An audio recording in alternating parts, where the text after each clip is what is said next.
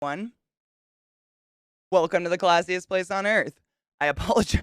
It's real weird that Zach went live before me. That's a weird day. Hold on, let me turn this shit down. That is hella loud. Good morning. I hope you're doing well. Dude. I don't know what it. I think it's my nose. I'm so nauseous today. I don't know what it is. I apologize. I'm just like I haven't puked, but I'm just walking around like ugh. So sorry, but we're here. Still nauseous, but we're gonna fucking go with it. Brittany, thank you so much for summoning the class, keeping the classy alive, and giving it native swings. I fucking appreciate you, honey bean. How are you? Good fucking morning, everybody. I hope you're doing well today. Happy Thursday or whatever day it is. Also, it was kind of like fate that I was nauseous and had kind of a headache this morning because Zach had to last night he had to download this game he's playing today. He got early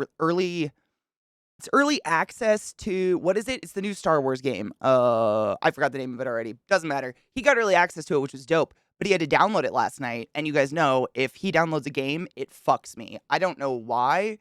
Fucks my whole computer. Like I'm second in line for internet, I guess. So last night he had to download this game, Jedi Survivors. Thank you. The brand new one. He downloaded it and it took literally like 5 hours. And then he starts his stream this morning, and I'm just in the bathroom putting my hair up, and I hear him go, "Oh, looks like we have a 6 gig patch." And I was like, I'm not going live yet. That's just not going to happen because it always fucks my internet. And I was sitting out, like, I was in the bathroom doing my hair, and I had music on out here, and I could hear the music, like, pausing because it wouldn't buffer. It's like, nope, this is just the way it is today, I guess. Oh my God. Please not something in my eye today. I get the same way with allergies. Usually you sip water slowly. That's basically what I've been doing. I've just been sipping on this. I've drank this like twice. I think it's the post nasal drip. Honestly, I think that's the only thing it's got to be because I eat like basically the exact same thing every day. It's not my stomach. I think it's the plant sperm. It's out there and it's attacking. It sucks. I have coughed a lot of loogies though. It's the worst. I haven't played either of them, but I've heard they're really good. Good morning, Chucky. How you doing, honey bean? Dude, staging. I have been literally for like a month. Every morning I wake up and I sit up in the morning, like I sit up in bed and it just starts to run out my face. Like I have to grab a tissue and like it's exhausting. I'm just tired of it. I'm tired of being a mucus farm. I don't want it anymore. Seriously? God, it sucks. Zach gets it a little bit, but nowhere near what I does. His nickname for me is Hawker. Because in the morning, I just stand in the yard with the dogs and hawk loogies. Like I'm just for an hour. It's disgusting. I am the most attractive creature in the morning, let me tell you. Super hot. Oh, dude. Oh, man. So you're congested? That's even worse. Fuck that.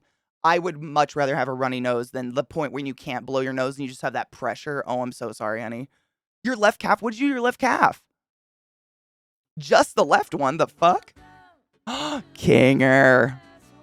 It is the mucus that binds us. I used to watch those movies a lot. Thank you so much for summoning the glass, keeping the glassy alive, and giving it any swings for so fucking long. I appreciate you. That's 2 babies. We feast tonight upon the flesh. Oh, man. I'm okay. I'm okay. Just like weird waves of like cold sweat, nauseous shit, but I'm going to smoke pot about it. So if you guys would like to cheers with me. I also sliced the fuck out of my hand last night. How? It's the stupidest way. I mean, it's not the stupidest, but like the fact that I cut myself here, it's just like I can never cut myself in a normal place where a band-aid will sit. I have to use 10 band-aids just to get it to stay on that part of my hand. Why? No. Dude, have you ever seen one of these before? I'm sure you have because your woman crafts. This is a quilting thing. It's for cutting material. And it is a crazy sharp blade, and it's got you pull down the guards on it, and this is how you rotary cutter. Yep, thank you, rotary cutters. So I told you guys yesterday I got a pattern to make like a craft apron for myself because I just really want one to have like tools so I can walk around and do my craft stuff and not be like reaching for stuff and whatever. And so last night I was cutting the material, and that's my cutting board back there. I had it on the ground, and I was cutting, and I slipped, and just straight into the palm of like right into the meaty part right there. I mean, It had a guard on it, for fuck's sake. Like, how do I do this? I don't know.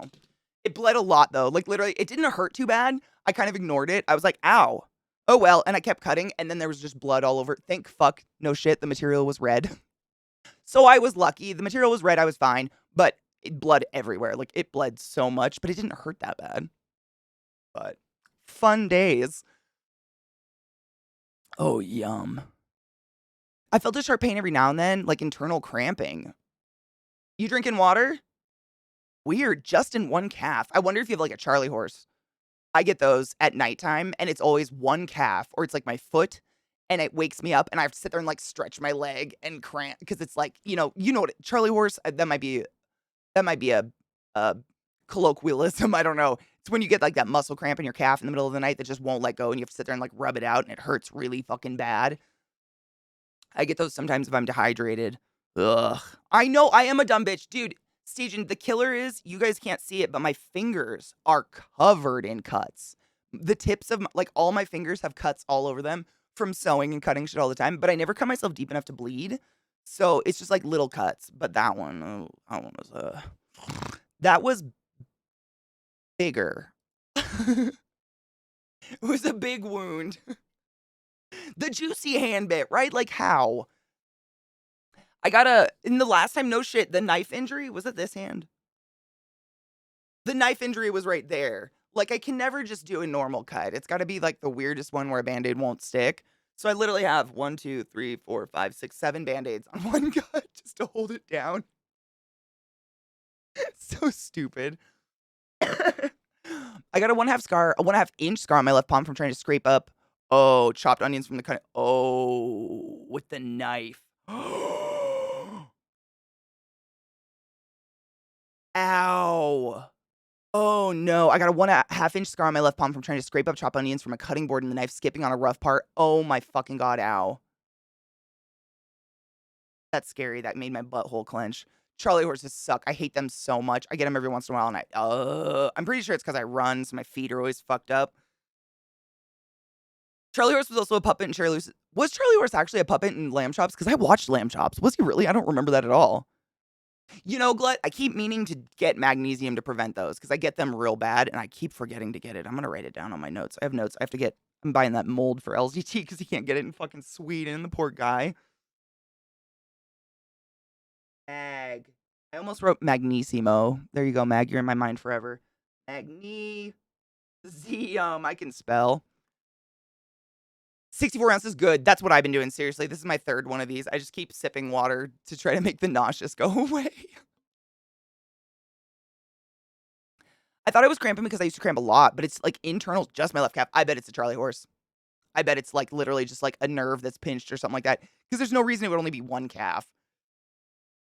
I don't have anything. I mean, these are really nice Band-Aids, actually. These Band-Aids, they're kind of, in my opinion, overpriced. But they're by this brand called Wella, but they're the only Band-Aid I've ever found that is actually waterproof.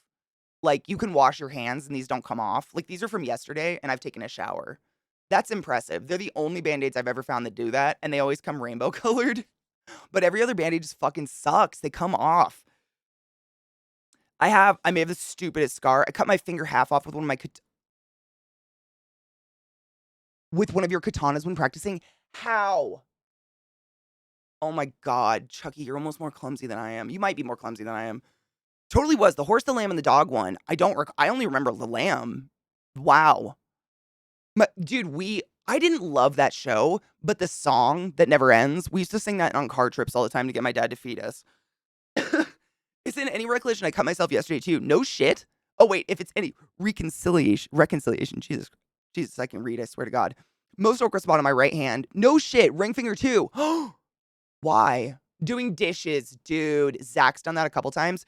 Along with those super nice kitchen knives I got him for Christmas at his birthday, I got him a set of really nice steak knives. Because both of us hate serrated knives. I know. The rest of the world worships them. I fucking hate serrated knives. I just don't like them at all. I hate everything about them. And we had serrated steak knives and he hated them too. So I got him some nice, not serrated, like not dishwasher safe, like really nice steak knives. But if you put them in the sink in a bowl and you don't know they're there, he's actually like dove into a bowl to do dishes and sliced up his hands on those a couple times. They're so sharp. 64-ounce curls. Let's fucking get it. I take some magnesium citrate regularly, and it really what is magnesium in? Like, what kind of food would you get that out of? Of course, we're listening to Tool. This is a really good song. This album from Tool, 10,000 Days, is it really quiet? I never know. The volume's really fucky on this. This was like this album, just in my, I mean, I'm sure there was more music I listened to, but this album, 10,000 Days or is 10,000 Days, and Subliminal Verses by Slipknot. Man, I killed those albums in high school. Early college. Early college, I think, is when they came out. I just remember driving around mountains listening to these albums on repeat. Angry driving, like fury driving. They were so fucking good, dude. It was early college when these came out, I think. Yeah. I was obsessed. Like, those 2 albums were my everything. I was so fucking obsessed with them. Like, especially Subliminal Verses, that whole album, it's like I can't listen to only one song off that album because I know the exact song that's gonna come next, and it drives me crazy when it doesn't happen. You ever have an album like that where you absolutely need the album to play? Like, you can't just pull a song out your ass because you know what's supposed to come next, and it really drives your brain up a wall. I have the same. It's terrible. Spelled well. Yeah, let me show you. Oh, the lid. Where's the lid? This is them. What the fuck did I do with the lid? Oh, it's Welly. It's Welly. I'm so glad I grabbed these. I'm just gonna grab a Band-Aid that actually has the name on it. Welly. And it's like a little rainbow box like this. I don't even know if they're meant for children or whatever. I have no idea. The box looks like that, but on the top it would say Welly. And I've bought them multiple times because they are actually, I mean, they're water. The fact that I can wash my hands, take a shower, wash my hair, and that stays on is miraculous. Not sponsored, not an ad, but worth it if you're like me and you're constantly cutting yourself and you're also not laid up. Like, I can't not do things. I'm not going to not do things because of this. So I like to have a Band-Aid that's going to stay. These are pretty dank. And they give you 3 sizes. They actually give you 4 sizes. There's some giant ones too, but I took them out. I put them in a different drawer. Welly. I mean, if you're like me, I mean, it's just like, I'm constantly washing my hands because I'm always doing resin stuff, or I'm painting, or I'm doing something where I'm getting my hands dirty. And if I had to fucking change my Band-Aid every 15 minutes, I would want to choke myself. Like, I just can't stand it. Wait, this is a song that never ends. It just goes, oh no, oh no. Is that, no. This is a song that never ends. Yes, it goes on and on, my friend. We used to sing it in the car literally to make my dad feed us. Because we would go on these really long, fucking stupid car rides. And my stepdad, like, he'll stop 500 times to piss. But if the 4 girls in the back are hungry, he's like, whatever, eat your toenails. So we'd start singing that song nonstop. And eventually he would just hate it so much, he would stop and let us fucking get out and eat something. I was trying to grab this link. Oh my, it really is. Dude, I can't. Is it mean to play that? Everyone's going to get stuck in their head for the rest of their life. I was practicing and got a phone call. I was like 8. Oh my God. I was pacing back and forth, not paying attention, and tilted the sheath forward. And the blade slipped out like an inch. Thought it was a paper cut until it ran it underwater and realized I could see through it. Oh my God. Seahorse. I've never gotten to see Tool live. I'm very jealous. Oh, thank you, Glut. You ruined the song. Oh my God. Also, Bobo. So this probably will drive a lot of people crazy, but I'm absolutely that person that sits in the car and waits for the song to end. I do not understand people that can just turn a good song off in the middle of it. What happened to you? Who hurt you? Zach will do it, and I'll literally reach over and turn the car back on. I'm like, no. How dare you? You realize you live with someone with OCD, right?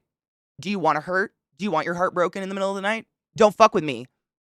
I must finish. I can't with that. So foods high in magnesium. So seeds and nuts and shit. Okay, pumpkin seeds, chia seeds, almonds, spinach, cashews, peanuts, soy milk, rolled oats, bread, whole wheat, avocado, rice, and milk. Dude, those are easy. I can incorporate those. I mean, I eat most of those anyways. This will be easy. I can do this. Thank you for that. I appreciate that. I fucking hate those leg cramps. I can't do serrated anything knives, pocket knives, camping, etc. I have one serrated knife for cutting line, and that's it. Hunting, fishing, don't care. Can't sharpen them. Yes, they suck to clean. They ruin dishwasher baskets. They are shit, Sally. I would embrace you right now if I... This is my love. Thank you. So many people are so like, I don't get why you have so much strong emotions against serrated knives. They're shit. You can't sharpen them. You can't clean them. They ruin everything. They do not do a straight cut on anything. There's no advantage to cutting bread with a serrated knife. I don't understand that. Your bread is bad if you have to use a serrated knife. What the fuck? I hate them. I hate them. I literally, the reason I'm like, my mom has a serrated knife that she worships, and it's the only knife she ever uses, and she's had it since I lived at home. And every time I go home, she's like, here's the knife, cut something. And I'm like, no, you can cut it. She'll chop vegetables with a goddamn serrated knife, my dudes. Shoot me. Hi, Yeet. How are you, love? No, totally. I agree. So many songs on the radio do that to me. They cut the song off and I'm waiting for the next one. I can't. I can't do that. I won't listen to a radio station that cuts songs. That fucking drives me nuts.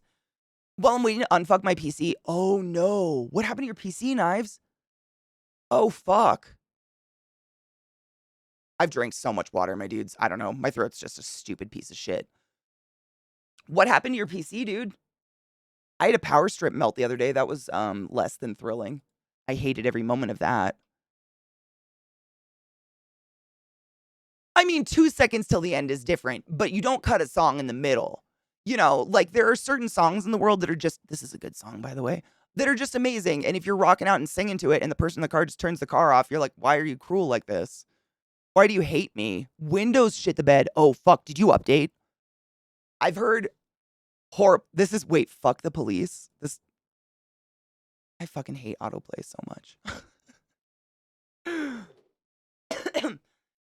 I've heard the new Windows update is fucking horrible. That's the only reason I ask. I used to rate knives on blocks of cheese only. I never buy a block of cheese, but I could see maybe that. A thank you, Quill. I hate them. Serrated knives have no place in my home. Fuck them. Windows shit the bed. Fuck, dude. Serrated knives have their use, but I use my non-serrated chef knife way more. We literally like. I feel like knives are kind of like paintbrushes or makeup brushes or anything like that, where you can buy a whole set, but you'll always have a favorite, and that's the one you're going to reach for every single time. And so we don't have like a set of knives anymore. We got rid of them. We have 2 real nice knives. We have like the square, the rectangle one. I never remember what kind of knife it's called, but it's basically like a chopping knife. And then we have the really long like meat knife. And that's it. That's all you need. You need like one good knife, really, but Zach likes his 2 knives. It's fine. They work so well, though. Fuck serrated knives. Fuck, dude. I'm recovering now, and oh, dude. So, I don't know if you have to reinstall Windows. Do you have to buy a new copy? Because I've heard horrible things about the new Windows. What is it, Windows 11 or whatever? People have said it's a fuck. We're all vibes. My comforter is cold as fuck, and I love it, so I'm literally wrapped up. Oh, I love that. I can't stand a hot bedroom. I'm that person that sleeps with the AC on in the winter. For as much as I bitch about being cold, I have to be cold when I sleep. I don't understand people that just swelter in their bed. Y'all are fucking sick. I have to have, like, air. Nothing worse than trying to sleep in a hot room. Yeah, I will turn this fucking car around! Oh my god, my Nana definitely had the cheese guillotine thing. My mom has the cheese guillotine thing with the wire. My mom still uses that. Yeah, absolutely. I DJ, so if you switch a song off on me, I'll loop it in my head. Me too. I do the same. Not a DJ, but I do the same. Sitting here with fingers crossed that the Windows 11 update isn't... Oh my god. Viata, let's cheers to the good luck. Yeah, I haven't cheers today, and I would like to smoke the nausea away. If you have the original disc, you can just recover it or reinstall. Thank fuck. And you have that, I'm assuming, yeah? Not that, I mean, Windows is never great, but everybody in the community who's told me they've updated to Windows 11 has not had a good time. And, like, I know that your computer is, like, your job, so... You know, for those of us that your computer's your job, it's really scary. Hello, Anubis. How are you, love? My Deloney. Cheers, bitch. Thank you so much for summoning the class, keeping the classy alive, and giving Nana swings for so fucking long.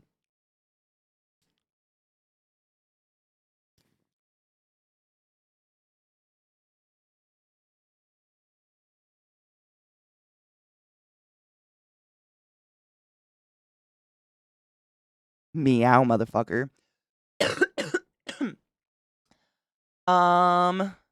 It's married to your hardware. Okay. Okay. A disc? What is this? I haven't had a DVD drive in my PC for 8 years. I don't know why people still need one. Unless you're like Zach and you like play those classic games and shit like that. I don't have a use for it. I build my PCs, so you know, cases don't come with a DVD drive or anything like that, and I just don't buy them because what's the point? It's so bizarre. Like once in a while, you know, you'll get a piece of hardware or something that comes with a disc, and I'm like, Do people still use these? Where does this go? Just don't have it. Hold on, we gotta watch the Fuck the Police. I was trying to my chat did the doubly, so I was just reloading it all. Oh shit, hold on, let me grab it. Let me grab it, Najio. I got you, boo. Okay, I think I got them both. I'm just moving them. I got knives and I got yours. I'm just moving them to the different screen.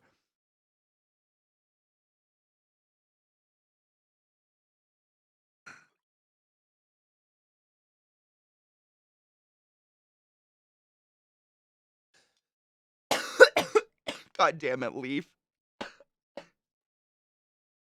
Fuck you. No shit, Tony. And I've been that exception sometimes too. Like, that exists. I totally get that. Like, and when it's me that's the exception, there's a problem. But I've definitely been that exception where everybody else updates something and they have problems and I have no problems. I don't know. I think it's luck of the draw. It doesn't make any sense. I'm kind of about to drop 4K on a new PC, but that's how important, that's how impatient I am at this point. But I like working on things, so this is where I am. I've never related harder with a statement. I am so hard the same. Like, half of me is like, just fucking get the new thing and don't waste your time. But the other half of me is like, I want to fix it. And it tears at you. Yeah, no, I totally get that. Thank you, Pasty. Motherfucker, 31 goddamn months. Thank you so much for summoning the class, keeping the classy alive, and giving any swings for 31 months. I appreciate you, love. This is a really good song. This song is actually by are on any sort of medication that is causing it so you can't get hard or you can't come. Please talk to your doctor. It is widely agreed upon that having a healthy sex life, whether it's with yourself or another person, is part of a healthy mental state. And there are lots of different medications out there. There are many different SSRIs. They don't all work the same. And you deserve to come. Like, just to be totally frank, a lot of people just deal with it. A lot of people are like, well, I'm not sad, so I don't mind that I can't get hard. And you're like, I think long term that's not going to be good for your mind. I think you gotta be able to rub one out, you know? At least once in a while. No such thing as a TMI. That's a really common thing. And I think it's something a lot of people are really nervous to talk about. Like, go to your doctor and be like, I can't get hard on this. Like, I get it, but you deserve to be able to, come. Everybody does. It's actually very common, especially in penis people. Don't feel bad. It's super common. They do not have a way he went to Belize. Okay, so I know this is like kind of like jumping a few steps maybe, but like I would find a new doctor. Never in my life have I known a doctor that didn't have a way for at least someone at the office to contact them if one of their patients was in a dire emergency. Or they didn't have a doctor that would like our doctor's out of the office, but this is the phone number of our brother clinic or whatever where this doctor can help you and he knows that like that's insane that your doctor abandoned all of his patients for 2 weeks without insulin. Yeah, I would find a new doc. I mean, it seems extreme, but I would find a new doctor. In my medical opinion, that's an irresponsible doctor. 2 weeks, assuming he has a lot of patients, you don't just have one fucking patient. Abandon your entire clientele for 2 weeks. No. That's malpractice at best. I rage. I mean, it's not okay, Bacon. Everybody should be able to come. That's crazy. I don't know what would drive me more insane. I don't have a dick, but like not being able to get horny or not being able to come and just being infinitely horny. I don't know what would drive me crazy. Probably both. And it's super common with SSRIs. So don't be ashamed. Don't feel shame about any of that. Please talk to your doctor. There are so many different medications out there to try where you can feel good and feel good. You know what I'm saying? Real talk. I report any genital and sex issues when it comes to my meds immediately. That shit makes it worse. 100%. Yeah. I feel like for girls, maybe, or for vagina people, it's a little bit more normal because we're just required to go get our vaginas scraped up with knives and shit once a year or once every 5 years, no matter what, anyways. So we're in there getting fisted by a doctor regularly no matter what. So might as well ask some questions. Whereas like it's not as, up and close and personal for penis people. So it's probably something that's a little more comes out of nowhere maybe, but please, doctors want to help with that. Like doctors come too. They understand. Isn't there some pill they recommend you take with SSRIs? I have no idea. Not for me, but maybe some people.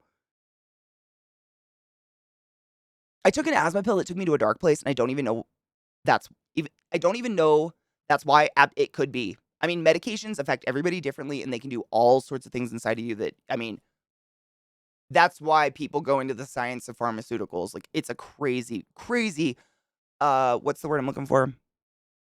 In-depth industry, I guess, is a way to put it. How does Zoloft feel? I've never been on anything but Lexapro. Like, it fucking worked for me, thankfully. I mean, Race, you deserve to not be extremely depressed, though, if you ever feel like talking to a doctor.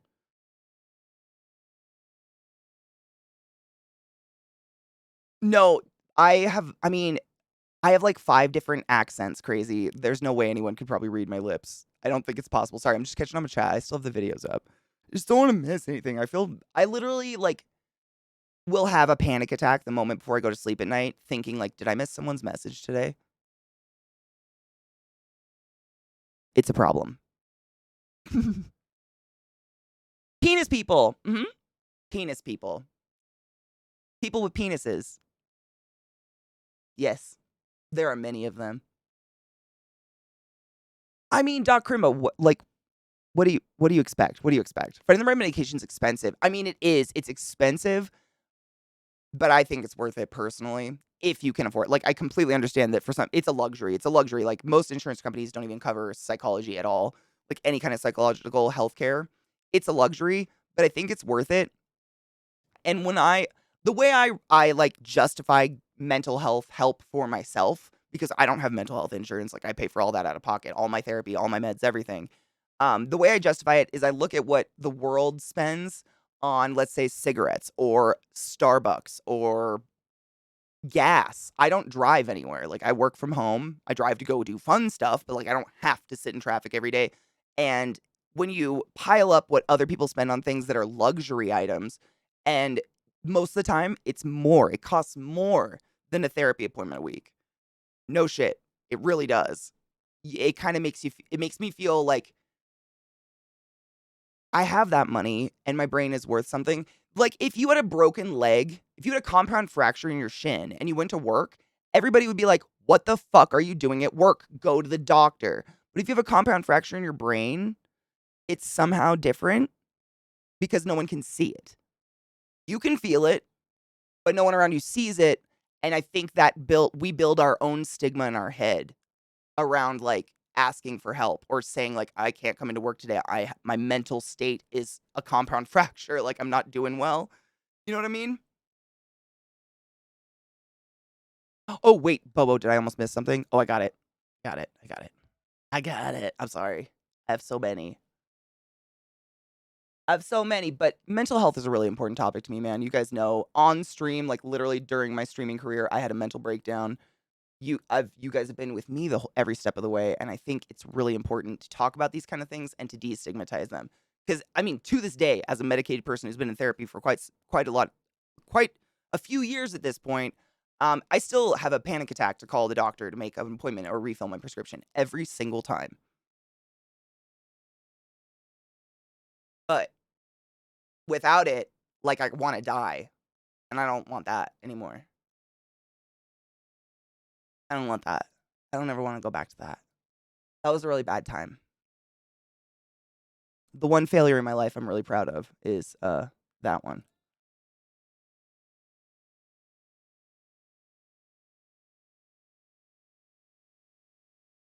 I've had 2 strokes, no shit, and going off this narc drug for ADHD can cause strokes and seizures. Going off of it? Oh my god. Your doctor knows these things, right? I too am penis person.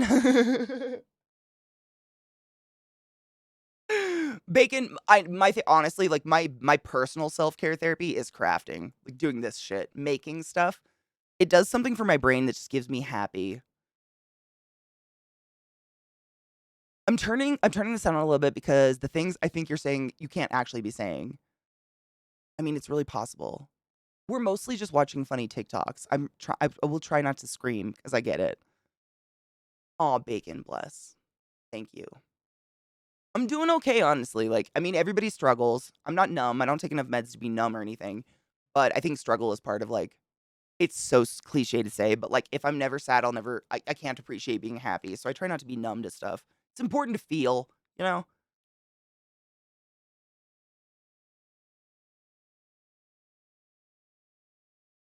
What do you call penis people? Penis people. Well, I call them whatever they want me to. But like, as a general group, it's just people who happen to have a penis.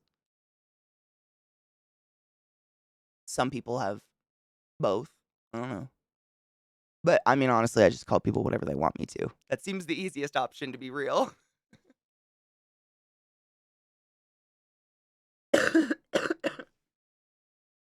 MMO's music for sure. 100% music, yes. Oh, crazy. That's smart, honestly. Rimworld, Twitch, and music. Yep, Twitch, definitely. I mean, absolutely. Like, I feel insane when I can't stream and hang out with you guys. You guys help me with my sanity 100%. I isolate myself in my own head. Like, I think too much for one person, I think. Craft and exercise helps keep me running level. Same. Yep, running, literally, and crafting. Crafting for my brain, running for my stupid, ridiculous amount of energy that's coursing through my veins every moment of every day.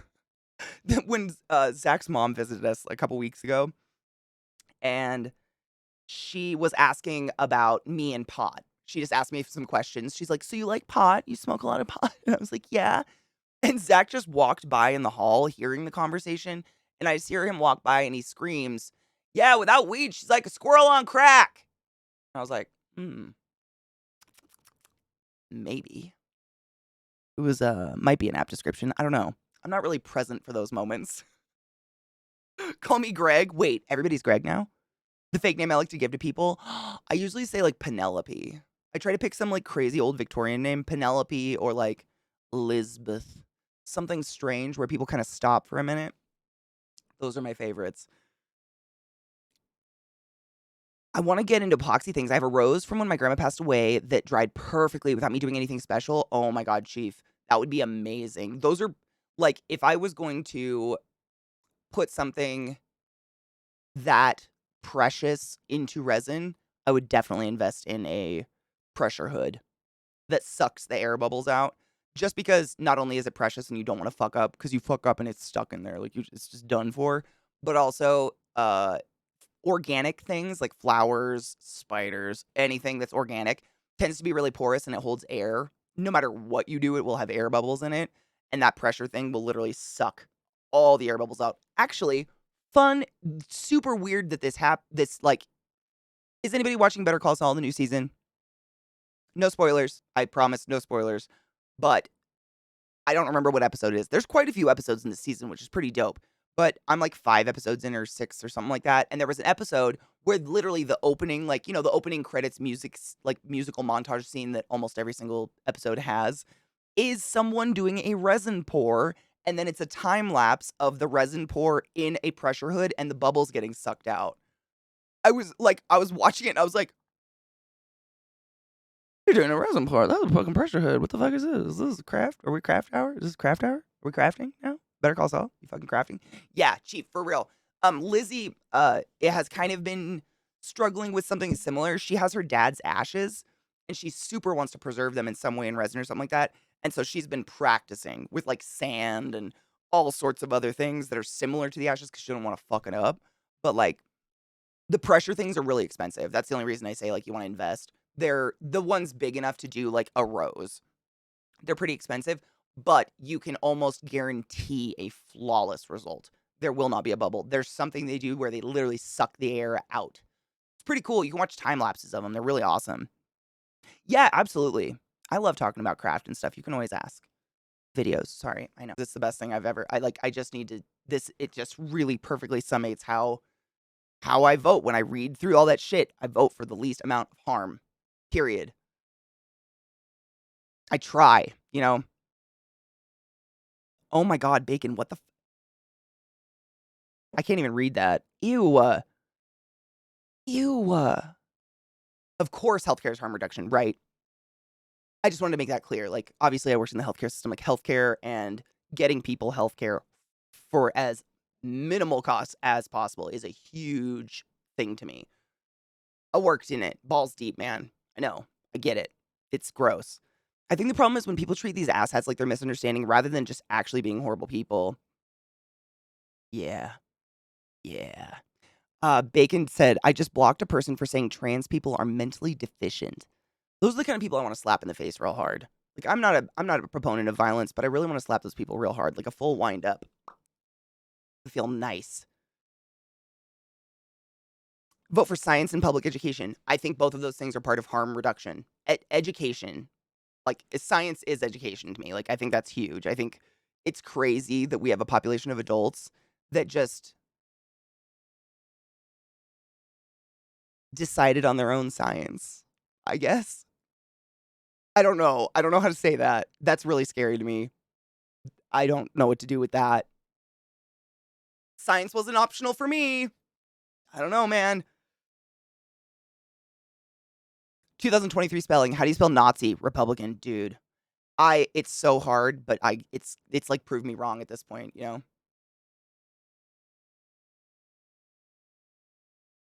Prove me wrong. There will never be a perfect candidate. No one will ever pass all the purity tests folks throw out there. So I vote for who does the least harm. I love it because I feel that way. I just didn't know how to put it into words. It's so perfect. And of course, there's no such thing as perfect. And I don't want perfect because that's unrealistic. And that person will be so much more out of touch with the regular person, with the people, even more out of touch, I guess. The more, whatever. It's unrealistic. I want someone flawed who's had kind of a messy, like, not a Trump messy, but like perfection is so unreal, it's not real. And people put unreal standards and, you know, pedestals up for some of these people. It's just crazy.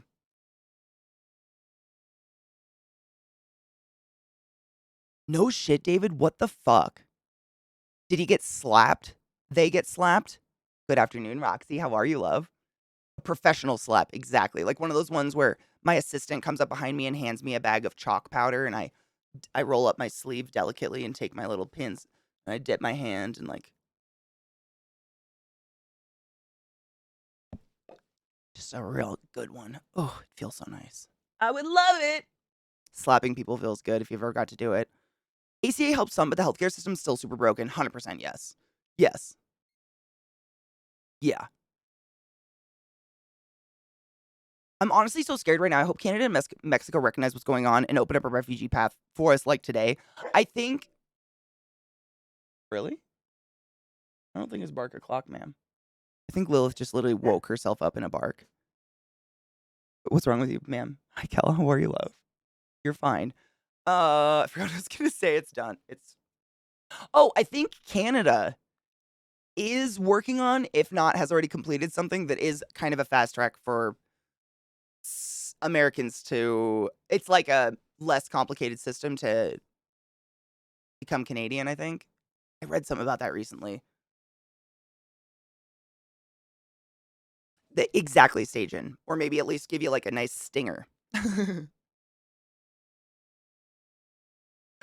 I'm all right. I woke up really like my nose is really runny from the fucking allergies, and I was so nauseous for like an hour this morning. So I'm okay, and I'm pissed. My voice keeps leaving me. I'm so hydrated. I can't even tell you.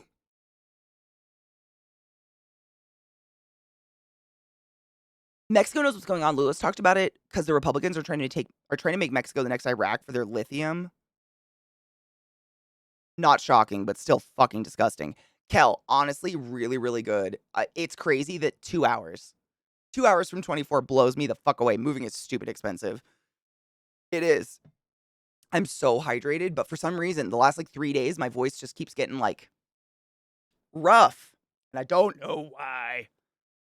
Holy shit, Jerry Springer died? Was he old? What the fuck? Oh my god, Najee, 100%. Oh, he was 70. I've never seen an episode of Jerry Springer. I know, crazy. I don't know. I've never been around anybody that watches this show, but everybody knows who the fuck he is. Cancer. Oh, bummer, dude. That's sad. That's sad. Jerry Springer, the former Cincinnati news anchor, he was a news anchor and mayor. What? What?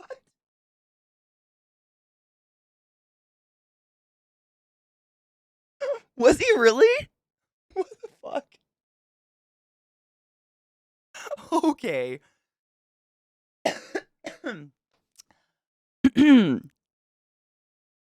Shut the fuck up. Okay. Jerry Springer, the former Cincinnati news anchor and mayor, who came to preside over the controversial and extremely profitable talk show bearing his name, has died. He was 79. Springer died peacefully Thursday at his home in Chicago suburbs after a brief illness. Quote, Jerry's ability to connect with people was at the heart of his success.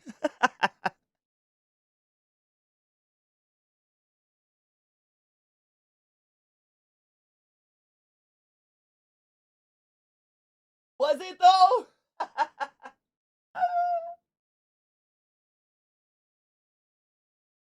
Maybe. Sure. He connected other people together, maybe. Hold on. I just wanted to see if any of that's in here. Jerry Springer Show began its multi-decade run in 1981, and in 1988, at the height of its popularity, the Oprah Winfrey Show, and it beat the Oprah Winfrey Show in its ratings, drawing 12 million viewers. Wow. Wow. He paid for a hooker with a check? That's hilarious. That's hilarious. That's funny. I know nothing about the guy. Nope, we just watched that one. I don't want to be that angry again. That was a terrible one. That's crazy. Was he an amazing mayor? Damn, dude. Wow. That's so wild. I had no idea. I just all I know about his show is the "You are not the father" stuff. Like that's it. That's all I've ever seen. I have no idea. Do you take a check? That being said, being fired for hiring a sex worker is stupid, in my opinion. But that's just me. Everyone knows you pay with a credit card. That's why they have that little strip between their titties. Duh. Duh. Okay, hold on. It's fantastic. We've confirmed this is what metalheads want. Excellent. Thank you. Thank you. I just wanted confirmation. I don't think I could confirm that, but I wanted that. Like, I definitely wanted that. The top comment. I already love Slipknot and Corey, but this is pure serotonin. I agree. That made me very happy. That was great. In my mind, I'm like, oh, now Pyro Metal SpongeBob. I know, right? 10 Masked Man is the band. Hold on, I'm going to write them down. 10 Masked. Have I heard of them? 10 Masked Man. I don't think so. It sounds I don't know. Sounds vaguely familiar. 10.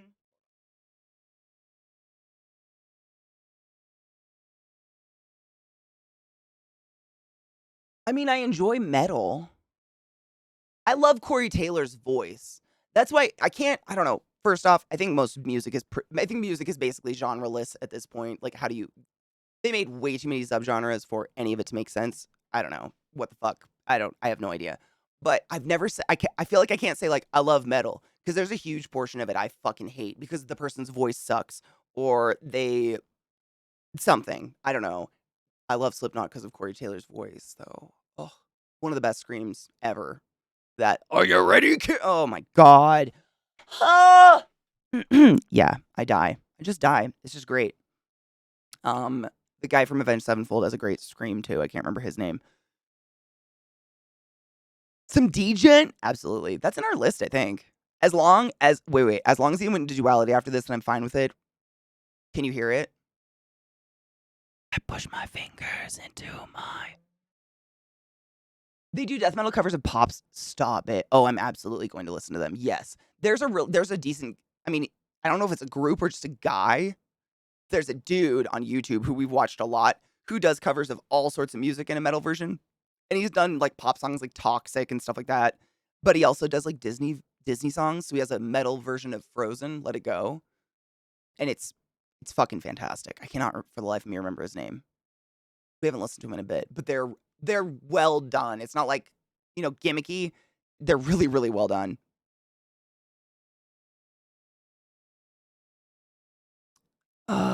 I prefer Stone Sour. I like some Stone Sour, but it's a little slow for me. Whereas Slipknot, they've got some slow songs and some fast songs, so you get kind of a nice jumble, I guess. What is burg burglar metal? What the fuck is burglar metal? I have no idea. Burglar? Like to burgle? I hate autoplay so much. I swear to God, I blocked it yesterday. I blocked it today. I block it every day. Every day it's back on. Why? What is that? To burgle? Burgle?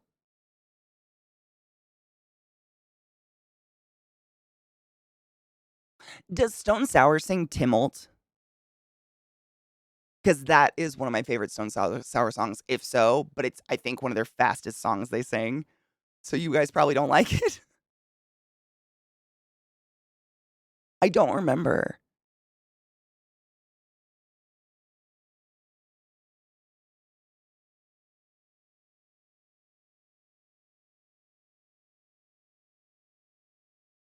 No shit, R-Race, dude. Their album, especially, like, just for me, it was, like, the album that I really got into Slipknot with was Subliminal Verses. I listened like, we were just that's kinda how we got onto the music train today. I was saying Subliminal Verses is one of those albums, of many for me, where it's really hard for me to only listen to one song out of the middle of the album because I know the exact song that comes next. I can hear it, like, I'm waiting for it, and when it doesn't happen, I get really mad about it. I'm like, "Okay, now I just need it. Just gotta have it now." It drives me crazy. Made of Scars, I think I know that one. I think they had a music video for that one. It's one of their first ones, I think. Hold on. In the moment. Oh, no. I have to pee so bad. I wanted to get through these videos before our first break, but I seriously, I'm having a hard time thinking. I've drank so much fucking water.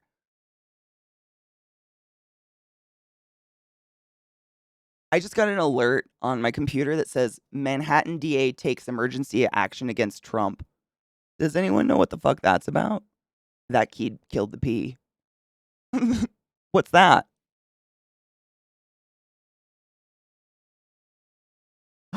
Tales of Nine is so fuck. Is it Tales of Nine? Something of Nine. Yeah. Oh, dude, Spirit Box is incredible. Spirit Box is one of my favorite bands ever. I'm so happy. I think it was Gekritz that gave me them, and I'm obsessed. Fundraising, send it to spam. Sick. Thank you. You guys would tell me if some fucking epic shit happened, right? I assume so.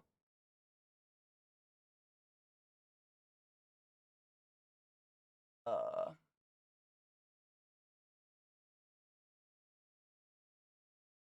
I am. I'm pulling up a song. I promise. I gotta make sure the volume's not terrible. This is my favorite Stone Sour song, but I hope you like it. I don't know. We'll see. If it's not, it's mute. Jesus fucking Christ, it was muted. It's either muted or it autoplays or it does both. I don't fucking know.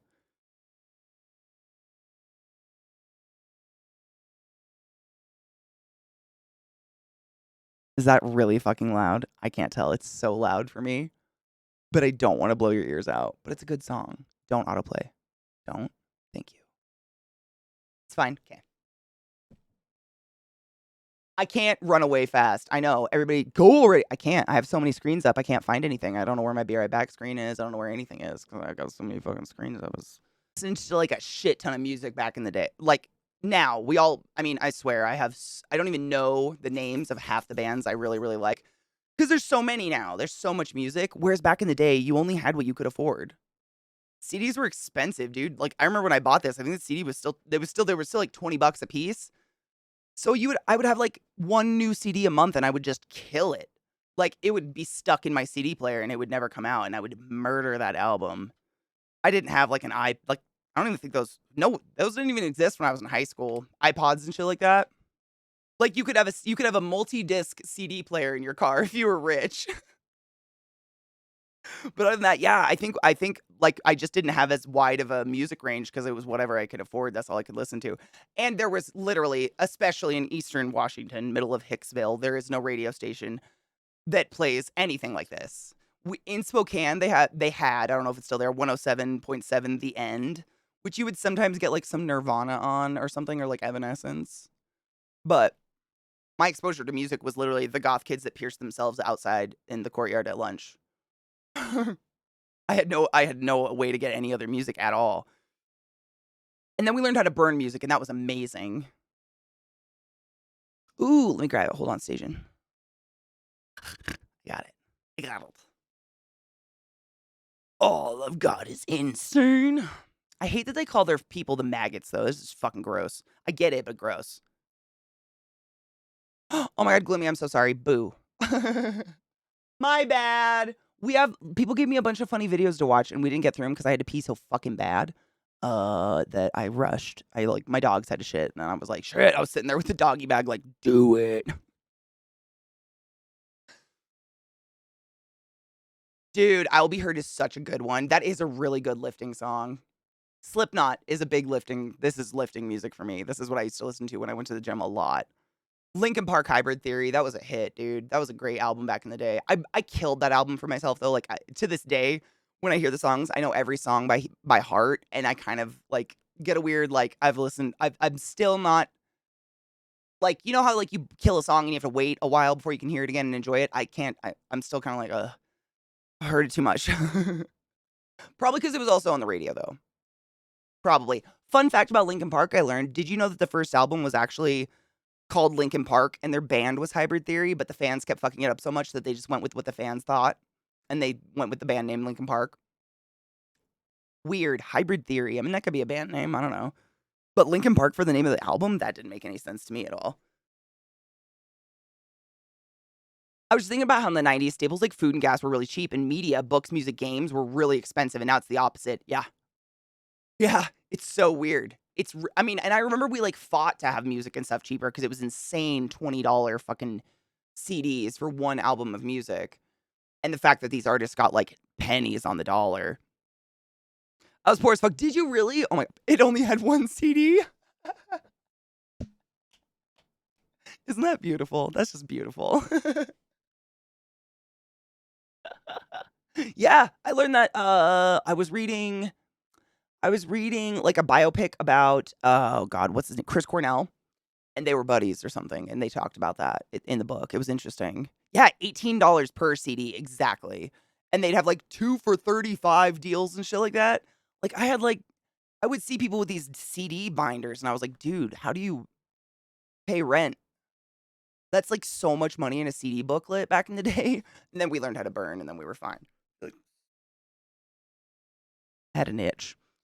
This damn cat pissed in his carrier right before we turned into the vet. Oh. So he's currently there, so then get him to pee. What a little bastard. Bring Me the Horizon's great too. I didn't hear of them till I was like in college or something like that though. College is where I really got a lot more music. I legit pulled in, smelled the pee, like literally, dude. I know. Whoa. Oh my god, from just did the inflation calculator, $18 in 1985 is $35 today. So each CD would be like paying $35 per album of music today. That's crazy. I won't even spend that on a t-shirt.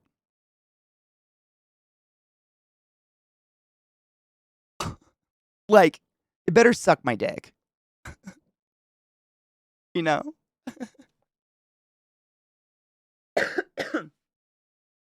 Oh, I know, Stajan. My biggest qualm was even if you took the best care of that CD ever, it was like on a pedestal surrounded by cotton clouds, it would skip. Like there would always be a mysterious scratch and it would always be on your favorite fucking song in the middle. And it would do that. CDs were, I still to this day think CDs are stupid. Anytime I get one with a piece of hardware or something, I'm like, this is stupid. Because you breathe on it and it's going to scratch. Like they were not hardy at all. Give me a tape any day over that. Fuck that shit. Oh my god. Dude, Gloomy. Funny story about that. Oh god, I don't know what the album was. I had Avril Lavigne's like first album that went big, I guess. The one with Skater Boy and shit on it. And it got stuck in my disc player in my little Saturn LS. And it like skipped on multiple songs. And my dad borrowed my car because my dad had a big old truck because he worked construction and he had to drive across the state for some reason. So he borrowed my car because way better gas mileage. I'm just in high school, so I was like, whatever, I'll take the bus, take my car. But that CD was stuck in there and it skipped. And he told me bless my father. He's much better these days. But he's like very simple man. Very handy, very, very intelligent, very simple, especially when it comes to technology. And he couldn't figure out either how to get the CD out, like just press the eject button, or how to get to the radio. Now, the eject button wouldn't have worked because it was stuck, but he couldn't get the radio. Like, he couldn't figure out that there was a button that said radio or FM AM on the thing. So, for 8 hours to Seattle and then back, he just listened to the entire skipping album of Avril Lavigne. And when he got back, he was like, at first, I wanted to kill you, and now I think I kind of like it. What's happened, Kate? Like, it was just the funniest thing. His dead look, and like, I think it killed part of him. I think part of him died that day.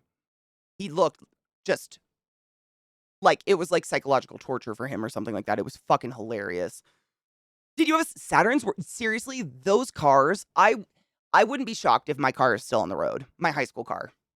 Those cars will go forever and ever and ever and ever. My car went to my little sister, and then it went to my sister Joshua, and then it went to my mom drove it for a while, and then my cousin drove it. I think we got it up to about 500,000 miles before my cousin drunk drove it into a tree and sold it. Fucking ass dick. But that thing went forever. Had great gas mileage too. Or you open the case and it's not there, and you're just like, where the fuck is my CD? Or it's a different CD in the case. If a hair got into the reader, you could pretty much just toss it out. Exactly. Yeah, that little fucking like eyeball reader in there would be done for. Oh my God, Austin, is it weird? Can you see my pores? You can't. These cameras suck too much. Cheating.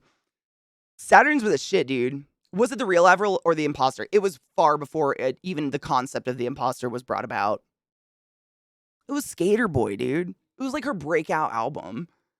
He had to listen to Skater Boy and couldn't see a Later Boy. He wasn't good enough for her. Dude, those cars were amazing. No shit. It wasn't actually my first car. My first car was a little Subaru that I had saved up a lot for. And I totaled that fucker like an idiot. So I had to get I had to get another car. Thank fuck I had a job. But the Saturn was like $1,500 or something. It was fucking trashed. And it was great though, because I lived in the middle of nowhere where there's a shit ton of white-tailed deer. And like, for instance, when I took driver's ed, our driver's ed instructor said there's two types of people on this side of the state. There's the type of people who have hit a deer, and there's the type of people who will hit a deer. So, like, our first lesson was like, don't ever swerve, just kill the fucking deer and go about your day. Don't die for a fucking deer. They're everywhere.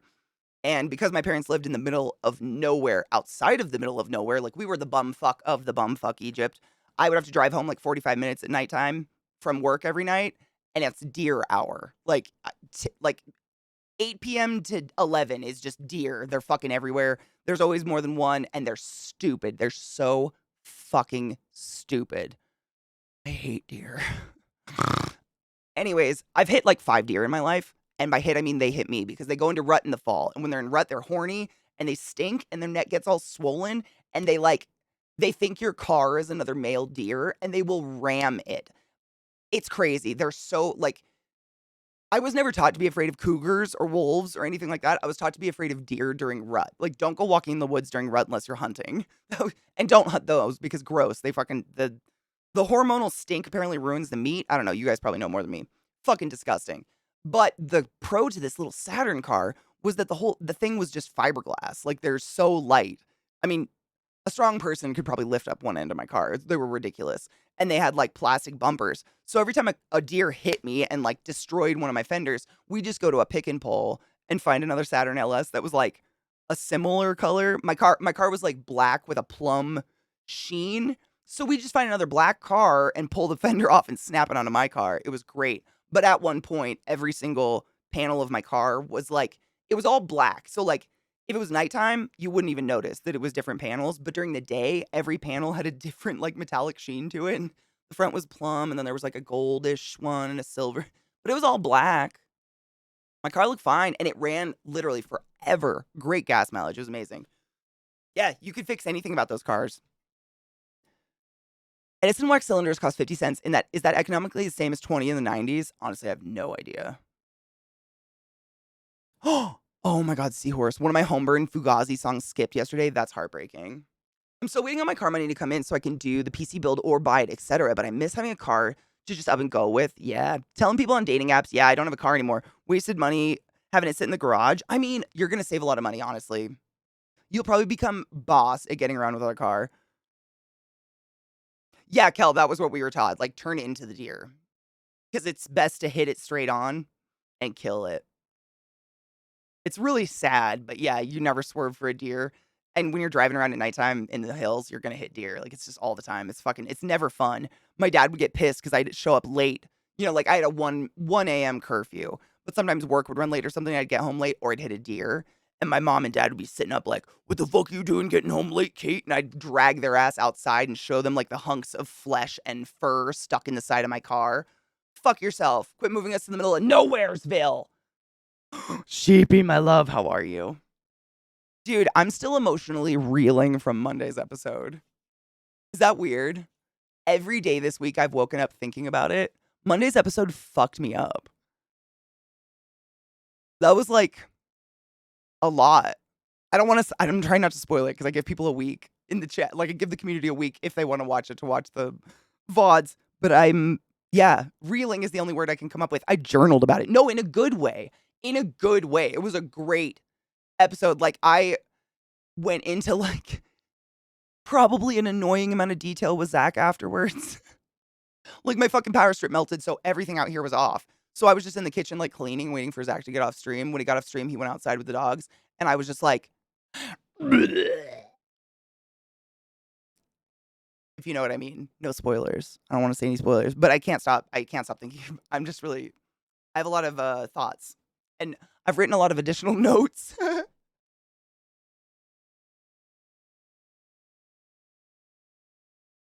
Yes. Yep. You know what I was thinking about? Have you watched The Mandalorian? She-Beam? Oh my god, my dad had a buck ram the back end of his truck. Dude, my dad had a deer in rut do the same to his truck while he was driving 35 miles an hour. It snapped the deer's neck. And he had a Ford, a red, no shit, like the quintessential farmer's truck. It was a red and white striped Ford 350 or whatever, the big one. It had an air horn on the top with a string you could bang. It was crazy. That. Rut deer are scary. You're not supposed to turn or swerve to avoid animals in the road. You're just supposed to brake and hold the wheel straight. They move based on where the car is. Exactly. Yep. Saturns and Hondas, if you keep oiling them, they run forever. My mom had a Ford Taurus that went forever too. I know people love to make fun of Fords, but my mom had a Ford Taurus that went for over 600,000 miles. And it didn't even die. She just felt she deserved a different car because this thing she had run to death. Have you watched The Mandalorian? There's just a specific scene in The Mandalorian that like I'm catching up on it right now or rewatching some of the episodes. I fell asleep during some of the episodes, but there's an episode where someone swims by a large eyeball. And I was like, no spoilers. What a straight guy against LGBTQ guy. Does it make you mad? That's my superpower. I'm always mad.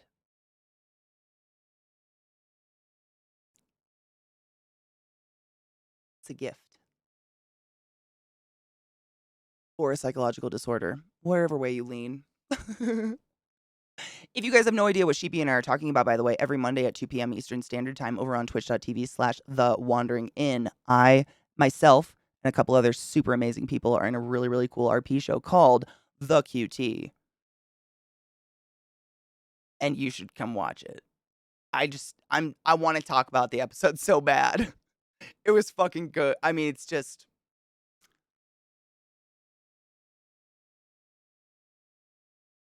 My dad used to have to see ancient accident photos of car crashes, and one he told me about was this old lady hit a deer and it came through the windshield. I think LZT, who's in the show with us on Tuesdays at 2 p.m. Eastern Standard over on twitch.tv/The Wandering Inn, LZT, I think, hit a moose. And it didn't lop his head off, obviously, but I think part of it did go through his windshield, if I'm remembering the story correctly. I'll have to re-ask him. I haven't heard it in a bit. But he lives in Sweden where they have, like, moose, I guess. Crazy. I've never had anything go through my windshield. Thank fuck. I've had deer fly over the top of my car. That's alarming. Yeah, Viada, I couldn't say it better myself. I don't know what's happening. I think a lot of people who were watching the QT rethought their power rankings after that scene, to be fair. I mean, I never, like, maybe. I thought my power was already pretty badass, to be fair. And it just kind of became m- more. I don't know how to put it without spoiling it. I don't want to spoil anything. Gotta watch it. You gotta watch it. It's fucking dope. That would just end it for you if a moose. That's what I'm saying. Like, I can't even imagine something coming. I mean, especially in a little Saturn LS. Like, I would have been shattered. But I think because my little Saturn was kind of sporty, it had that really low, like, hood to windshield slope that things would just fly over. Because I've only hit one deer with the front of my car. And the rest of them literally slammed into the sides of my car as I was going 50 miles 50 miles an hour down a highway in the middle of the night. I just don't understand why they choose to cross right when my ass is driving by. It was fucking, and it's always alarming. Like, it's terrifying. Chesh, my love, how are you?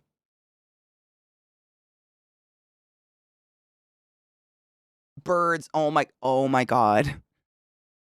I don't know if I've ever hit a bird. Probably. I mean, who hasn't at this point? Like, we probably haven't. We don't even know it. But kind of a sad, funny story. When I went to London last summer with my little sister, I forgot to play this new song. Sorry. When I went to London with my little sister this past summer, Rod gave me a ride to the airport. That sweet, sweet fucking bean. And when we were on our way, we were just driving down a road, getting to the freeway, and he hit a bird, like a little bird, like, those little tiny birds that dart across the road. It was kind of early in the morning, and he hit a bird, and like it sucks. But my reaction was like, "Oh, well, that just happened. Uh, food for something." And Rod's just like, "I've I've never I've never hit an animal before. I don't think I've ever killed anything." As he's turning his wheel, "I've never killed anything." I was like, "I don't know what to do right now. Do I hug you? Like, is this like, fuck." I'm so sorry. Like, he kind of had an emotional moment, and I was borderline about to make a joke about it. I felt really bad.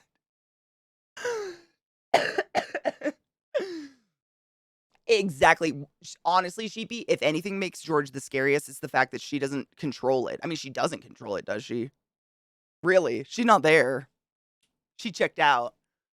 That, I think, is the scariest aspect of it, in my opinion. Yes, I should just read the fucking sentence, which makes it, of course, more scary and fun for us. Definitely more fun, yes. Woke up a bit ago, but doing good. Gotta clean your rat cages today, but procrastinating as long as possible. I totally get that. I had to feed spiders the other day when people were over, and that was weird. Pretty sure the hawk I usually see out back was hit by something. Oh, poor hawk. That's sad. What up, hipster? How are you? The deer that I had a few years ago decided to cross while rush hour was happening. Oh, fuck.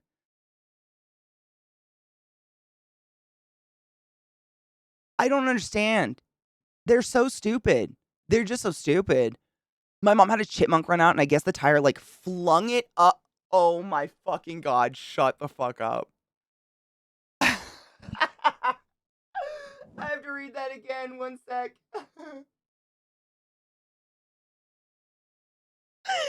I can't. Okay, I'm sorry. My mom had a chipmunk run out, and I guess the tire, like, flung it up past the window just to traumatize her a little more. What the fuck?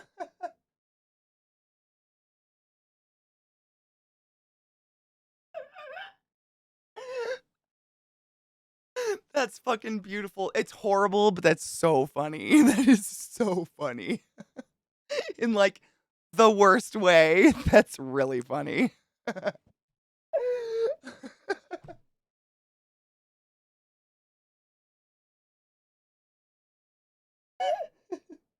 I'm sorry, that's funny. It's funny, right? I'm a bad person, maybe. I don't know. I've killed so many birds. It happens if you have a cat that's both an outdoor and indoor cat. Yeah. Same. We had that problem when we had our little mini farm when I was a kid. Any little animal, squirrels and stuff like that, baby bunnies. Oh, that was the worst. God. Chesh, good luck. I don't understand why anyone would be opposed to it. I mean, you can literally get spiders that live in an enclosure like this big their whole life. It's crazy. They're so easy. All I can imagine is Alvin. Oh my god. We all know it would be Theodore though, right? It would have been Theodore. I don't think I've ever killed anything other than a couple of skunks, which is no bueno. Oh my god. One of my buddies when I was working at Lowe's, he had this horrific story from his childhood. He told me this and I cannot stop. I mean, he told me this like over 10 years ago and I've never stopped thinking about it. It was a story from when he was a little kid. Apparently his dad was like pulling up an old deck of theirs, like pulling up all the rotten boards from an old deck, and there was like a family of baby skunks. It was either skunks or possums, one of the two, but babies, like blind little newborn babies. And, my friend Connor was like, oh my God, cute little babies.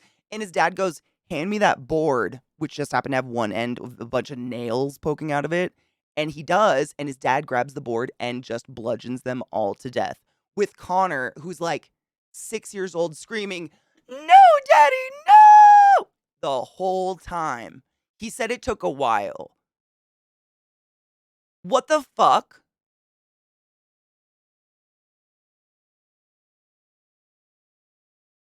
People, though, right? People, though. People. I have a little tricksy here. Velma's one of my largest tarantulas. She's a big, hefty bitch. She's fucking gorgeous, and I love her so much. But I think I was rehousing her or something on stream, and she just decided to climb up my arm like a tree, bolt like. And she's big. She's heavy. She's a big spider. And that is oh, dude, knives. It was one of the creepiest. I mean, it wasn't like creepy, like I felt sick from the feeling. It was creepy because she has weight. Like she's a heavy tarantula. Trying to think of she's a Amelia, Brachypelma Amelia. Is that the I think she's a Brachypelma. Amelia is the second name. The common name I cannot remember. She's a Mexican something. Orange leg, red leg, orange leg, something like that. The common names are so stupid. But she's big. She's not a tarantula that lives in the trees. They tend to be more thin and like leggy. She's just a tarantula that wanders the desert. She's like a fat honk. And it felt like something walking on me that had weight, but her feet felt like the tips of feathers. It was so weird. Her feet, like it was like there was something on my arm, but there wasn't. That was the weirdest thing about it. It was so weird. She literally like straight up my arm, and I had to kind of coax her back into her cage. But yeah, their feet feel like just the tip of a feather walking on you. But there was like, she's heavy. I don't know how much she weighs, but she's a chunk.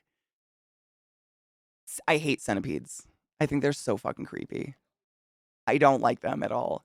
You just lick my boobs. Like, I don't get it. Why? Hi, bud. You just needed love? Is that what's up? You just needed some love right now. Yeah. I love you back, bud.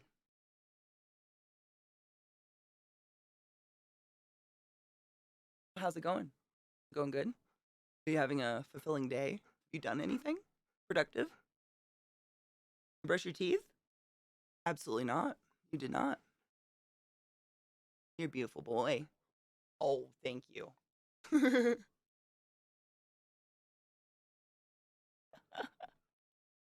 Mexican red leg, thank you. I know Azula is the Mexican fire leg.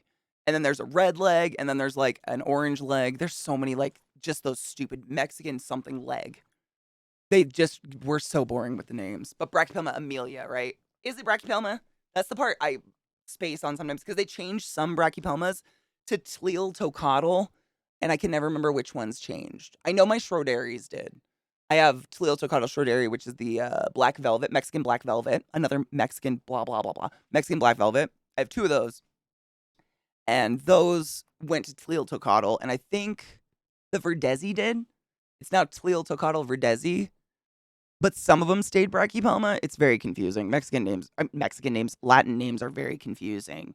What man wouldn't like your boobs? He's going for my sweat and my lotion. That's all. He just wants to eat the lotion off my body. I don't know if it's good for him. Wiki still has them brachypelma. That's what I thought. Some of them did stay. I don't understand why some. It's probably regional, probably where they're from or whatever. Because I also have the the brachypelma classy. That one stayed brachypelma, but it doesn't have a different colored leg at all. I don't know why. Yeah, like the lotion. I don't know about my body lotion. If that's like a great plan to ingest. Probably not the best. They are. And this is Bill, Lilith, the attention slut. Yeah. Damn.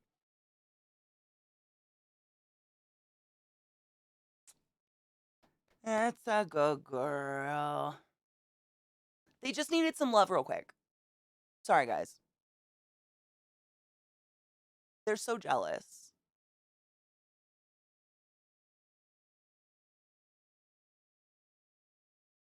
Then the wolf spiders that get in either get killed right away or yelled at until they decide to walk out the door. Dude, I flipped out one time. I was in bed, sitting there in a t-shirt and panties, and a fucking wolf spider out of nowhere just goes onto like my book I was reading or whatever was on my lap. I don't remember. And I love myself cool bugs. And my reaction was, get it, get it, get it, get it. Oh my God, oh my God, oh my God. And I literally like crawled up the wall behind me like Spider-Man. It was huge though, to be fair. It was very, very large and alarming. But like, that is my safe place. You know what I'm saying? That's my safe place. My bed, where I don't think about things crawling on me. So fucking scary. Oh, it was definitely a female. Oh, yeah. And Zach's reaction was, oh, it's just a little wolfie. Scoops it and puts it outside. I was like, you fucking bastard ass piece of shit. Fuck you. I flipped out. The rat I rescued from my manager at the vet clinic has cost me about $1,300. Oh, poor baby. Some of that was with employee discounts. Holy shit. Less than 3 months. Oh, poor baby. You're a good mommy.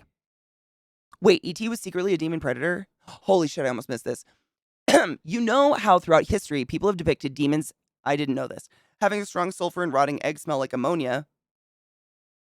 Ammonia doesn't smell like rotting eggs. Anyways, and having red eyes in most depictions and how they can't be seen. Well, if you watch the very real documentary Moment of Contact by James Fox, then you will notice how everyone says the E.T. smells like sulfur and ammonia and has big red eyes. E.T. from the movie? No, he doesn't. Now, what we presume is they also have cloaking or camouflage techniques that we can't explain. Can you stop giving away all of my family's secrets? Because I'd like to be able to go to the grocery store once in a while without getting weird looks. Thanks.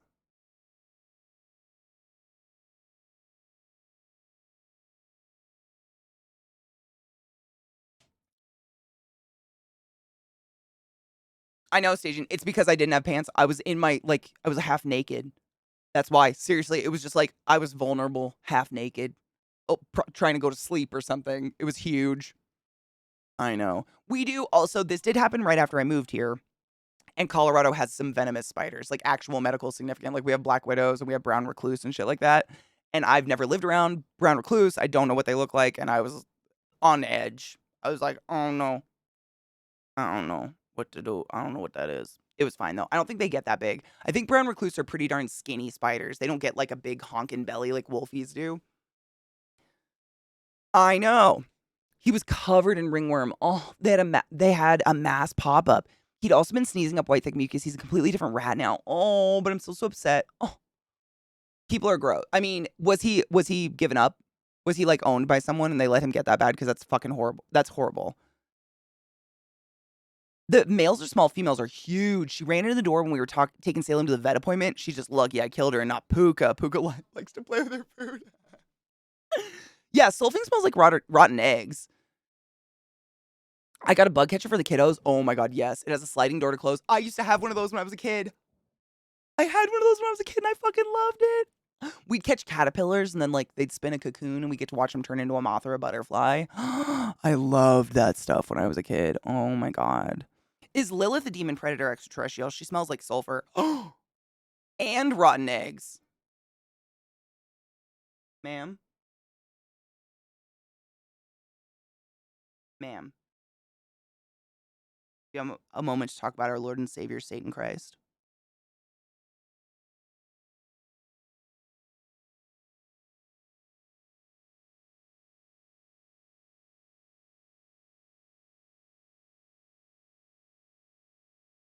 I get nothing. I know. Shit. Act asleep. No. Lilith farts so much, dude. She actually has she's made herself vomit from her own farts. She's literally farted and it woke her up out of a dead sleep. I watched her. She bent around to sniff her own asshole and started hacking. She has a fucking foul ass. I don't know what it is. They have the exact same diet and Trick does not fart. I mean, I've heard him fart like 3 times ever. Lilith, she literally, like, it's hilarious. The other day, Zach was in the kitchen doing something and they were in the kitchen with him and I heard him like get treats and he was like, okay, sit. And I can hear them because I'm like 5 feet away. I hear them sit and then I hear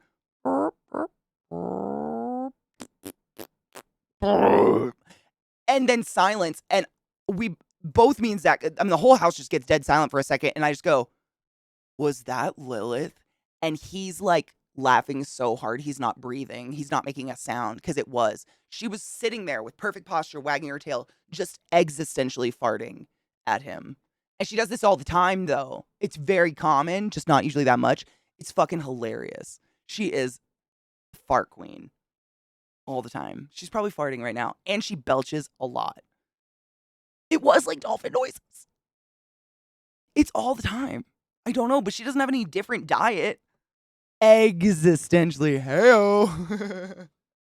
Oh my God, Austin, no shit. I've had to take breaks, like additional breaks during stream because she likes to sleep under my desk and she'll fart and it's so bad that my eyes water and I feel like I'm going to vomit. I don't know what it is. They're so bad. Your digestive system is hell, baby girl. No one knows why. You're a sweet girl. But something's going on inside of you that I worry about sometimes. Oh. Hi.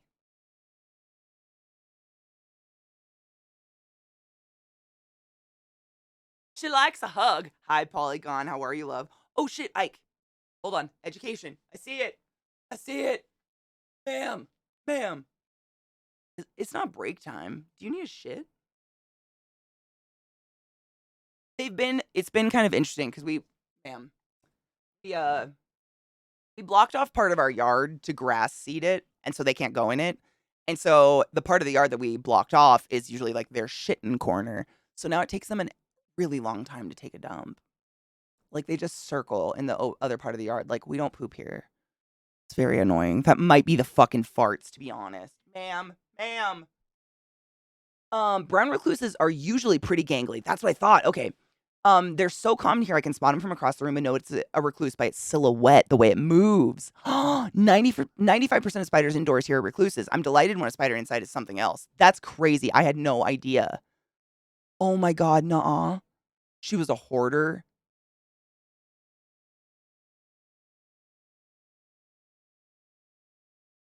Oh, I'm not gonna, people need a license to have animals. That's fucking just stupid.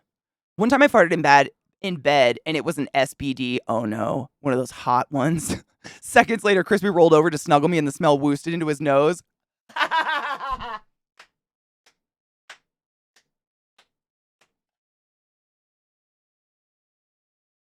That's so beautiful though.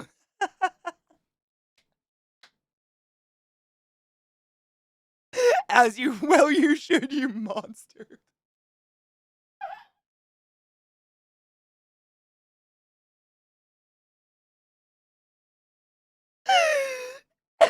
So gross and so good though at the same. The devil is inside her. I think about it sometimes. I don't know what it is because she's real like healthy, but her farts, they're that. Pendragon, we've taken them and done fecal samples and stuff just because when we were there getting their shots, we just mentioned it like as a joke.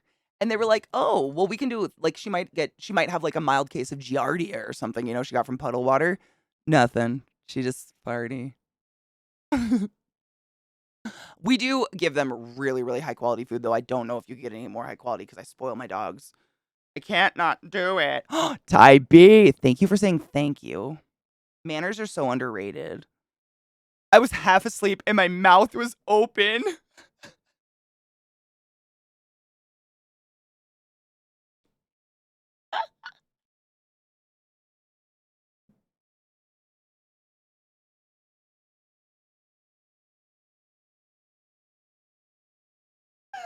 I'm sorry, it's so funny. Did your eyes water? Tears.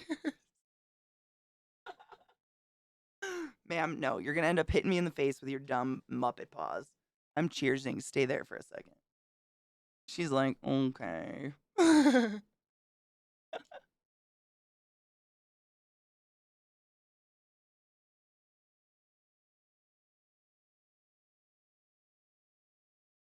Shut up. I legit gagged in my sleep and immediately rolled back over.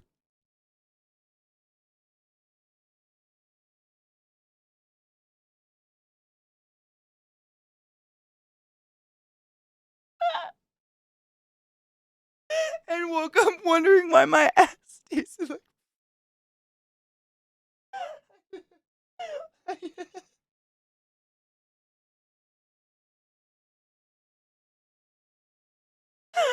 I can't. I can't. Oh no. I can't breathe. Bowtie Club. Thank you so much for summoning the class. I mean, for follow. What the fuck? I thank you for the follow. Help. Oh my god. I have to read this again. Sorry. I legit gagged in my sleep and immediately rolled back over. And then I woke up wondering why my mouth tasted like fresh ass.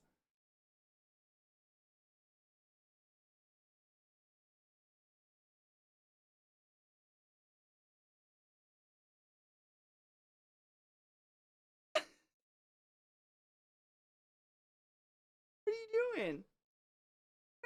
She's trying to climb up me. She really thinks she's a fucking lapdog. She's not. You're not, though. I know, you try. We're in the middle of doing things, baby girl, and you interrupted it all with your neediness.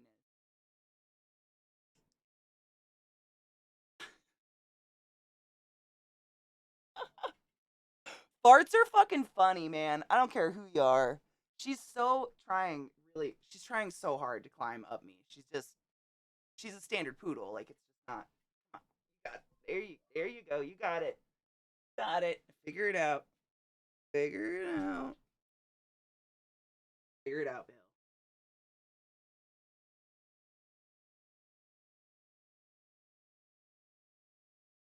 Is this good for?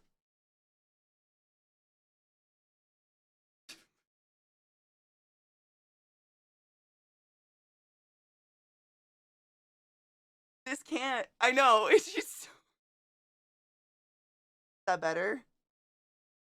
You don't fit, ma'am. You try, but you're. Whenever I look at the cam, she just looks so ridiculous.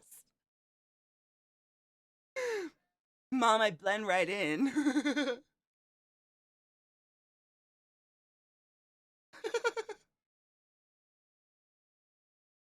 This is good for you. Okay. All dogs are lapdogs. I agree. I mean, all dogs deserve to be a lapdog. And like, whereas thick as my ass is, you'd think my lap would fit this, but just to remind you, you are an 80-pound dog. You know?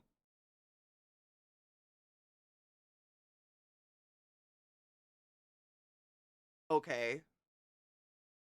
I know. Well, it's like, this is fine. I am fine. I'm holding her ass on me. She doesn't fit.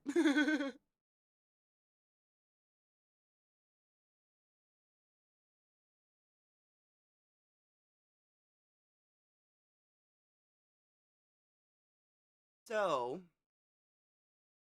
some good poodle ass cheek here. Bill, look at her arm. This can't be fun. This can't be good.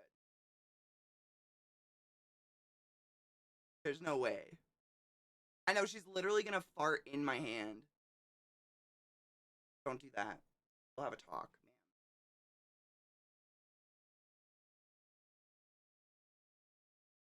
man. Is this all she wants? I normally don't let her do this because I don't know what to do with her now. Post fart talk on NBC, 7 p.m. Central. Check local listings. Dude, farts are funny. Farts will always be funny. They're hilarious when anyone does it. Don't fart on me, Kay.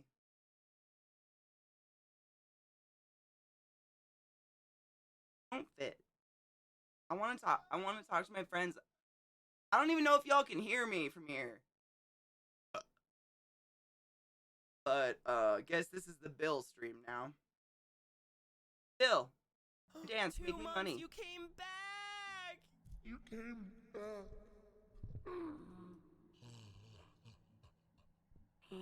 Nothing? You can hear me? Okay, good. The mic is fairly far away, so I wasn't sure. Mickey DK. Oh my god. Mickey, thank you so much for gifting a sub to Lilith's alt account. Notice me, senpai.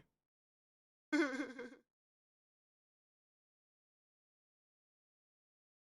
you comfy? Is this good for you? You'll fall if I let you go, little bitch.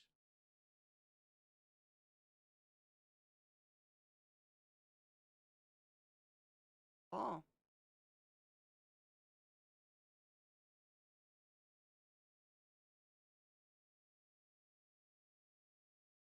She is. Oh, she's a huge. She is the world's biggest baby in ever. Yeah. She's very much attached and loves to snuggle. It's her favorite thing, which is weird. I've never had a dog that actively likes to snuggle.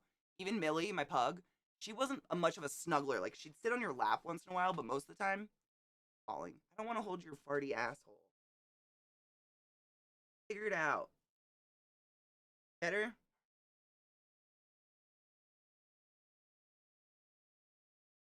She is. She's just a big. I mean, what dog doesn't want to be a big baby forever, though? Your ass is stuck. I know. There we go. Better. Fix your feet. Better.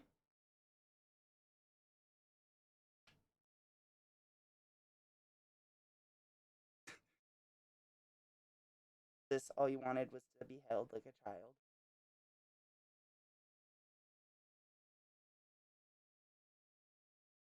What do you want for Christmas, little child? I don't know. Pride? Dogs are so fucking weird. Anybody want a poodle? What are you doing? Ma'am, Miss Ma'am. What? Okay. Okay. Poopy and his farts covered in cheese, dog dookie, poopy butt. Seriously though. I mean, no shit. Speaking of shit, because we like fenced off most of our yard, we have to pick up the shit all like basically every single time they take a shit because there's not. I mean, it's just such a small area. It'd be cruel to them not to. And I usually pick up most of the shit just because I don't like to look at it and I pick it up as soon as I see it. Not that Zach doesn't try. I just get it before he does because I'm fucking weird like that. And last night he went around trying to pick up shit in the yard and he was flabbergasted by the size of our dog's shits. I was like, have you not ever picked a poop up? Like, they have 2-bag poops. You know what I'm saying? Like, they need to make special poop bags that are just for gigantic dogs. Because these guys quite literally give birth when they shit. I don't know where it comes from, but it's huge. How are you not? Welcome back. Lilith needed Lilith time. Ma'am. I don't know what to do with you. You don't fit anywhere. Okay.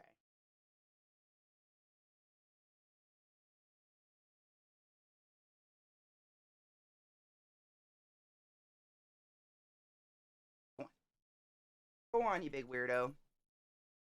Oh, dude, Mickey, these shits. I mean, they're two-handers as well. Like my hand, I can't pick up one of their shits. It's incredible. I just don't. They're active, I guess. That's all I've got. They're huge. They, it's wild. And sometimes they shit twice a day, and I'm just like, how? Like, where was it? You guys see her. I have skinny dogs. Where was that shit? Where is it? I don't know. Poodle poop pouches. Oh my God. We should coin it. We should coin it. Hey, Bubba. You feeling a little jealous? You need to come say hi. Hi, big man. Trick does not try to get on my lap. He's well aware of his size. But he's beefy. He's like 85 pounds. She's like 75-ish. But he's a big beefcake. You guys need to go potty? Is that what's up? You need shit?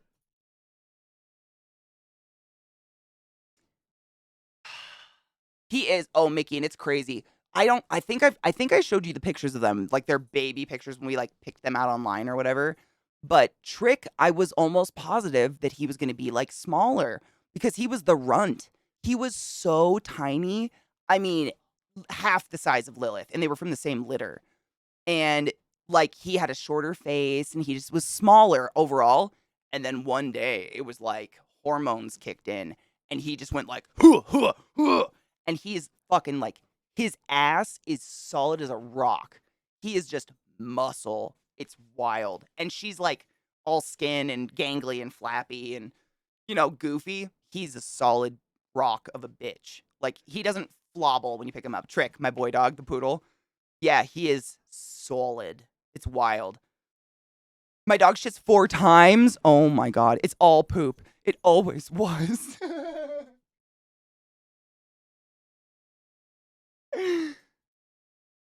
Dogs. That's how I fight too. They're so funny though. They just mouth fight. I actually think it's kind of precious. They don't do anything but just like at each other. I mean, and that's the crazy thing. We open feed them because they just don't really eat very much. Like, we just do open feeding. They graze. But they're like, snackers. They like have a little chew, have a little nibble here and there, but I've never seen them finish a bowl. I've never seen them like eat massive shits. Yeah, you're farting. I can hear it. Okay, let's cheers and take a quick break, and then I'll let my dogs shit, and then we can come back and maybe they won't be up my asshole. Where's my grinder? Hold on. Hey, did you know that poodles actually, I believe it's German for puddle. And that's I guess that's where they got their name because they're water dogs. Which is weird because, we have that stupid, it's raining cats and dogs outside. You know how I know? Because they just stepped in a poodle. Poodle means puddle. I have puddle dogs. Home of Giardia. Chesh's favorite. Nope, I have that one as well. Literally, I just put everything on pause because Lilith decided to mount me. We will listen to that immediately when we get back if you remind me. I mean, I have it. I have it right there, the ocean one. I do want to hear it. Lilith interrupted everything with her cute ass. Fucking bitch. I know, you're right there, ma'am. I see you. I can't even imagine. Millie got Giardia one time from a goddamn puddle at like a farm or something. And my ex took her for a day and like put her in her little kennel for a couple hours. And when he came home, no shit, no pun intended, the whole thing was full of shit. She was covered. She had like just explosive diarrhea herself and then flung herself, I guess, in circles and covered every inch of herself and the inside of the kennel in liquid Giardia shit. It's one of the most alarming things I've ever seen and or had to clean up in my life. It was wild. I can't. Poor Millie. She had a wild life. Blah. Blah. Nightmares. Nightmares. That's why we don't drink out of puddles, huh, bud? Yeah, we don't do that because that's gross and we don't want to die. We don't want to shit ourselves to death, huh, bud? Yeah, agreed. Do you need to go shit outside, but not to death? Okay. I'm gonna go pee real quick. I'll run an ad to get the fuck. Yes, Rip Moose are lovely. I actually have been reorganizing like all my pictures on the walls and stuff, and half of them are beautiful commissions you guys had done of Millie. And it feels like it's a mix of like my little sister, a few other like splattered paintings and stuff, and then just Millie. The wall is like a Millie shrine, and I love it. But it's so many different variations and interpretations of drawing. Like one is literally Millie in a Victorian gown. One is Millie as a unicorn. Like you wouldn't even guess it. You'd just be like, oh, this person really likes weird dog pictures. I used to be the smallest, but then I had my growth spurt at 15 or 16, got taller than my older siblings. No shit. Dude, a literal shit fit. Get the fuck out. Yeah. Yeah. It was a literal shit fit. Yeah. Yep. Coven, my love. Thank you so much for summoning the class, keeping the classy alive and giving it in swings. I appreciate you. We were just about to take a quick break because apparently my dogs need to shit. They're farting or something. I don't know. They're needy fucks. You guys get it. Animals. They're the best. Quick break, but thank you. Yeah. I think about that too. Cocky said, sometimes I think about what future archaeologists will think of all the shit they find from our times. I mean, I think about that just finding all the weird old toys in my yard from the hoarders that used to live here. No shit. I think about that. Like, I find, toys from the 80s and stuff in my yard, like G.I. Joes and Ninja Turtles and stuff like that. And I'm like, ooh, this is so cool. And I just sit there and I like, play with it for a second before I throw it away. And I'm like, some kid loved that. Like, that was a toy of some kids. And it wasn't that long ago. You think about archaeologists digging that shit up. Like, people stick so many things in their ass. Like, how will they know what was supposed to go in your ass and what just ended up there? What up, Press? How you doing, lover? Oh my God, thank you. Stajan, I'm not going to play the song you requested while I'm gone. Selfishly, I want to hear it. And I appreciate you. Oh, shit. Is it playing? Oh my God, there we go. I thought I muted it. I was going to get so mad at myself. I click too fast sometimes. It's quiet right now, just the beginning of the song. I'm going to wait till it gets into it and make sure the volume's good. Party Pair reminds me of From Dusk Till Dawn music. Wait, what? Knives. I've never found a full Ninja Turtle. Otherwise, I would keep them. I would try to put them together. It's literally like it'll rain and then some of that shit starts to come up and I find like an arm or a leg. I found a few legs, but I've never even found a torso. We found the torso of a G.I. Joe. I only knew it was a G.I. Joe because of Zach. Zach knew exact. He knew the character and it was literally a torso and an arm. That was it. And he knew everything. I was like, what the fuck? I didn't play with G.I. Joes. I have no idea. But if there was a full one, the only things that come out full are like those creepy little, where is it? These, I think I've shown you guys these fucking, I've gotten a few of these out of my yard. These are horrifying. They're all different. Little Dutch characters, I think. I don't know. I don't like them. They haunt me. They're cursed. Yep. Pretty sure Zach threw them away and I found this one the next day. I think they came out of the trash. I know. Let me turn on autofocus. It's literally like a little, to me, because it's the blue and white, the quintessential, like, blue and white little Dutch outfit that people stereotypically put on little Dutch things. And she says like a bowl of apples. But there was like a little man that had a basket and then a little dude that had like a wheelbarrow. And I found them all at different times in different parts of my yard at different times of the year. Like when the rain falls, these things come out of the yard and they're haunted. Because the hoarders just buried shit. It's disgusting. But it's actual, I know, Genova, we were just talking about, I watched, my fucking mic. I watched Zach throw them away. They came back.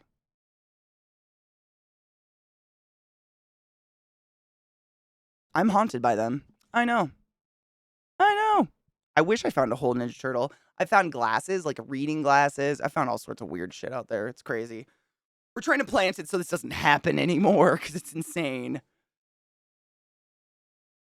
Press, dude, I'm the same. The amount of times that I have gone into someone's stream, hung out for hours, and then the next day they come into my stream and I'm like, oh my God, yesterday you were talking about blah, blah, blah, blah. And they think, I'm pretty positive they usually think I'm lying. Like, I forget to say anything. I just click on someone's stream and get lost in the conversation and start listening, and it's psychotic. I do it all the time. It's a bad I know. It's crazy. Like, I swear, I do it all the time. It's mostly because I hate typing, but I'm also usually doing something else. Like, I'm rarely sitting at my computer. I'm usually, like, over here crafting or cleaning or something. It's terrible. Cheer. Oh, I packed a new bowl so we could cheers. Ooh. An October 13th event? Oh my god, are you gonna do something cool? Is it a Friday the 13th in October this year? Oh my god, no way. Yes. Gonna get buried in full Norse regalia just to fuck with them? Do it. Do it. Why not? Could sculpt a new one from the pieces. I never thought of that. I'm gonna keep pieces now. I could make like a Sid toy. Would that be weird? I like this, by the way, Station. I'm gonna save this. This reminds me of a band. I'm trying to think of the name that I think you would like. Fuck. I'm gonna think of them. It'll come to me.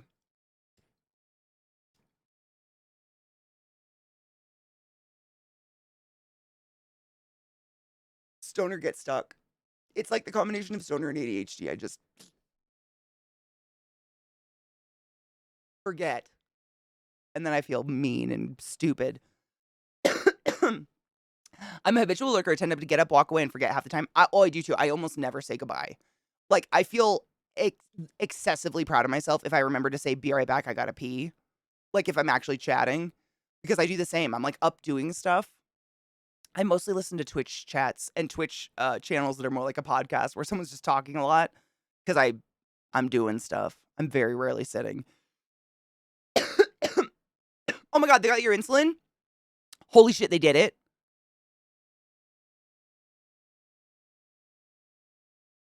Wait, it's a $40 copay. Is that different?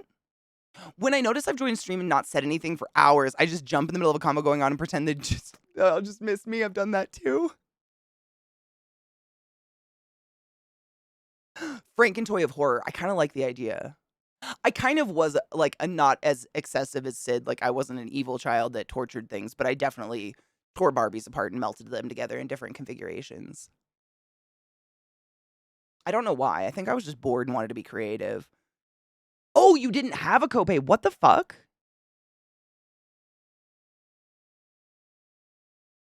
That's the main reason I don't chat more, because you're up doing stuff. Yeah, I do the same.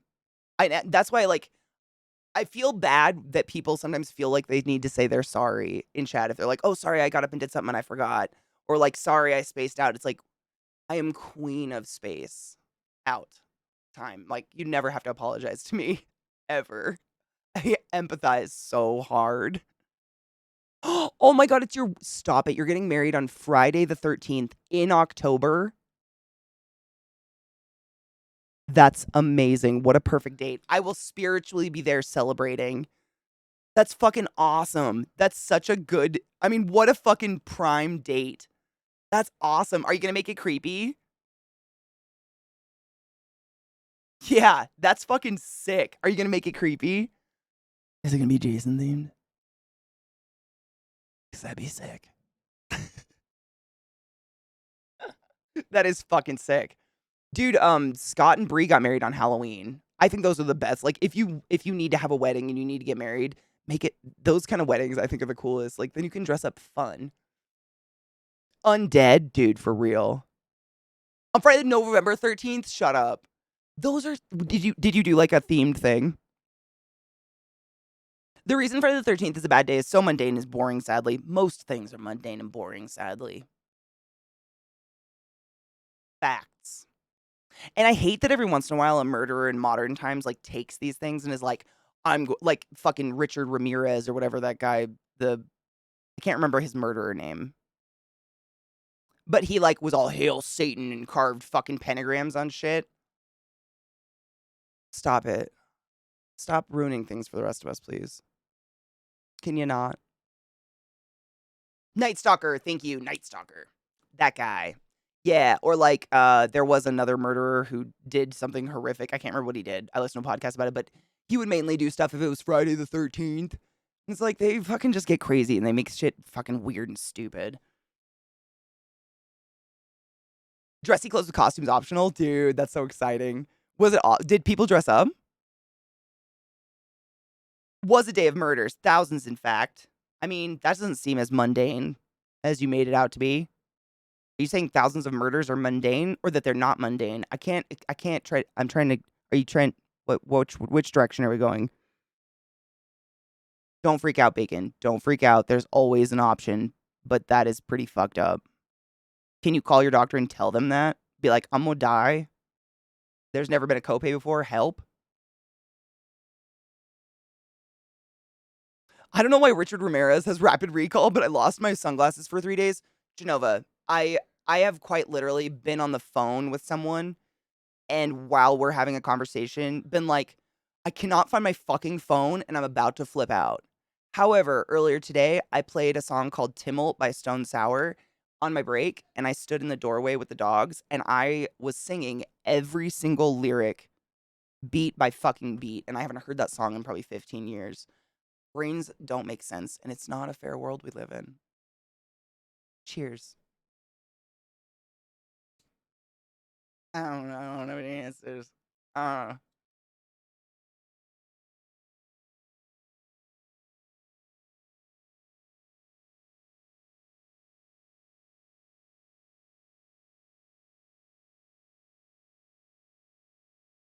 like, go to the ER for each dose. That's fucked up. I mean, honestly, it's a better option than going without your insulin, but still fucked up. That's not an option. That's still really fucked up. Right? Sorry. I have so many screams up because I still have that stuff from earlier because I talk too much probably. ADD. I don't know. Dogs? I don't know. Volume. That was a hot hit. Owie. Bernie was dressed as Joker. Oh, that's fantastic. A bit late, but that little statue made me think of some small stone statues in locked glass cases at a local museum that move at night.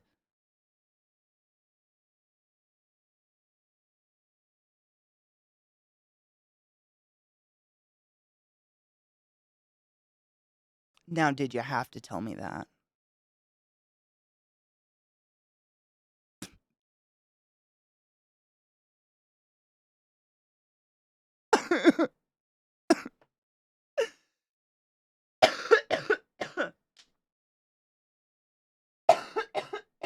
Holy crap.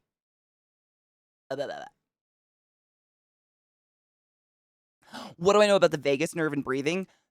Strangely, a lot, just simply because the vagus nerve is super interesting. Do you have a question specifically? Your vagus nerve mostly has to do with heart rate, but which, in turn affects breathing rate and stuff like that. But like,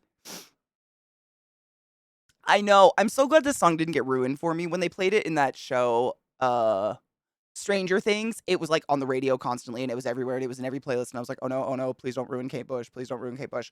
But it went away fairly fast. So I can still enjoy Kate Bush. I'm good. It didn't burn the song out. Yeah, the vagus nerve is super interesting. Yeah, what is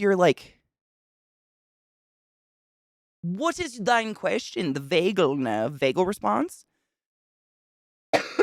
I did, Sajin. Someone shared it on stream. It's in like the massive playlist that I save all the songs in. Yeah, it's really fucking good. It was the Pope who ordered the murder of the Order of the Knights Templars to get out of debt and to retake power. It has nothing to do with bad luck. Oh, well, no shit. Do you know where the origin of the number 13 came from and why it's bad luck? Like, no shit. I think I've told you guys this before, but Mickey, stop me if I have. But the motel that my parents owned when I was really, really young, like my mom's Hail Mary to get my dad to stop drinking, there was no room 13. Like, it went from 12 to 14, and my whole childhood, it haunted me because I was like, why? And the way it was, like, the way that Hunter motels are in most of the US anyways, they're real little, rundown, usually one level of just, like, 12 rooms and a strip. And that's how ours were. There was 12 rooms and a strip of just, like, little one-bedroom rooms with a bathroom that was, like, in the same room, it was a Hunter motel, basically. And then there was a gap, and then we had, like, a bunkhouse and a pool and a laundry and all that.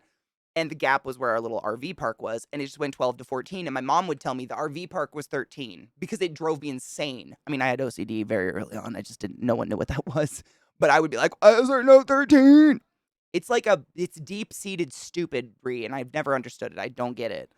I love me some Friday the 13th, like, go Jason, but, like, none of the 13 made sense to me at all.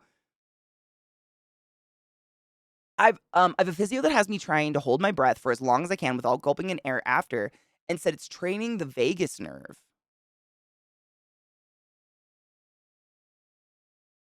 By holding your breath? I mean, sure, anything's possible. I'm never gonna contradict a doctor. They are infinitely smarter than I ever will be. Um, I mean, it's possible. So, your vagus nerve goes from your nervous system to your liver, and the the reason the I love the vagus nerve because I used to make like, the only way I got through school was to make little rhymes and songs or little, like, word tricks in my brain, like Mickey teaching me things about, like, Homo sapiens, species, family, shit like that. That's the only way I remember literally anything is by making little tricks in my head to remember them because I just blank ass facts don't stick for some reason. And your vagus nerve that goes to your liver because when you go to Las Vegas, you drink a bunch and you fuck up your liver.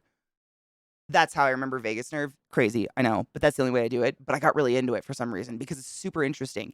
People actually, this is theoretically how Elvis died was overstimulation of the vagus nerve. So when people, it's a trick we can teach some people who go into arrhythmias or different heartbeats randomly, or if for some reason you get a really fast heartbeat for no reason, you can do something called bearing down, or it's otherwise known as basically the tightening of all your core muscles, like you're trying to take a shit, but like don't shit your pants. Like do everything but shit. And all of that abdominal pressure puts a squeezing pressure on that nerve and it can cause your heart rate to slow down. So if you're in a state of a really, really high heart rate, like you're super anxious and you can feel your fucking heart rate in your eyeballs and it's at 180, you can sit there and like shit, but don't shit, and you squeeze your vagal nerve and it can slow your heart rate down. Unfortunately, if you're on the shitter taking a big shit and you do this, you can literally stop your heart rate. Stop your heart, especially if you're really unhealthy. So I imagine the holding your breath as much as possible is doing the same. It's adding abdominal pressure, possibly. I've never heard of that before. Seriously, as what I've never heard of that before in my life. But I'm never gonna. I mean, seriously, doctors are smarter than me. I don't fucking know. But it's possible. Some won't have floor 13. Yeah, it's stupid. I mean, it's stupid. I just don't understand why. There's a development I often do work for that has no odd numbers because the builder hated odds. Shut up. That is stupid. That would be a fucking nightmare. Mnemonics are great. They're my favorite. RN over MD. I mean, I'd take an RN every day, but I'm never gonna say it. I mean, doctors are very educated. Like neuro, I would never go fisticuffs with neuro. You know what I'm saying? Bitch knows more. How deep do I have to go to reach my vagus nerve? All the way. Well, which direction? It's a big question, Vaughn. I've heard of some people passing out while using the bidet with too cold water because they touched the vagus nerve. I've never heard of that before. They touched.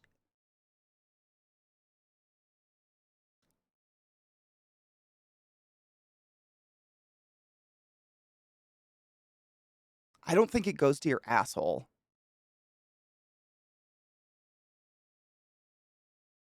Uh, Correct me if I'm wrong. It's been a while since I did anatomy, but I don't know about that one. Unless your liver's in your ass. I don't know about that one. I know you're not supposed to like spread your cheeks and gape your ass for the bidet. I know. Too deep, too deep. Can you imagine the mental image? Ooh, felt that one in my kidney.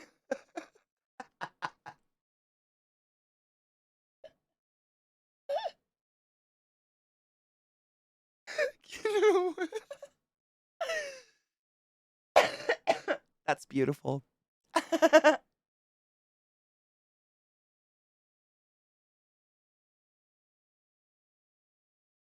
Right.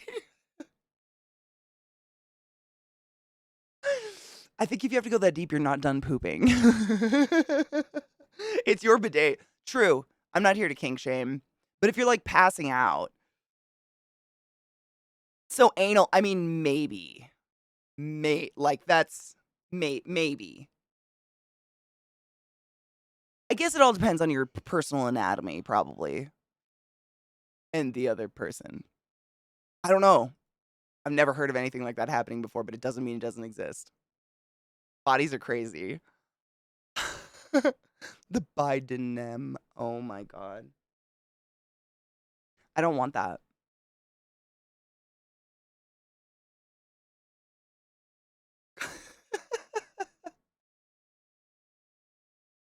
Wait, reminds me of the old VHS Faces of Death where engineering students wanted to bungee jump off the roof and did all the calculations on how high the building was and tight the bungee needed to be. Problem was they calculated in the 13th floor.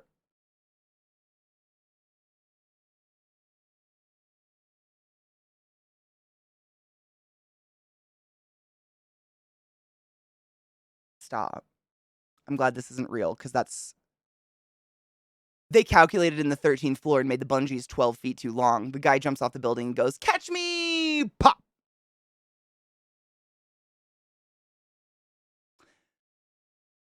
You know, I really want to skydive someday. I have zero craving to go bungee jumping. None of that looks fun to me. Skydiving looks sick. Even if I die. Bungee jumping? I'm good. Seems like a bad time. That's kind of great. Lowering your heart rate will help with abdominal breathing, which shallow breathers need. That's what I was saying. That's what I said earlier. I don't know if you heard me. That's what I was saying. That was like the possibility is the abdominal breathing and the additional abdominal pressure. Yeah. That's the only thing I could think of, but I've never heard of that therapy and never been taught to do anything like that. Or at least I've never been taught to do a therapy that explained it that way. But it's possible. Anything's possible.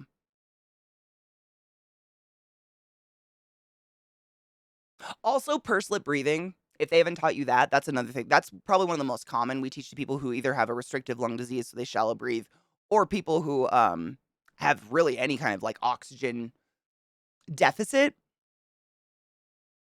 Sorry, I felt like something was on my lip. Pursed lip breathing, you kind of do it naturally if you're working out or if you're like, do you do a bunch of heavy, hard labor? You don't really notice you're doing it, but you inhale and when you exhale, you go. And what that is doing, your brain is actually compensating for the excess oxygen your body's trying to grasp onto for whatever reason. And it's giving your lungs at more time to get as much oxygen and give off as much CO2 as possible. It's just making your exhale longer, but your brain does it automatically. It's real weird.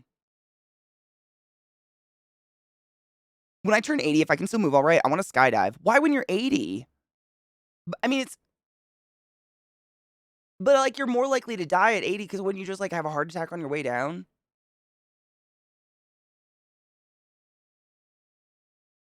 I don't know. I have some relatives who have skydived and it seems super dope and safe. I mean, I'm not gonna go skydiving somewhere where it's a questionable landing. Like I'm gonna go somewhere where it's like acres of fields where it's like corn might go up my ass and that's about it. Like I don't want to risk my life going skydiving, but I still want to do it. It seems pretty cool. Bungee jumping freaks me out because I'm really tall and I know I'm not the average height and it's not adjusted for that. And I'm terrified that when that thing whips up, I'm going to slam my head on the top of whatever it's hooked to, or I'm going to hit my head on the ground.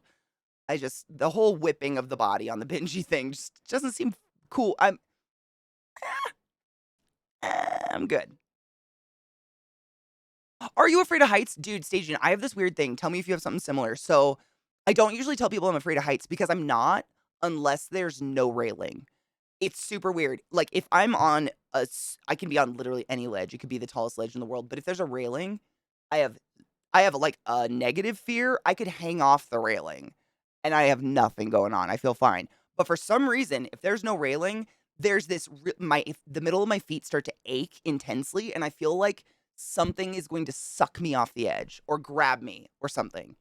And it's like every like nerve in my body starts to get really, really clenched and tense, like run the fuck away. It's so weird.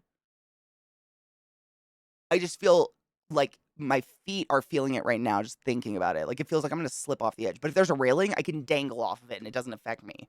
Like, I have no fear. It's so weird. I've been that way forever. It was real? Shut up. Nuh-uh, Chucky. Oh my god. Okay, correction, guys. I thought, because you said VHS, I was assuming this was a movie. Oh my god. So the students that calculated the third floor, literally, that was real. Oh my god. What a hilariously tragic way to go. Wow. The brain is a marvelous lump of gray fat. It really, really is. I mean, marvelous in the worst ways. It really is. If something goes wrong, just go for an anthill. Oh no. I think I'd want to die.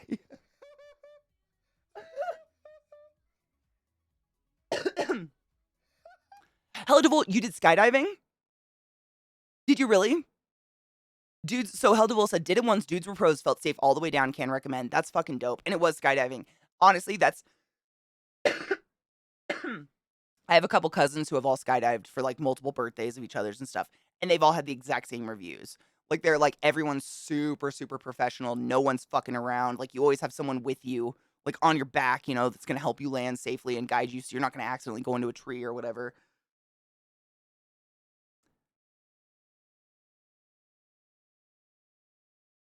I mean, knives, I still go to places like that. I just get that creepy feeling. Doesn't mean I don't go there. I kind of thrive on fear. I like all the places in Washington. I used to hike around the cliffs above the ocean, and I would stand right on the edge of them and explain this feeling to people because I'm like my logical brain. I know nothing's sucking me off an edge, like you know. So even though I have this, like my toes curl, it's just the creepiest feeling. I get the same feeling if I walk on ice. Like if I step on an ice outside during the winter, my toes curl and like my feet ache. It's super weird, but I still do it. Like, fuck, dude, the views are worth it. We used to do I say creepy because they make me feel creepy, but really scary hikes over the ocean, like cliffs and stuff when I was in college. And like, you fall and you die, but man, the views are so worth it. It's just one of those things. When you get there, you're fine, but you got to get there. The call of the void. It's kind of like that, but I don't have the urge to throw myself off of it. Like, I've never had an urge to drive off of a cliff or, like, jump off of anything. My mom has told me she has that, which is creepy, but she, like, the Call of the Void version, she's not suicidal, but she has that creepy, like, she is deathly afraid of heights because of that. Any heights. She cannot walk across a bridge. No, can't drive across it. She would fucking puke. She can't do it because she gets this urge to jump off of it. I don't have that. I feel like I'm just going to get blown off the edge because there's no railing. It's creepy. Cake, do you like? Thank you. It's an old playlist I have. What is this called? It's on Spotify. It's like Chill as Fook. FOOOOK. I'm a child. I figured it was good chill music for today because I woke up so nauseous for no fucking reason. Big rock looking over the horizon, no railings, tons of wind. Fucking gorgeous though, right? I bet it's amazing. Seriously, Station, and I respect that. I get that. Like, my mom, seriously, she would vomit. Like, I've been around people with that kind of fear. I would never shove someone near an edge that was that. Even my mom.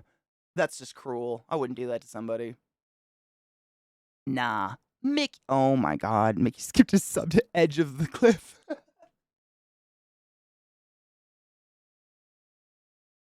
Bless.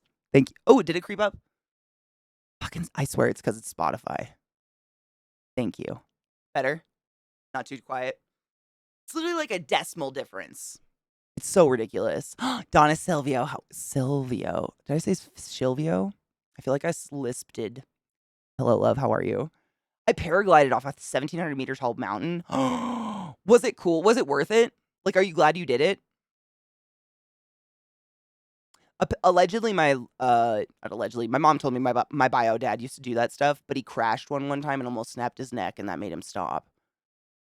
Something's gonna suck me off the edge. I mean, only when my dick's out. I went to bed yesterday so fucking nauseous because I just wanted to sleep it off.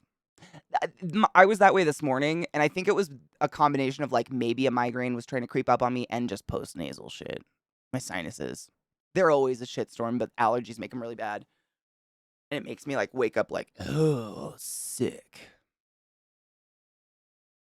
Gross, but I'm better. I smoked. Call the Void fits neatly next to the existential dread in my box collection. Who doesn't have existential dread? At least sometimes. There's gotta be some people, right? What's that like? I'm waiting. Are they here? I discovered I was deeply afraid of heights when I was meant to go rappelling. What is rappelling? Rappelling. What is that?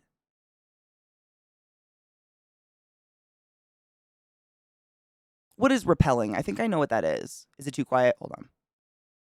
Better? I don't want it to be too loud. I don't want to compete because I am one of those people that if the music competes, I'll turn it off.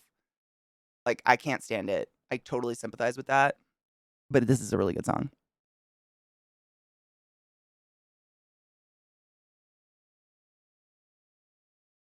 Where is said Edge asking for a me? I got to paraglide over a marine national park. Oh my god. Got airsick and puked. Still worth it though? I would say it's probably still worth it.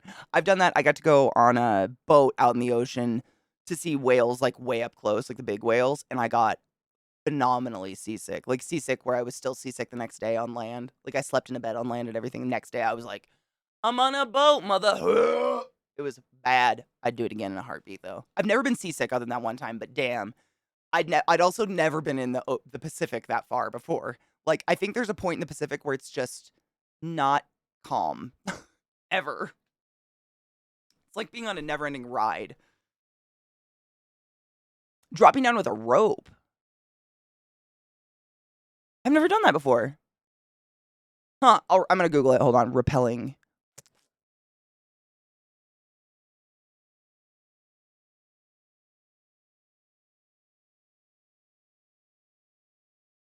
It's a climbing technique used to get down a mountain or cliff in a timely and efficient manner. Oh, I know exactly what it is. Yep, and that nylon sound. The fuck that shit. Yeah. Yeah. That can fuck itself. Uh-huh. I'd pass. I don't understand the point of just dropping down a building existentially fast. I'd rather climb it. Like, how did you get to the top? Did someone literally drive you to the top and then be like, "Okay, now get down it really fast"? Like, it'd probably be fun to get down it really fast after I climbed to the top. I don't know. I feel like I'd miss a lot. Thanks, Angel. I chose to sleep on nausea instead of taking my Zofran for it. Oh god. Woke up at 2:30 AM just a couple hours later. I was so fucking nauseated. Yeah, gotta take that shit. Gotta take the Zofran. Oh, at least you're getting ginger ale, though. I mean, that's got some calories in it, right? Oh, you're only 50/50? I think I wrote that one down. I mean, I'm not buying game. You know I'm doing, like, my game diet thing for the year, but I wrote it down. You're only 50/50 on it now? Hold on. Yep, I do. I'm gonna write 50/50 on it for now. We're gonna keep tally. Thank you for letting me know, though, honestly. I've done that before where I think I really love a game, and then I get, a couple hours in, and I'm like, "Oh, no." Did I suggest this to people? Definitely done that before. It's rather nice.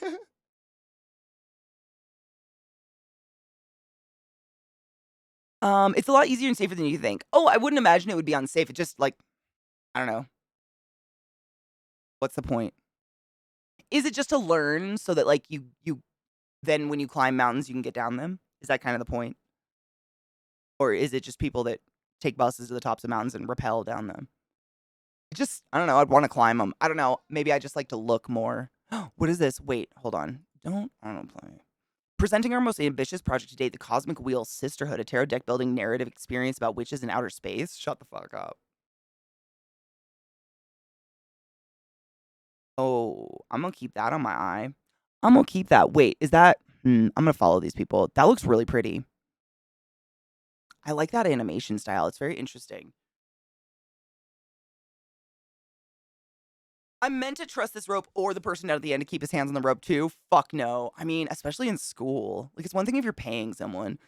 And then there's the extreme version they do in the Faros? I know how to say that. I know those islands. The Pharaoh. My brain's dying. I know how to say those islands, and I'm fucking blanking on it. They collect eggs to eat. They use handspun rope on 200. Wait, on 200. Oh my god, stop it! On 200-meter tall, razor sharp cliffs. You know, I watched a documentary recently on people who collect some sort of psychedelic honey, doing something super similar, like in the Himalayas or something like that. It's fucking wild.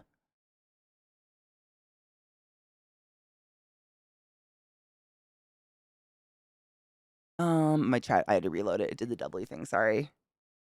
Think of it like skiing, right? And that's honestly like, that's kind of what it feels like. But aren't you faced towards the rock when you rappel down? So like you're not even faced out towards the good view? Yeah? I don't know. I'm making logic of it. I'm trying to like figure out why I would want to do something like that. Other than to get down a mountain I climbed. Faroese. Is it Faroese? Mad Honey. Mad Honey. Yep. It was more of a podcast, but it was like a little documentary thing on how they collect it and shit. And it is wild. Holy shit. That was insane. Like, though, death. I just see death. Some people take the ski lift, others climb the mountain, but you still got to get down 100%. And I can see doing it, I mean, learning how to do it and trying to enjoy it as a way to get down a mountain 100%. But I probably want to climb up it. I don't know. I don't know. I'm stir crazy. Yeah, that seems like a super dope game. I was trying, like, because it's a Twitter, I was like, I was gonna add it to my wish list, but I'm gonna follow them on Twitter and then I'm gonna add them. Ooh, Devolver covered them. The animation looks dope. I'm definitely gonna keep an eye on that one. That one looks fucking sick. I really admire games these days that can come out with any sort of unique look to them in any way, shape, or form. That is such a fucking treasure. I feel like it's either they are rolling the retro card where they're like, no, it's a new game, but it looks like it came out in 1995. Nostalgia. Or it's like the graphics are so hard that half our computers die trying to run them. I like having a unique in the middle. It's nice. It's relaxing. Like, I look at that and I'm like, my computer will definitely run that and I probably won't get bored.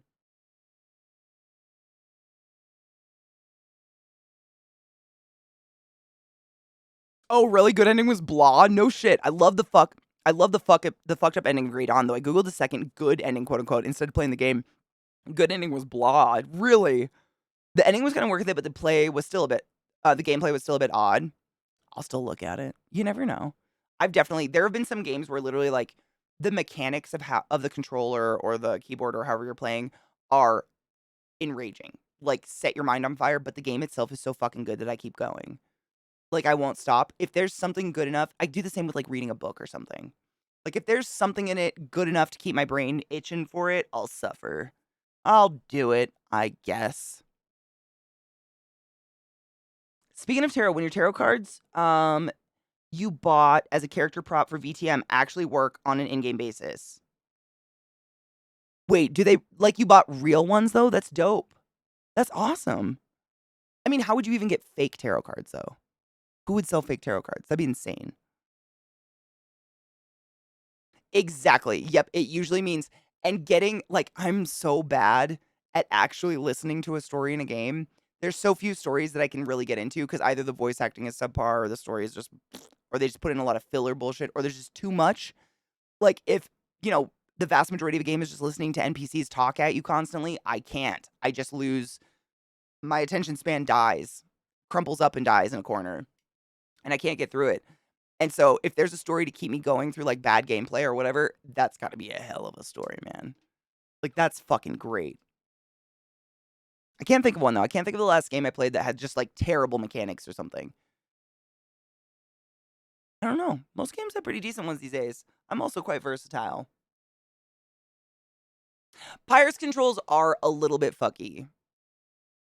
I think the worst thing about Pyre is like it's not a bad thing, but like the most fucky part to me is that every character you have, the buttons change and you're always changing your team up, like, really early on in the game. It's, like, forcing you to teach you how to change your game up. So I feel like I don't have enough time to like learn the buttons for each character to the point where I know them by heart just by who the ball bounced to. And some of the characters look identical on the game board. And when the ball bounces to him, I'm like, guess I just have to try X and see what happens. And then I die and I lose it. That's a little infuriating. How do I do that with that phone number? You shouldn't have to put a phone number in. I thought that was optional. I mean, it should just require yours. You can put in just yours. It's really just like, I think it's a contact phone number in case something happens to the package. I didn't think that was like a forced bullshit thing though. I would never put my phone number anywhere on the internet because you're gonna get junk calls. Like I'd put a fake phone number in if I was you. They'll email you if anything happens. Like who the fuck calls these days? Oh, Khajiit, same. Hard same. My like one of the number one game features that will get me to quit your game faster than most things in life is dialogue I can't skip. Or cutscenes I can't skip. Get out. Get out. Especially if it's a game where you die and you keep going back to a checkpoint that's before all that bullshit. Get the fuck out. I'm over it. I'm out. Not into it. Mm-mm. Mm-mm. Each character has their own set of abilities, and when there are like 6 characters, and it gets even more, I think. I think you keep even getting more. Like, yeah, I agree. It's just too much. And some of them, like, the characters are really cool, but their abilities suck. It's a fun game, and I like the story, and the animation's fucking beautiful. But I do feel like I die a lot more than I normally would doing anything else, simply because I never know what character's got the ball. Unless it's like, my nose is just so bad, I feel like there's a dog hair. Unless it's like the bird, or, something that has an extreme body type that's really easy to identify. End of list. Tall, skinny, no idea. Oh, there you go. Mickey knows. Put in yours. See, I didn't know. I think ours is optional, but honestly, like putting your phone number anywhere on the internet in America means you're just going to get even more spam calls. We're calling about your college loan interest or car insurance or extended warranty or your dick ball. Don't put your phone number anywhere on the internet, dude. It's just a nightmare. At least not here.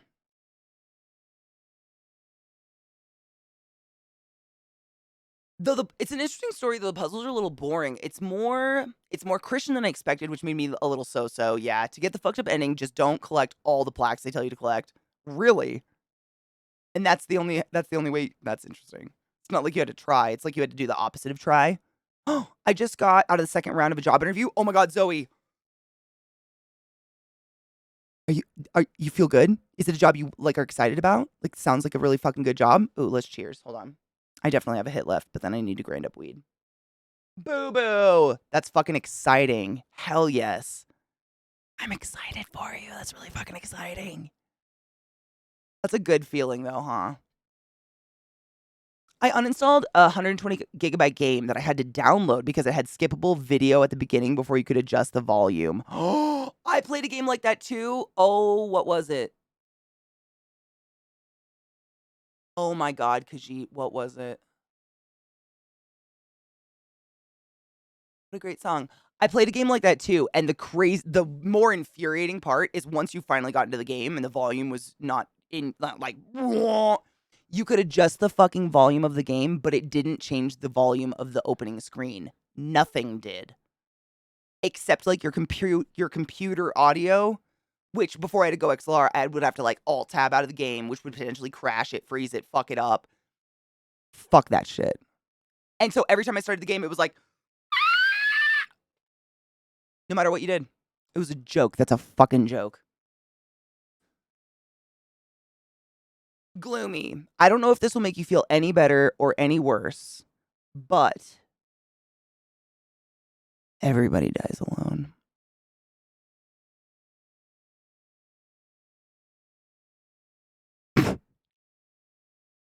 Darkness. Cheers. Yeah, Viata. Be a baddie bitch. I love you, boo. Be safe. Man, Khajiit, I feel like I played one super similar, very similar like that, and the opening screen blasted my ears. It was terrible. Every developer ever, let's make our splash screen definitely loud. or white. I don't know what I hate worse. I have like dumb sensitive eyes for some reason. I don't know what it is. They're not that light. Like I've heard light blue eyes are really sensitive to light. Mine are. And I have everything. I have all my shit in dark mode all the time. In night mode, dark mode to protect my eyes because I also have massive lights blaring at me and I don't want to burn out my fucking eyes. And games that start with like a blaringly white screen and a tiny little black emblem in the middle and it's like, what? I'm just like,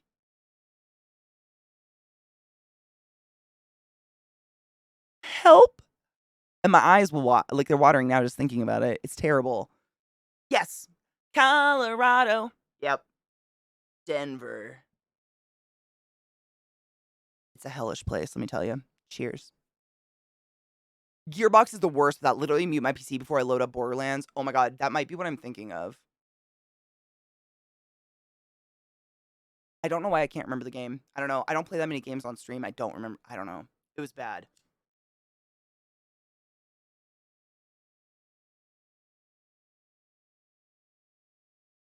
You know, it might have been Shadows of the Colossus because I just played that like in the last year. Knives, it might have been that. Interesting. It might have been that.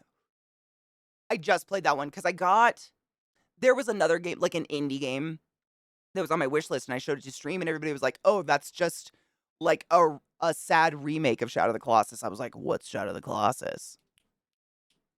I played. It's fabulous. I know now.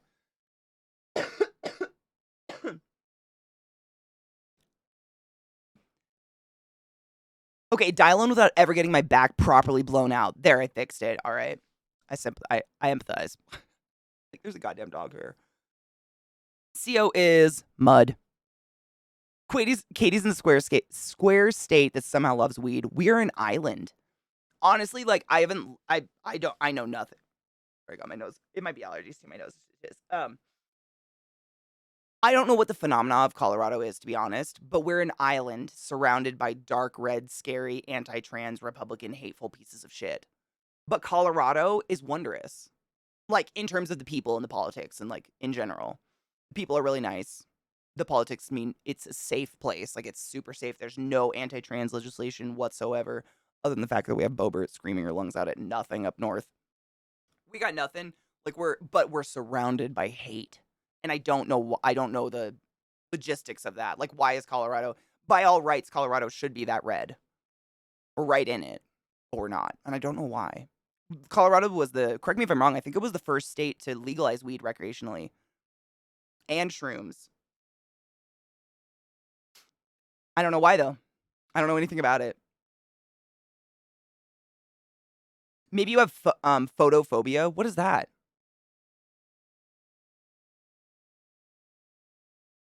That was supposed to be snow. We're supposed to get snow later this week, too, aren't we? We're just mud. It's just a fucking mud pit. Malkavian, Psychic Build Focus, Sabbath. I ended the game with one humanity. Storyteller had a random song playlist, and we finished the campaign during the song he had that was Evade a Deadly Situation. Oh, I love Malkavians. They're so fucking crazy. Oh, they're beautiful. Kelsey, thank you so much for summoning the class, keeping the class alive and giving it any swings. Holy shit, that's a long fucking time. Hail the Dank Lord Lover. I feel like I don't even have to do this today. I can do it this way. My fucking vocal cords are stupid. Hypersensitivity is common with both autism and ADHD. I always thought it was just like that. That my eyes were like that. Because I get those glow dots really easily. Like I get snow blind and stuff. I don't know. I just have like dark gray eyes. None of it makes sense. But also the hypersensitivity stuff because I am like cold all the time. I hate it. I don't want to be that way, but I am cold all the time. Colorado is one of the states that passed laws to protect trans people. We did. And like there have been reports that have put out. Rod tweeted one the other day, and it had the entire United States, including like the island with the weird offshoots, states and territories or whatever. And it color coded them based on, this is not my favorite song, and it's a little loud. Can you just turn down Lakeshore? Thank you. Bless your heart. Fuck my ass. Why did I do that? Katie. Anyways, there was a map of the US and it was color coded based on how safe that state was projected to be, as well as like included with how safe it is today. And basically, it was if you were like the lightest blue color, like almost white, you were super safe. No anti trans legislation, no anti gay legislation, no bullshit, hateful shit, no like going on currently and none projected to happen in the next so and so years. Colorado was the lightest color you could possibly be. Like, we are a safe, safe, safe place. But like, what I mean by an island is every single state surrounding us was the darkest shade red you could possibly be. By all rights, Colorado, like, you would think that the population of people that live here, I am not from here, moved here recently. The population here should be like all those other states, but it's not, and I don't know why. Other than we have a huge international airport, maybe that adds to like the. I don't know. I'm glad. I'm very glad. I do not want to live in a place that hates trans people. I would try to move if I could. Moving is expensive, but I would try. It's one of the states. Yeah, I think it's 5 states protecting trans people right now: Colorado, Minnesota, Illinois, Maryland, Washington. Actually, literally passed it yesterday. Washington State did. I know for sure, to protect trans healthcare and trans affirming care for kids as well. They also Washington State. I know passed yesterday. Was it yesterday or the day before? Days get fucked up. I don't know. One of those this week, Washington, as well as that, they passed a bill that made all assault rifles, the manufacture of and sell of assault rifle weapons, including AKs, completely illegal. They're not taking them from people that already own them. My mom informed me, but they're not selling them and no manufacturer anymore, which is dope. And they also, I didn't even know this was a thing, but they are officially covering children's hearing aids. They've made it a rule that insurance has to cover children's hearing aids in Washington, which means before they didn't. And my brain just at that one. Fuck kids, they don't need to hear shit, right?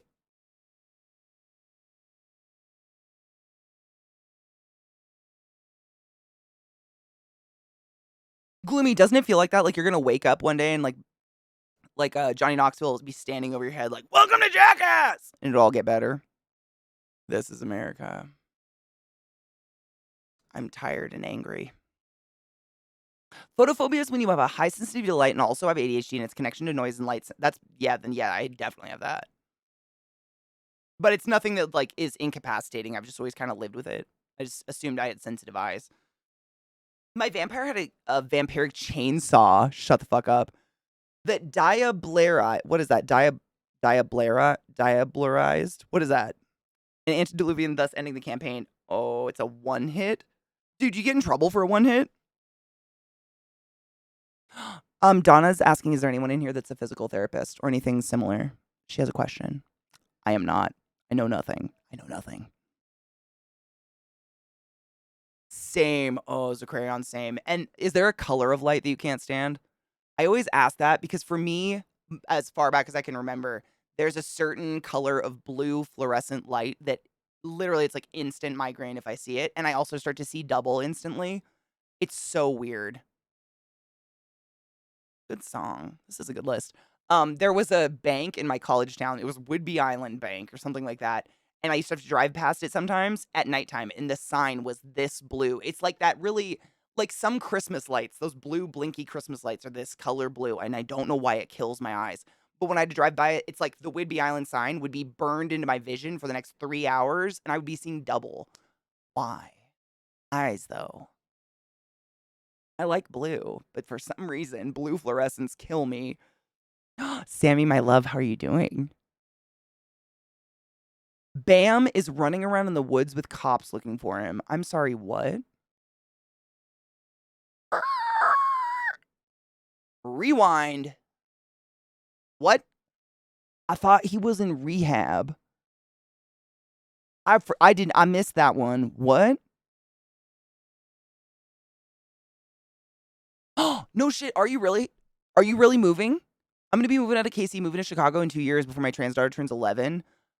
Honestly, I'd do the same. I don't know. I feel so bad for parents right now. All parents. I don't think that every parent out there that doesn't have a trans kid is like, fuck trans kids. I think it's politicians pulling politician shit. I think your everyday man doesn't give a fuck and loves children regardless of their genitals. It's crazy.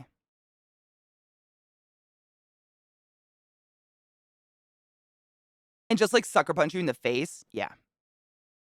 Kids already don't need to eat, I know. I mean, they had a cereal bar, they're fine, right? Oh my god, Bubblicious, I still have those up. I literally say wait, yes, I did. I have the raccoon. I have the raccoon. I saved it. I just space cadetted. I have it. I love raccoons. It's a final death, consuming their last drop of oh, so that's how it's a one hit. It literally just sucks their soul out of them? Jesus Christ. Isn't there a character in the Marvel universe that has a sword that does that? Fluorescent lights, especially in stores, mess with my brain so much. Oh my god, when I worked at Lowe's, I ended almost every day with a headache because of the fluorescent lights.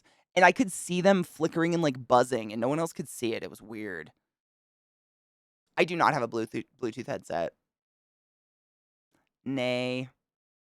I've never really needed one. Blue lights are absolute ass. Okay, I'm not the only one. Sick. I'm sorry you suffer blue lights, but also I'm glad I'm not the only one. Because my mom used to, like, make fun of me for it, and I was like, "Mom, please, can we not do the blue blinky lights on the Christmas tree? Because I don't want to burn out my retinas this year." No shit. It's wild. There's a manhunt. Did he do something? I thought he was in rehab, or did he just escape rehab? Oh my god, what? I've heard nothing of this. That's crazy.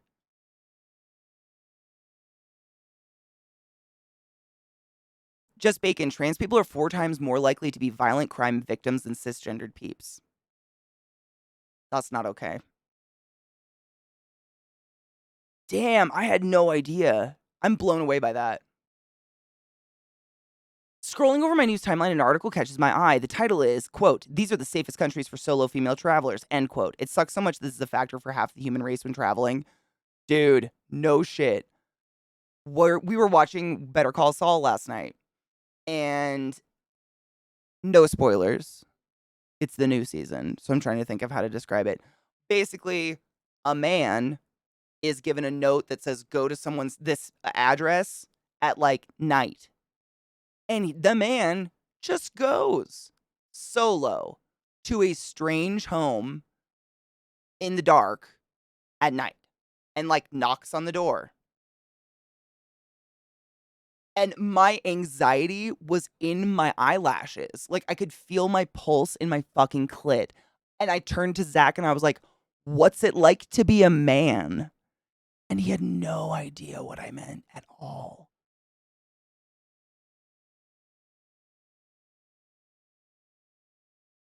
Never. There is never a moment in my life that you will ever find me repeating the situation I just said to you because I have a vagina. Never. I was like, this is the stupidest thing to ever happen. Zach, why? Why is it stupid? You gotta know, why is it stupid?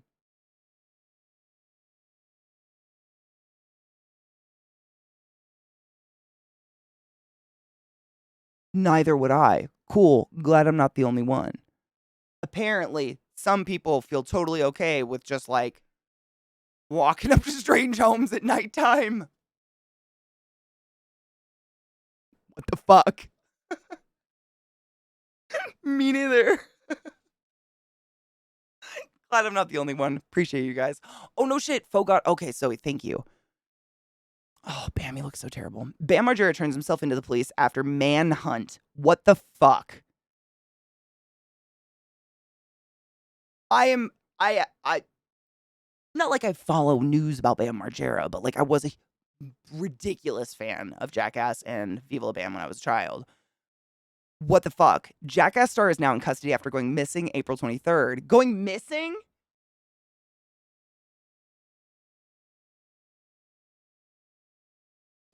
What? I mean, Viata, right? Especially, I mean, I might have gone up to someone's home nowadays, but not now. I mean, how many people got shot this week, like, accidentally driving into the wrong driveway? Children? America.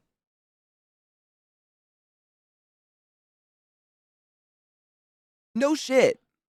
Deadkel said that scumbag Eric Adams in New York City, I swear to God, there's a dog hair on my face, I'm going crazy, is now preventing homeless teens from sleeping overnight at crisis centers. Why? Jasmine, that's honestly smart. You're gonna save yourself. There's so many, like, I feel like it's gonna be like sunscreen. You know how our moms probably baked in, I know my mom did, baked in baby oil, and now we're all like, sunscreen.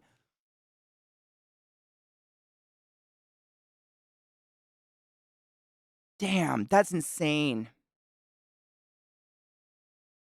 The fuck? I don't even walk up to strange homes in the daylight, but there's not a chance in hell I'm walking anywhere at night alone. No. I don't want to die. You're not winning any contest by getting away with it. I'd rather just, like, not test fate. I'll stay alive. I'm good. I'm good. To make them criminals, I mean, I was hoping it'd be something different. My friend, ooh, how do I say that? Ewert? Is it Ewert?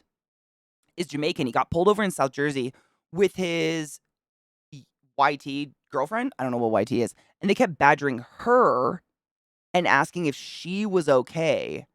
And there of her own will. White. Like insinuating that she was being kidnapped or something. What the fuck?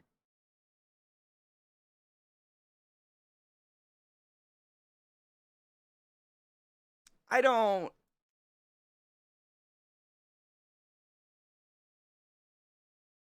I didn't know that was short for white. Thank you. I didn't know. That's just on me. That's on my bad. I'm not up. I'm not hip. I'm not with it. I didn't know. Sorry. But I assumed it. I just didn't know. My favorite of these four colors: black, blue, red, gray. Blue. Blue or black. It's a toss-up. Black's not really a color. I try to put more color in my life. Probably blue. I'm basic. Yo, Besso, how are you, love? Not great. Sequarion, right? Don't drive in a driveway, for fuck's sake. We were talking about, Bacon was saying one of his buddies who's Jamaican was pulled over with his girlfriend, whom just happens to be white, and the cop would not stop badgering her. Are you safe? Are you okay? Are you sure you're okay, ma'am? But are you sure? You sure, though? I can't with that. I have small ears. What are you doing? Cat ears? I have really small ears. Real small. Like itty bitty. I can't even wear what are they, the Apple ear pods? They're too big for my ears. They hurt. I have like tiny little bony ears. It's stupid. It's very annoying when finding earbuds. That's why I get those memory foamy ones. That's just, I mean, it's not shocking. It's just disgusting. What did she do? Did she tell him to fuck off? I would have mounted him. I literally would have pulled my skirt up, climbed over my partner, and like, I'm sorry, officer. Can you avert your eyes? I'm, I don't, it's just so stupid.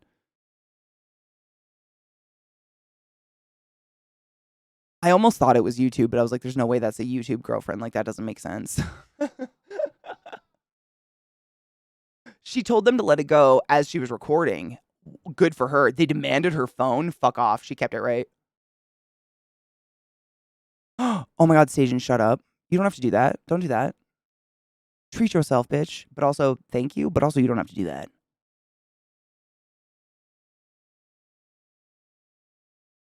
Do you expect racist cops to believe women? I mean, first off, in America at least, racist cop is pretty fucking redundant. Secondly, no.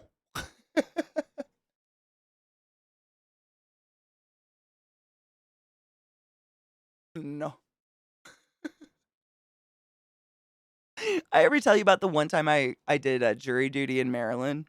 It wasn't a big deal, but it made me one of the most uncomfortable times I've ever had around a police officer, which they make me uncomfortable no matter what. I've never wanted to be around a cop. Who the fuck does? But I had to go do jury duty, which means you have to go to the courthouse at like 7 in the morning or 6 in the morning or some ungodly fucking hour. And then you have to go in there and sit for hours and hours and hours until they inevitably tell you to go home because you have blue hair and no one's going to pick a blue-haired person for jury duty ever. But as I was walking up all these steps to go into the courthouse in Baltimore, there were these two, and I'm not just saying this, they were stereotypically overweight white cops standing, leaning against their car, literally with a box of donuts, drinking coffee. I can't make this up. It was real. If it wasn't illegal, I would have taken a picture. But I just trotted past them because I'm just uncomfortable around them. And one of them, I have no idea which one of them goes, "Hey there, lady. They're all guilty today, eh?" And I just like, "Ah!" and like ran the rest of the way in the courthouse, like just went into a full on jog because I'm awkward and weird. But also, I think that's so fucking illegal. Like, I have a hard time generalizing any group of people, like saying fuck all cops or saying all Republicans are racist. But at this point, it's like, prove me wrong. I can't fight for it anymore. Ugh. Fuck. Ugh. There's just there it's not illegal to take pictures of cops, but when you're on like when you're in a court, when you're like on the land of where the courts are, I think there's rules about phones and pictures and stuff. Just because there's people like lawyers and their clients walking in and out of buildings between certain buildings all the time, everywhere in like this little area of a couple buildings. It's like privacy stuff. And honestly, I respect the poor client's privacy more than any of the cops, like at all. But like poor people that are going back and forth from their own trials, like fuck, dude, I don't want to accidentally make them feel terrible. I know, speaking of Borderlands though, right? Good timing. I love this song. I'm glad Borderlands didn't ruin it. It's one of the only opening scenes to a game I listen to consistently. Cops like to eyeball me because I'm goth and shit, you know? I don't know if I get eyeballed. I don't know. I'm so oblivious. I don't really pay attention to other people. I think. I might have been. I mean, I'm tall and have blue hair. That's probably questionable, but I don't know. Like this in my experience working in retail and like helping the LP officer, like if he had to arrest a woman, he had to have a woman come help him so that she didn't claim like creepy things happened. And so that there was a woman present in case he did try to do creepy things, which he never did. But, you know, safety things. And just in my little experience with that, this is not a good look to try to steal things with.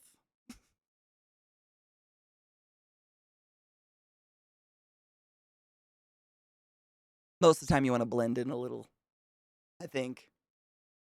I don't.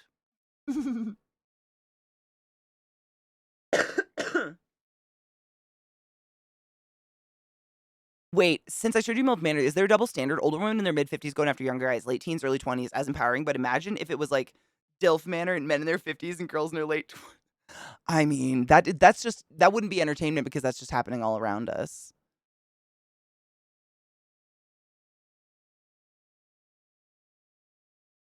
It is, knives, yep. It is, it really is. It represents nothing positive. There's nothing positive about it at all. Yeah, I agree with you. Cops are uncomfortable around me because they don't know what to do with someone of my size. Rightfully so, though, to be honest, BDO. I mean, not only are you tall as fuck, but you're like linebacker strong. Like, what would they do with you? Like, how many? I imagine it'd be that scene where it'd be like you'd be swinging and there'd be like little peoples hanging off your arms, and you'd be like, "What now?" Maybe one's holding you around the waist, you know, kicking his feet.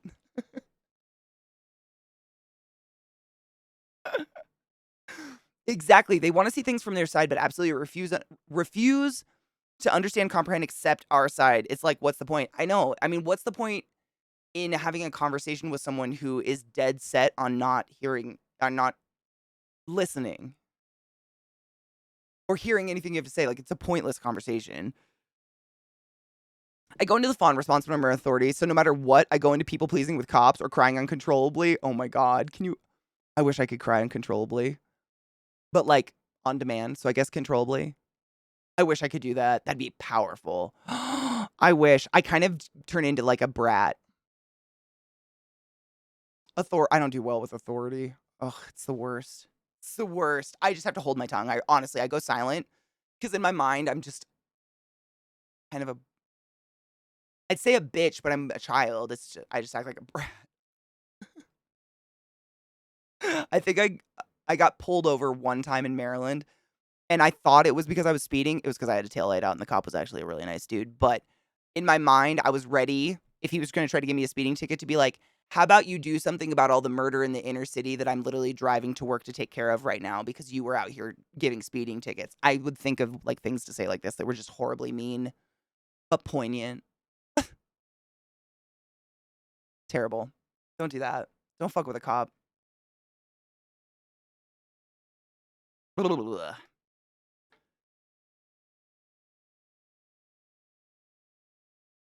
Staging. I'm excited and curious.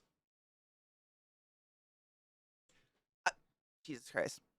I've been followed by many a cop because I wear trench coat variations. Oh God. God forbid. That's also not how people are stealing things. I mean, it's like these people have never, they must have zero experience. People steal things by putting them under their baby. Dude, Besso for real. We got some, I mean, it's crazy. My whole life, I've been pretty used to being, on average, the tallest human being in the room. Seriously, like throughout school, I was the tallest person in my class forever. And I'm only 6 feet tall. I'm not really, I'm way above average, but I'm not like, oh, it's a huge bitch. I'm just tall. But these bitches in here, like, dwarf me. It's impressive. There's a few people I've seen at TwitchCons that literally can pick me up and swing me around like I'm a rag doll. And I'm like, okay, I am not that tall. I get it now. I understand. But it just, we're few and far between. I've never seen this in the wild, you know? Only 6'7". Fuck off. What is 192 cm? I think I'm 180. What is 6 foot? It's like 183 centimeters. Something like that. I'm like right on the dot. At the end of the day, I'm like 5'11 because your spine compresses. It's great. Dude, I'm oddly hyped for it too. Mishy, honestly, I'm super hyped for it. If it not only is it Jamie Lee Curtis, but I feel like it's gonna have that same like bitey humor that the game franchise has, and I die for that. And I think Jamie Lee Curtis is the fucking prime for that. That is her shit. That like backhanded fuck, dude. Oh yeah, I'm into it. I'm so here for her in that. Yeah, I'm actually super excited. And I think I have a lot of hope. I have a lot, probably misplaced, like faith and hope, maybe at this point, because The Last of Us has been so fucking good. Now I'm like, yay, video game stuff. So like, who knows? And I heard the good things about the Mario movie. Haven't seen it, but I heard good things. What obsessed me is the people who look like you, Katie, crazy hair, tattoos, goth punk, etc., and are often immediately assumed to be addicts. Oh, all the time. Pain management clinics tell them to just take ibuprofen and don't work with them. ERs rarely give them pain meds when those types come in. I hate it. It happens to so many of my friends. It is definitely, and it tends to be with. I've definitely had stigmas like that come at me, and it usually tends to be with the very old population. There's not a lot of people under the age of 60 or 70 that treat me like that, but there are some old fucking doctors out there that will, without my consent, flick my hair. You think boys like that? And I'm like, oh my. And you just get up and leave. I just get up and leave. But yeah, I've definitely, I mean, I don't really think about it because I try not to surround myself with people like that. And I try not to live in places where people will do things like that. Hi, JS. How are you, love? But like, I think everywhere there's going to be some weird bias against anyone who chooses not to blend in because I think there's like an animalistic instinct. We're just animals. You and I know this. But in every mammal, in every creature, there's an animalistic instinct that if you're a creature that lives in a herd, you should try to blend into the herd because anyone that sticks out is just easy prey. It's easy pickings. It's not necessarily for the benefit of the herd. It's the benefit of you to blend in. And if you choose not to blend in, it's people question why you're not afraid of the predator. And they get real quick. It's I think it's all like subconscious. I'm not saying people think of me as like a gazelle, but I think there's like an animalistic thing that makes them look at people like myself or anyone who just chooses not to, go. And it's not like I look like this because I'm like, I'm going to go against the grain. I just like to have blue hair and it just so happens to be against the grain. There is no correlation, but that's not how most people see that. And I think it's honestly, it's internal. Why is she not afraid of the predator? Why is she okay with being easy pickings? That's scary. Ostracize. That's risking the herd. But I'm 6 feet tall. There's no way I'm gonna fucking blend in no matter what I do. Might as well have fun with my hair. You know what I'm saying? How dare? I mean, I honestly, even people that claim to be nonconformists within their little subgroups, they'll be pissed if you don't conform to their nonconformity. I just like to have blue hair. It's fun. That's it. Dude, 6'8" and 6'6". Man, I've never known anyone in person who's that tall. How do coworkers treat you at work? What do you mean? Like when I worked at the hospital? Dude, 5'6" is average. I think that's literally the average. I'm way above average. I stick out in almost every single crowd in America. There aren't a lot of tall people. I mean, yeah, I think that's about average. I'm huge in America. I've heard other countries have tall people. We'll see. There's nothing wrong with being short. You live longer and gravity's less harsh on you. No shit. You will wrinkle at half the rate I will. Gravity is harder the taller you are. It's also harder on your bones and your spine and your head. You're better off being short. It's okay. I can reach things. You'll live longer. Not reaching things. I don't know. See it how you will. Gross. Hair touching. I'm not shitting you. I've literally, they'll do that to you. Don't. This is not a permission. Don't fucking touch me. Ugh. They might think you're the predator, right? I don't know. I don't think it's like a conscious thought, but I think that's because a lot of people who, ostracize people that look like me, they can't tell you why. They can tell you the projections of why, like, oh, she's probably on drugs, or she's probably stealing, or she's probably doing this, or whatever. But they can't tell you why they think that. I think it's lizard brain shit. I don't know. But I don't have it. I don't know. Like, why do some people have that instinct to fear the different and some people don't? I don't know. I've never had it. 7'3". Holy shit. No fucking way. Whoa. That's tall. I hope he finds clothes. That's tall. 7'3". Damn, dude. And I bitch about finding pants long enough. You don't want my backs, knees, and hips. It's actually real. Like the bigger you are, the harder they fall, but also the harder gravity works on your joints every day, all day. And on your skin. We're closer to the sun. We get more UV, blah, blah, blah. Tall people don't live as long. Don't worry about it. Think of yourself as a turtle. You go forever. They assume you are the predator, which is insane. Yeah, exactly. You goths that think you're not goth enough. Yeah. Or like you say you like metal. Oh yeah, but do you like this hip hop? Shut up with your fucking gatekeeping bullshit. Hello Devil, yes, in your settings. Oh my god, mine has not accidentally, randomly turned on at random times during my time here on Twitch. I have no idea why. It's in your settings, like not your dashboard settings or whatever. It's like if you click your little emblem in the top right corner and you do the drop down, your settings in there, there's literally a checkbox for like profanity filter or whatever. Uh-huh. I don't know. It just gets checked every once in a while. I think it's like when Twitch updates shit. It's so dumb. It's happened to me a couple times. That's what you get for sitting in front of short people. I would never do that.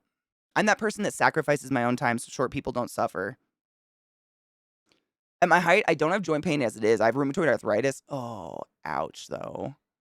I'm really happy I don't have joint pain, but I think it's because I still run and I still move. I feel like if I stopped moving, I'd probably have pain. I've never had too much trouble no matter how I'm dressed. Not with cops, docs, etc., but I also understand how I'm fairly small, cute female, blonde female. Yeah. I mean, and honestly, that depends on where you are too. Like, if you were to, like, there are places in the world where I wouldn't go anywhere if I was you, because the cops are probably the bad guys. It all depends on where you are, right? And what they're perceiving as the bad. you'd be the person I'd be like, she's stealing or she's the distraction. And that's what an LP officer would do, honestly.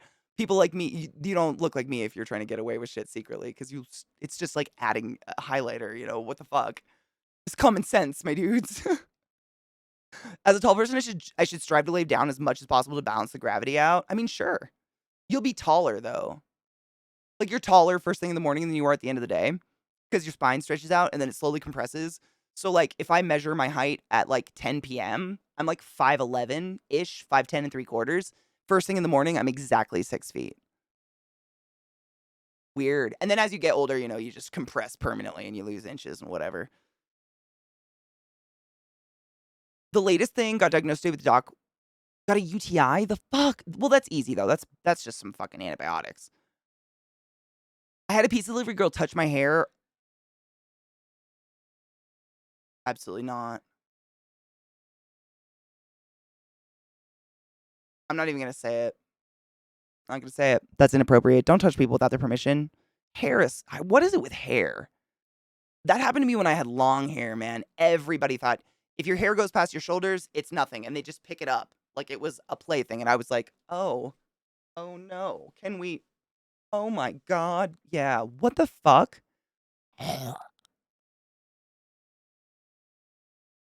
It's just weird. It's like if someone grabbed your arm and started like petting it and stroking it and moaning. That's what it feels like to me when it's.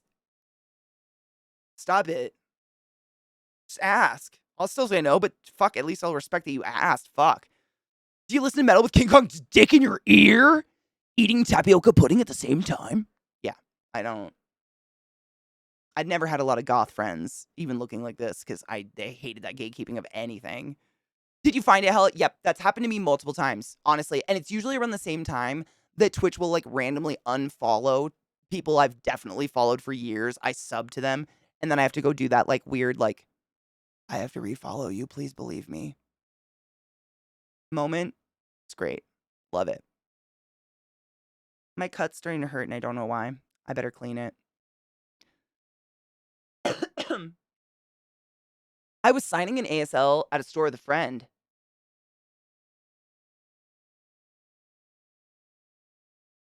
Shut the fuck up.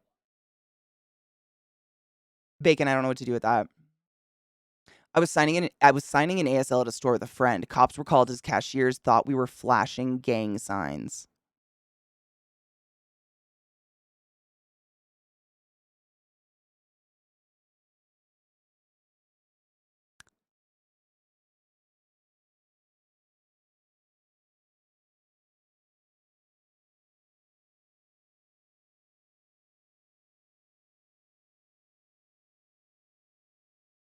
I don't know what to do with that. That's some stupid shit. Oh my god, odious. Watching everyone through a camera, is it wait, hold on. I was gonna say, is it creepy? And then I read the rest, and yeah, it's creepy. No shit, Katie. Jesus Christ. Hold on. We also have these fucking videos that I'm sorry, my brain's so spacey.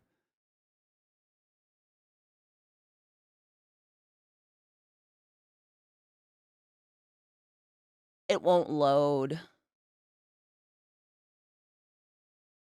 Maybe I have too much shit up. I'm gonna just keep this on while it tries to load. It's trying. YouTube's farting itself.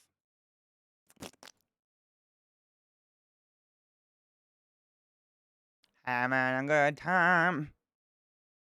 Yeah, I'll wait. I'll give it a second. Jesus Christ. It sounds like a sore thumb. I'm literally wearing purple and blue. I mean, my hair is arguably the color of a bruise. But I don't do that on purpose. And I think that's what that's what a lot of people think about anyone who would look like me in any way, shape, or form, i.e. vibrant hair colors or tattoos. I think they project on us like they must want to stand out. They're doing this to stand out. They're doing it I just wanted to have blue hair. I didn't think about you at all. I've never thought about you when dyeing my hair. That should hurt your feelings more than the hair. What the fuck? Narcissists. What's my favorite cheese? Can I just say yes?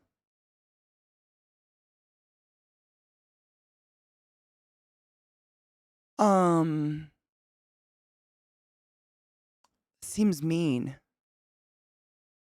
Oh yes, let me try that one. It's I've just got like the white. It's like it's not even a white loading. It's like a red loading wheel, which is different and interesting. Don't bitch with me. Don't fuck with me, motherfucker. I love cheese. I don't even know. That is such a hard question. That's like, yes, it worked better. This one actually loaded up. Okay. This will work better. I got it. I don't know what. It's YouTube trying to fuck with those shorts bullshit, I'm sure. Like the format's fucked or something. Attention seeker. Get it. Oh man, I love me some smoked Gouda. I love a nice, nasty, like, blue cheese. I like stinky, but, like, not, like, overtly stinky, like, to the level where there's maggots in it. Like, I'm not that adventurous. I just it's I honestly can't think of a cheese I didn't like. This is a really hard question. I guess I wouldn't wanna eat, like, a Kraft single, like, just by itself. That seems like a bad time. I like this. It reminds me of MSI. Neon green hair, because I wanna look like a damn anime character, okay? Right? Like, how dare you assume that your visage was in my mind while I did this, you nasty. The fuck out of here. I just wanna be a mermaid. Seriously, though, you're so right. I dye my hair because it makes me feel like me, not for anyone else, right? I've literally not considered the only time I've ever considered anything except my own feelings about the way I see myself in the mirror in the morning when dyeing my hair is when I had a job that might care what color my hair was. And thankfully they didn't. Because, in the hospital, if you're saving Nana, no one cares if your hair is blue. Uh, Dog hairs, I swear to God. Yeah. It's very weird that people project that on anyone that looks different, whether it's tattoos or whatever the fuck it is. It's very, very narcissistic. I know. How do you pick just one cheese? I'm seriously stressing. Toasted brie on an 80/20 chuck burger. Oh my God. No. I love spicy pepper jack. Smoked Gouda is one of those cheeses that I can't control myself around, though. So I might have to say that might be one of my favorites ever. Like, I'll just eat it. Smoked Gouda is just crack. That is it's so good. I don't know, man. That's a really hard question. You hurt me. I love cheese. I really like food. I don't eat very much, but when I eat, it's gonna be good because I like food.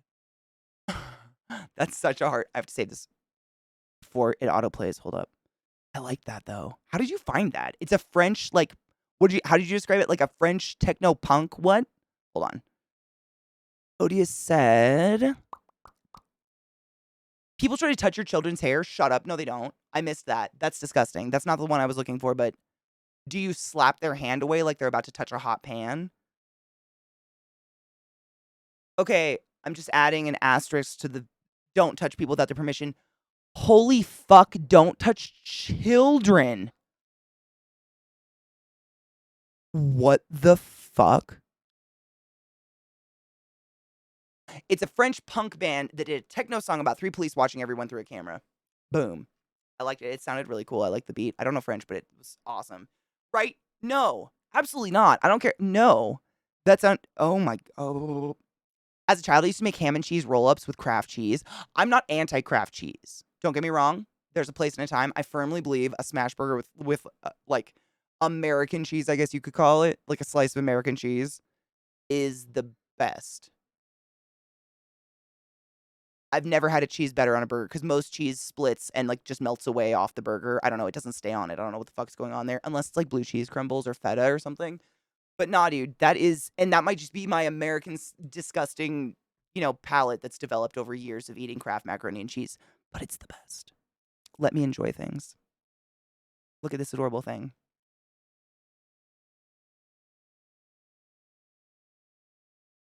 Oh no. Oh no. Oh no. Oh, thank fuck. I didn't. Wait. Please play. Please.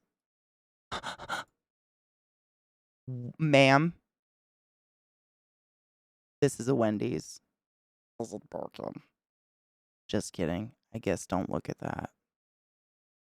I really wanted to see it, but maybe it was deleted. And now my heart's broken in a million pieces. Fat raccoons are cute though, right? We can universally agree on that. Did I say that song? The tits. It has been saved. I did enjoy that song though. Urban honey infused feta. Oh my god, I would just eat that with a spoon. Shut up. Yum. Yum. Ricotta though. I mean, right? I didn't even think about the Italian cheeses. Ricotta, a good mozzarella, Parmesan. Shut up. Oh, I can't. How do you pick one? This is a great conversation. Mean question, great conversation. Now I just need cheese in my life. I feel like a fat raccoon sometimes. I feel like a fat raccoon all the time. All the time. Mascarpone. Is it mascarpone, mascarpone, or mascarpone? I've always said mascarpone, but I'm pretty sure I'm wrong. Holy shit, though. I've had desserts with mascarpone, and it's fucking phenomenal. Oh my god. Ugh. Fresh mozzarella, nothing like it. Or what is... Oh god, hold on. I might be able to remember it. Nope, I can't do it. It's like a ball of mozzarella with like softer cheese in the middle. Holy shit, that one's so good. Burrata. Burrata. Oh my god, did I do it? Burrata? Burrata? Did I do it? Holy shit, did I do it?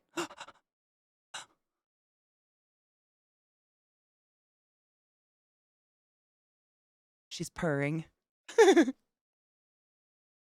Thank you, Bubblicious. This one. I literally, I've tried to reload it and I'm scared I'm going to lose it. So I didn't want it. Oh god, bless your heart. I mean, hail Satan, Zeus, and all the aboves, you know.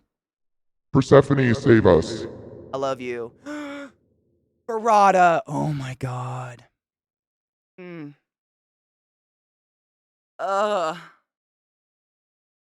with pesto and some nice crusty bread. You get the fuck out. And you come back with that. Or on it!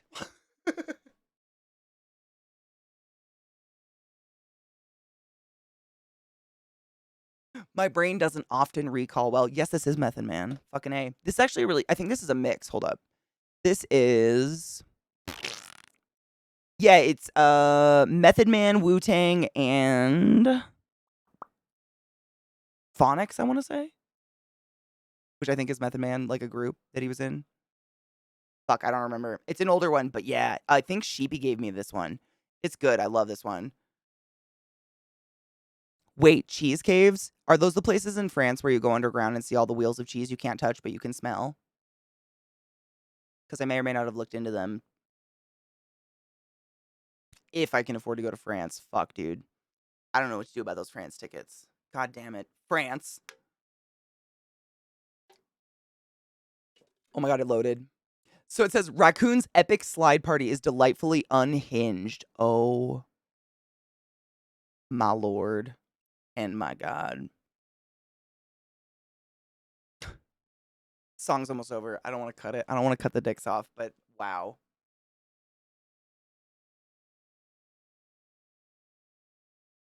Definition of perfection. That's all I have to say about that. Burrata's so fucking good. Kostromskoy. What is that? What kind of cheese is that? I feel like I've had it. It's a weird word, but I feel like I've struggled with it before. Burrata cheese balls wrapped in prosciutto ham. Uh-huh. I would just eat that. Like, and then die of clogged arteries and things related to. That'd be a problem. That would be a problem. How the fuck does the U.S. have a federal cheese reserve? I'm going to be honest. It might be a joke. That has to be a joke, right?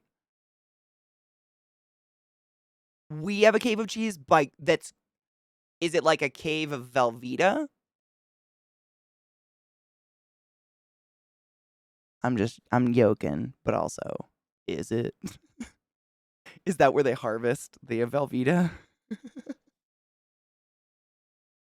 Russian. Oh, I probably had it somewhere. Something similar or that when I went to Prague. We had a lot of food that was super similar to Russian cuisine. Not exact, but similar. Time to go work in them Velveeta mines. Gotta milk them stalactites nice and firm now, son. Now catch it with your knees. If you don't catch it with your bare feet, it can get bruised. That's how you milk the Velveeta caves. I have spoken. Rabid motherfucking Ray. Thank you for the raid, motherfuckers. Welcome, Raiders. My name's ClassyKatie, and it's wonderful to see you today. Welcome. Willkommen? No, I'm not German. Please ignore that. I don't know what happened there. I would love to see a cool... I would assume that every other country in the world that specializes in making awesome stinky cheese would be so much better at making a cheese cave than America, but if it's a legit cheese cave, like, I would dive into it and find a place to live in it and never go. Like, you know what I'm saying? Like, I will milk the Velveeta mines for you. The US has almost 1.5 billion pounds of cheese. Holy fuck.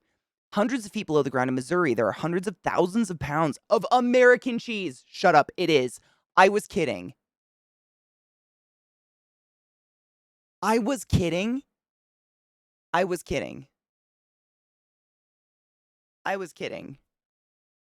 Deep in converted limestone mines, caves kept perfectly at 36 degrees Fahrenheit store stockpiles of government-owned cheese comprising the country's 1.4 billion pounds of surplus cheese.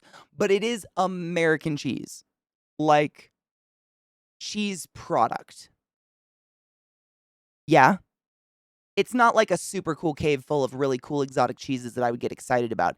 It's literally Velveeta caves. I was joking. That's incredible. The fact that that exists is phenomenal. Shut the fuck up. Oh my god. What? I'm blown away. That's real? Steps back from the Velveeta cave. Nature sure is beautiful. Wipes a drop of Velveeta blop off his face. I'm American. I'm allowed to do this.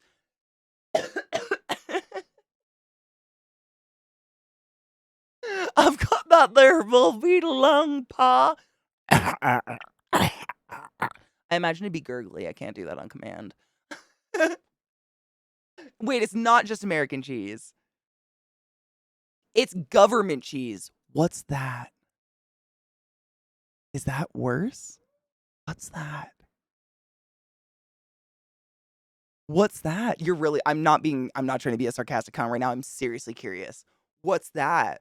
Like, what nonsense is below the ground that they're... It's worse. What is it? Is it like what goes to schools and penitentiaries? Like that level? Also, hello from the middle of America.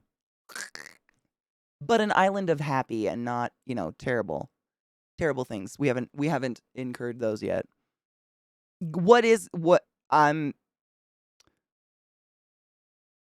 I was joking about Velveeta caves. I'm really blown away that it's literally a cheese worse than American cheese and that we have caves of it. What the fuck? I don't know about government cheese. Educate me. I don't know about government cheese. Stajan, have a beautiful evening, and thank you for sharing good music. And for spoiling me. I appreciate you. Thank you. Have a good night, and don't forget to brush your teeth and wash your face.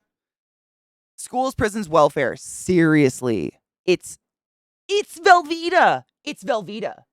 Isn't Velveeta just solidified with Cheese Whiz? That's what Velveeta is. I'm a witch! I'm a witch! I was kidding! There are Velveeta caves in America. Oh my god. I was kidding. Oh, I have to write this down. Hold on. America...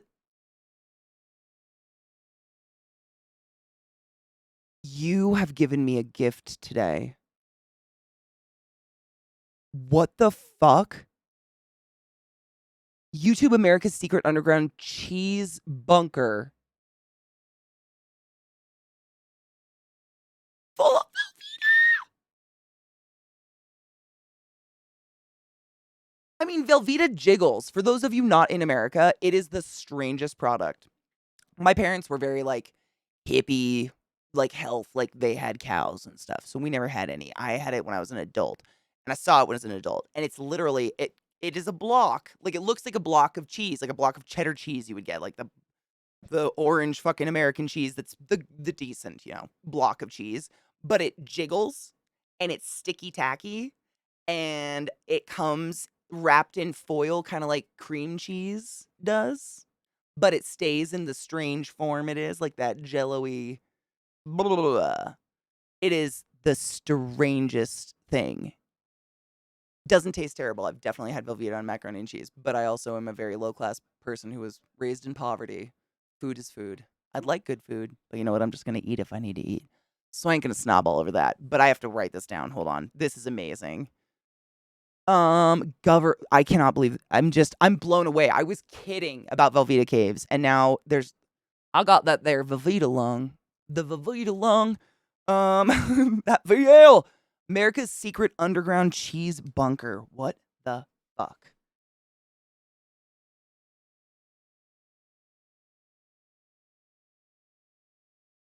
Underground.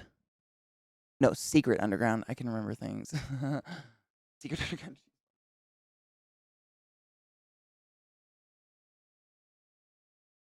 What the fuck?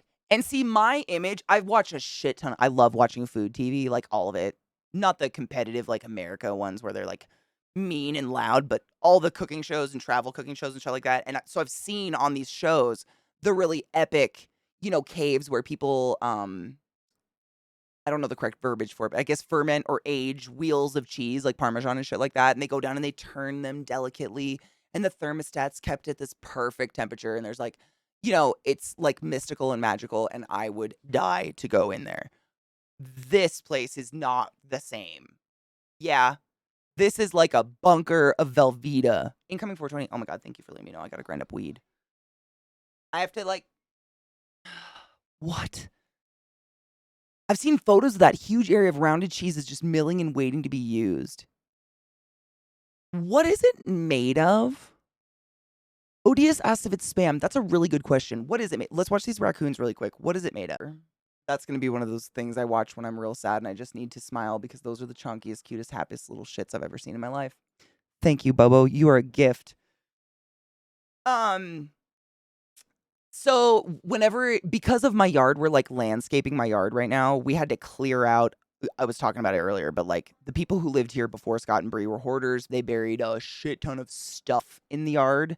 And every time it rains, our yard turns to like clay mud. And then all this stuff starts to rise to the top, literally like little arms of like of G.I. Joes and this came out of my yard, little Dutch people. Ninja Turtles, eyeglasses, all sorts of crazy shit. T-shirts from the 70s. I don't know, it's really weird. So we've been slowly like trying to get as much of that up as possible, and we've started grading the hill and planting it, but it's just because we've been digging it up and getting rid of all the weeds, it's mud. And every single time my dogs go out, they have webbed toes and they literally fill the webbing with clay and then they come inside.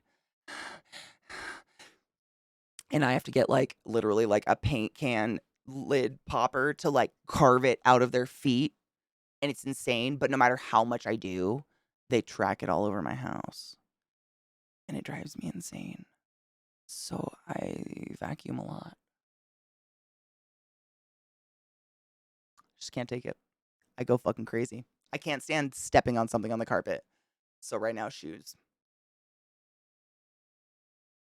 I know. Sit down. Are you starting a new position on Monday? Oh my God, are you so excited? Oh, fuck yes. I got to pack a bowl, but 420 is going to you, bro. That's fucking exciting. Hell yes. Tom, seriously, poodles. I think actually there's a few dog breeds. I don't think they're the only one. I think there's a few dog breeds out there that have webbed feet, but it is because they're water dogs. Poodles, correct me if I'm wrong, chat. I'm not a profesh. I just read about my dogs a little bit before we got them. But poodles were like, I guess the breed was like finalized or however the fuck you would put it. It was perfected in Germany sometime in the 1700s or something like that. They're actually way older than that. They're a really old breed. They're one of the oldest breed of dogs that I read. And Germany perfected them, and they were bred originally to be waterfowl hunting dogs or retrieving type dogs, like shoot a duck and it goes in the water. So they have hair like you and I that will grow forever. So we have to get them groomed. We have to cut it. We have to brush it constantly. But because of that, it doesn't get matted and it doesn't stay wet when they get wet. Like they can jump in the water and it dries off relatively quickly. But they also have webbed fucking toes so they can swim really fast. But it just means they're shovels. They're mud shovels. So, like, this is one of my favorite things about their disgusting mud shovels. Bless your heart, Lilith. Is if you look at like the AKC standard verbal description of a poodle, I just remember one part in there said they're often described as looking like ballerinas because they have such tiny, dainty little feet for such a big dog. They're really big. Like my dogs are like 85-ish pounds and really pretty fucking tall. And they have really like these dainty little paw pads and these little feet until they get full of something. And then my dogs literally look like a snowshoe hare. They come inside and they're like doing this shit like a cat with kitten mittens on or something. Cause it's so much. It's crazy. But I can't stand it. Like I cannot stand walking around my house and feeling something under my feet. Can't do it. So until this time of the year is over, I have indoor shoes. Catahoula's, oh my God. A Catahoula leopard dog. My neighbors growing up had a Catahoula leopard named Katie. I hold a grudge. 20 breeds of dogs with web feet. No shit. Damn, that's a lot more than I thought, to be honest. Oh, yeah. And, like, neighbor was being very gracious because we didn't have neighbors. Like, everybody was, like, 5 miles apart. But they were up the beach. Like, we lived on a river. And at nighttime, like, right before dusk, you could hear their voices would carry down, like, the canyon of the river to our house. And you would hear, like, Katie dog! Katie! Oh. Can we not with the people names of the dogs? It might give someone a complex. Not me, but like someone.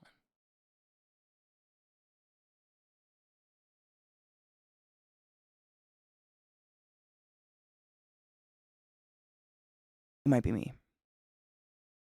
That's also how my mom called me home because I would often like walk to my friend's house up the beach because it was shorter than walking on the highway. It was like 1 mile as opposed to 5. Katie! She didn't call me dog though. It was Katie bitch! Katie bitch! You know, because she just wanted to let me know like my place in the house. It's whatever. I have a bowl loaded. I almost pinched my finger in my grinder though. That scared me. And now I'm Katie dog. That's because I'm like sick with it. Like hip, like the help. I don't. Safi, my love, how are you?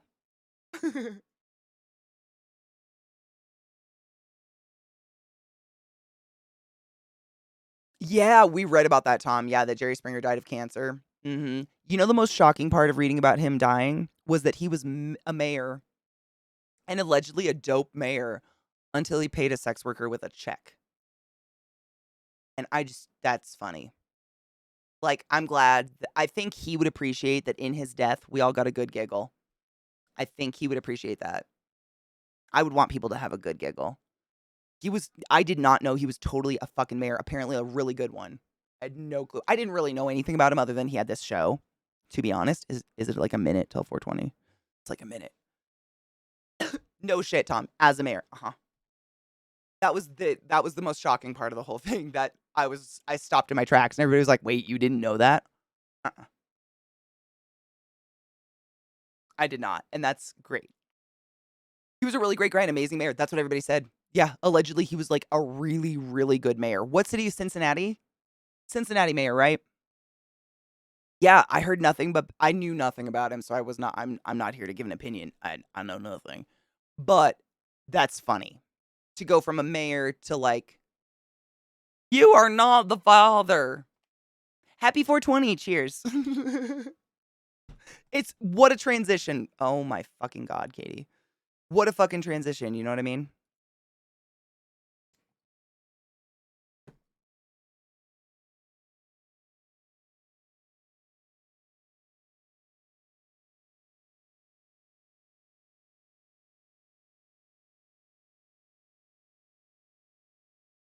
Right, Donna? I'm glad I'm not the only one. I had no idea. No idea. As a child in New Jersey, I grew up watching his show. Dude, I didn't even have TV as a kid. I missed out on a huge chunk of like the world by not having TV. But my mom was one of those moms who like was like, "I'm gonna make sure my kids end up all right." You know the ones.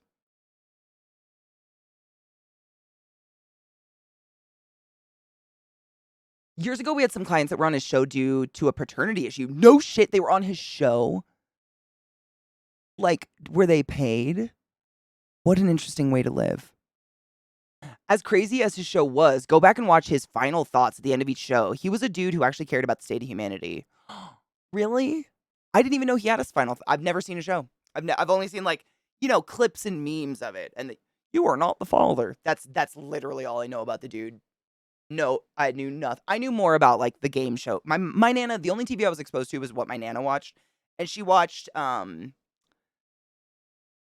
of Fortune and Price is Right and Jeopardy. I knew a lot about them, but that was it.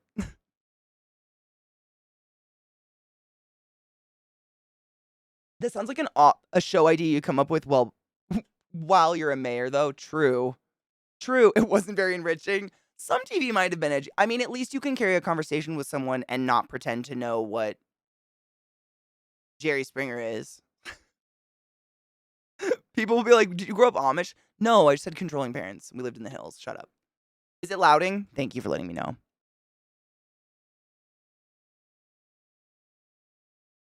Is it better? I can see the decimals are still bouncing above where I put the marker, but is it still like, ouchies? Not too bad.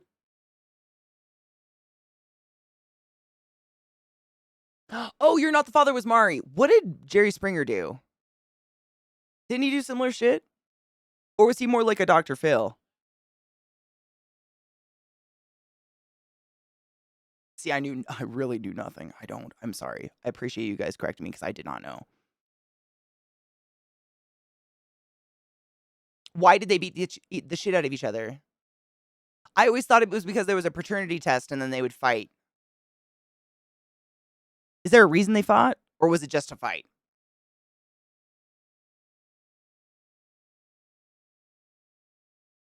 He was a better version of Jeremy Kyle. I know Jeremy Kyle. Is that sad? My nana did watch Judge Judy, if that's on the same. That kind of felt like a weird therapy stage show sometimes. Judge Judy was a mean bitch. Is a mean bitch? Is a mean bitch. Oh, so he just like talked. So he had kind of a talk show then. Wow, I really knew nothing. JS was pre-Mari. He did a lot of the same things, but more just general impersonal conflicts. I had no idea. Yeah. Wow. Thank you. I had no clue. Cheating, adopted, abused, bad kid. Oh, he was kind of like a mediator a little bit. Jerry was before Mari and Dr. Phil. Damn. I'll be honest, not having had TV for years now, whenever I'm in the room with one of those goggle boxes, it becomes really apparent how intensely it demands all your attention. It's very strange. You know what I find, David? Like, and this is no shade, because a lot of people, I understand needing background noise. Like, I almost always have music on or a Twitch stream, but I've, been around people who, like, they have the TV on at full volume, and they're not paying, there's no one paying attention to it, but they're also talking over it, like screaming over it. And half of the screaming is just, what? But it's like no one turns the TV down. No one, what? What's happening there? What's happening there? You know what I'm saying? I don't know. Judge Judy's queen. Is she a decent? I don't know much about her, but I know my nana watched her, and the people that were in her court were fucking ridiculous. A talk show is a talk show is a talk show, and all of it's trash. You can tell I'm not a TV person, huh? No, I totally get it.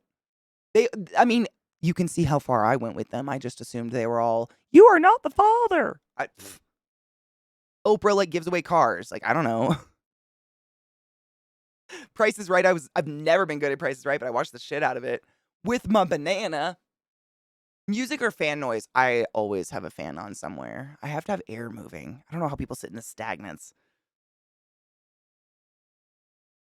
My nana was obsessed with Judge Judy. What the fuck is that? I think a lot of older women, because she's like a strong older woman. She's like a don't fuck with me older woman. I think that's why they love her, and I kind of get it. It's turning poor people's misery into entertainment for the masses, and fuck that shit. True. Don't they like apply and get paid? I mean, I still agree with you, but they kind of put themselves in it, right? That YouTube link is Jerry's final thought compilation, but the first 45 seconds just one of them. Oh wait, hold on. Did it load? I was trying to close. I have a lot of those links up, and I think it's fogging my PC a little bit. Hold up. Is the game Zach's playing, that's not an MMO, is it? Raccoons. Saving that one. No? Okay. No, we're good. Just cleaning out. I've got so much shit open, but the Jerry's final thoughts. We can do the first 45 seconds. It is kind of long. We can watch the first 45. It's not okay. Our internet's just been iffy, and I know he's had to patch it a few times, and that always fucks my internet over, which then makes nothing buffer. That's usually how I know. It's usually Indie Saturday. That fucks me. Good way to get vocal nodules, dude, for real. I don't want that. Nodes. It was Jerry Springer and Ricky Lake that defined I'm homesick and this is what's on TV in the 90s. I missed that in literally I didn't have TV till the 2000s. Isn't that weird? We got it all at once. We got like TV and a computer and the internet all at one time. All in one fell fucking swoop. But I didn't have it, so that was Disney movies. And to this day, like I put on Moana when I'm sick. Or The Jungle Book. Or like Mary fucking Poppins. Or My Neighbor Totoro. Obviously, excluding the kids' shows that I work, you all better make your kids watch those. I mean, amen to that. We have to pay the bills. Obviously, that face doesn't stay pretty on its own, or it does. I don't fucking know. The game he's playing is like new Soul. Oh, it's Souls like Star Wars. Oh, I didn't know it was Soulsy. Oh shit, is it actually Soulsy? Is anybody watching him or watching anyone else play it? Or does it? You know how games can claim to be Souls like, but they're not. Is it actually like infuriatingly Soulsy? I like me a Soulsy game. They're hard, but they're fun. You have to sign waivers, therefore you put yourself in the spotlight, just like those people who appear on Cops in those shows. That's kind of... I always thought they applied, not that it makes it better, but I always thought that people applied to be on the show and they got paid for it or whatever, but I don't fuck. It's very, like, opposite to what I thought of the show. I like it. I feel like I could listen to those forever. It almost reminds me of listening to, like, Mr. Rogers just saying something nice. You know? I know, David, I have to say, I have to identify with this. I was reading this while we were listening. David said, I just realized me saying that I don't think kids should be watching TV while also making TV for kids for a living. I'm the problem. It's me. I've talked about that before with my therapist and with my mom because, like, I'm screen time.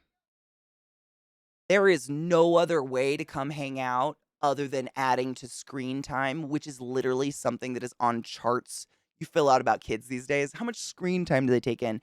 And I don't think living in front of a screen 24/7 is probably a great idea. You gotta relax your eyes. You gotta go in nature and, like, breathe some fucking air. But, like, if everybody did that all the time, like, I wouldn't be able to pay my bills or put a roof over my head.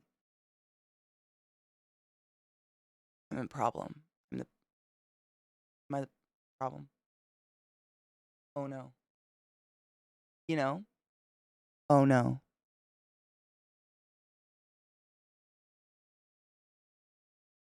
What a fucking quandary.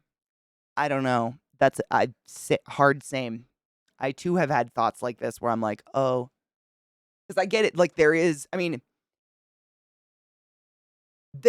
a definite difference between live content, like what we do, and versus like recorded, not catered. What's the word? Curated content. Like, for instance, a perfect looking Instagram of some like fitness model who's like, drink this weight loss shake and you look just like me. Or whatever.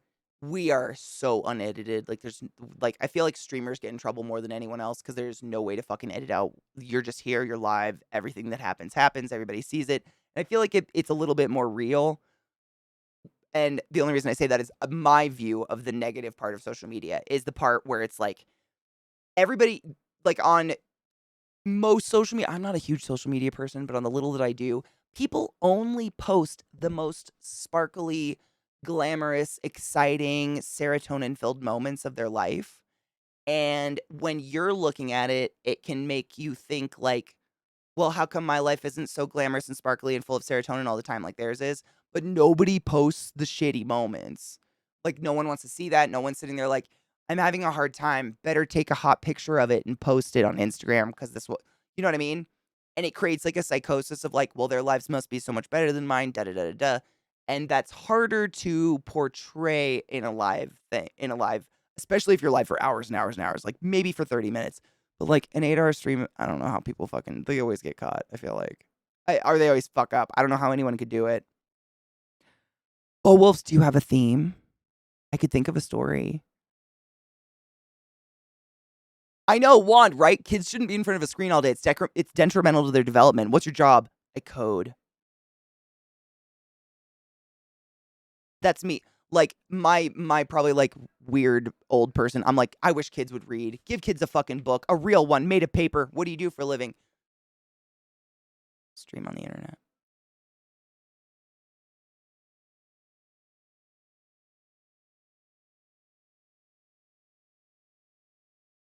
We're the problem. Up to me. Oh my god, Martio, how are you, love? I don't think. I mean, we never have one topic. We were talking about how like David brought up that he made the comment like, you know, kids living in front of a television probably isn't the best option for them. And he was like, I just realized that myself being a person who quite literally animates and makes television for children, like I'm the problem. And I have too had very self-reflective moments like that where I'm like, kids need to read books. Like all these kids in these fucking iPads and screens, that's all they stare at anymore. What do you do for a living, Katie? Broadcast myself on a screen all day.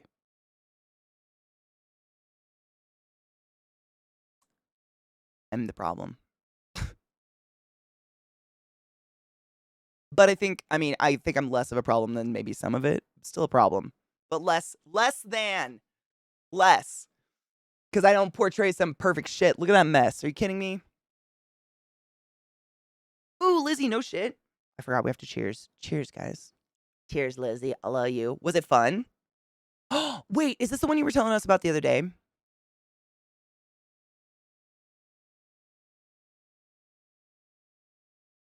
I think I remember you telling me about something like this the other day.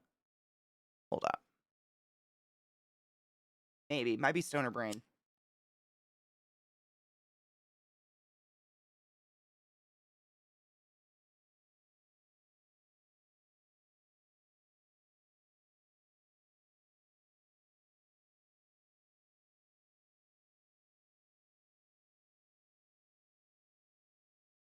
I try to take pictures too. I try to relive it. You're significantly more than screen time, quote unquote. You're the proprietor of a digital coffee house where like-minded people interact in real time. Thank God you get out the keys, open the place up. Bless. You know, Anime, I think you were here when we were talking about this. I watched, was it a comedian or someone? Oh, it was a while ago. But someone brought up the concept of how human beings as a whole, we don't have what was it called? The fourth place? We don't have a place to go to socialize that is free at all. And most people work and or live in their car commuting so many hours a day that they don't have time nor do they want to go to a fourth place, which is why there's such a plethora of adults that are like, how do you make friends? How do you find a significant other than like a dating app? Because those places don't exist and there's nowhere you can go and just go for free. Like you have to buy stuff. You have to propriet. Like propriet, is that even a word? You have to buy, like, you know what I mean? You think that's a mess, Katie? Uh-huh. This gives me much anxiety. I need to clean it.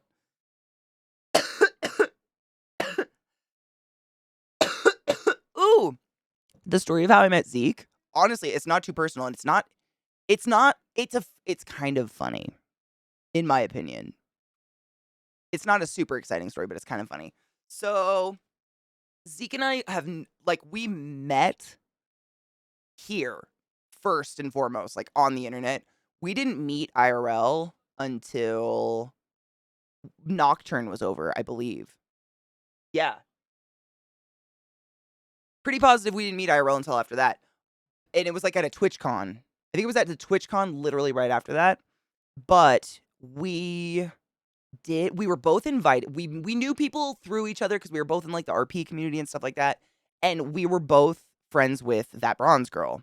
And Bronzy was invited to go to GM like a one-shot campaign, anything she wanted to do over on roleplay.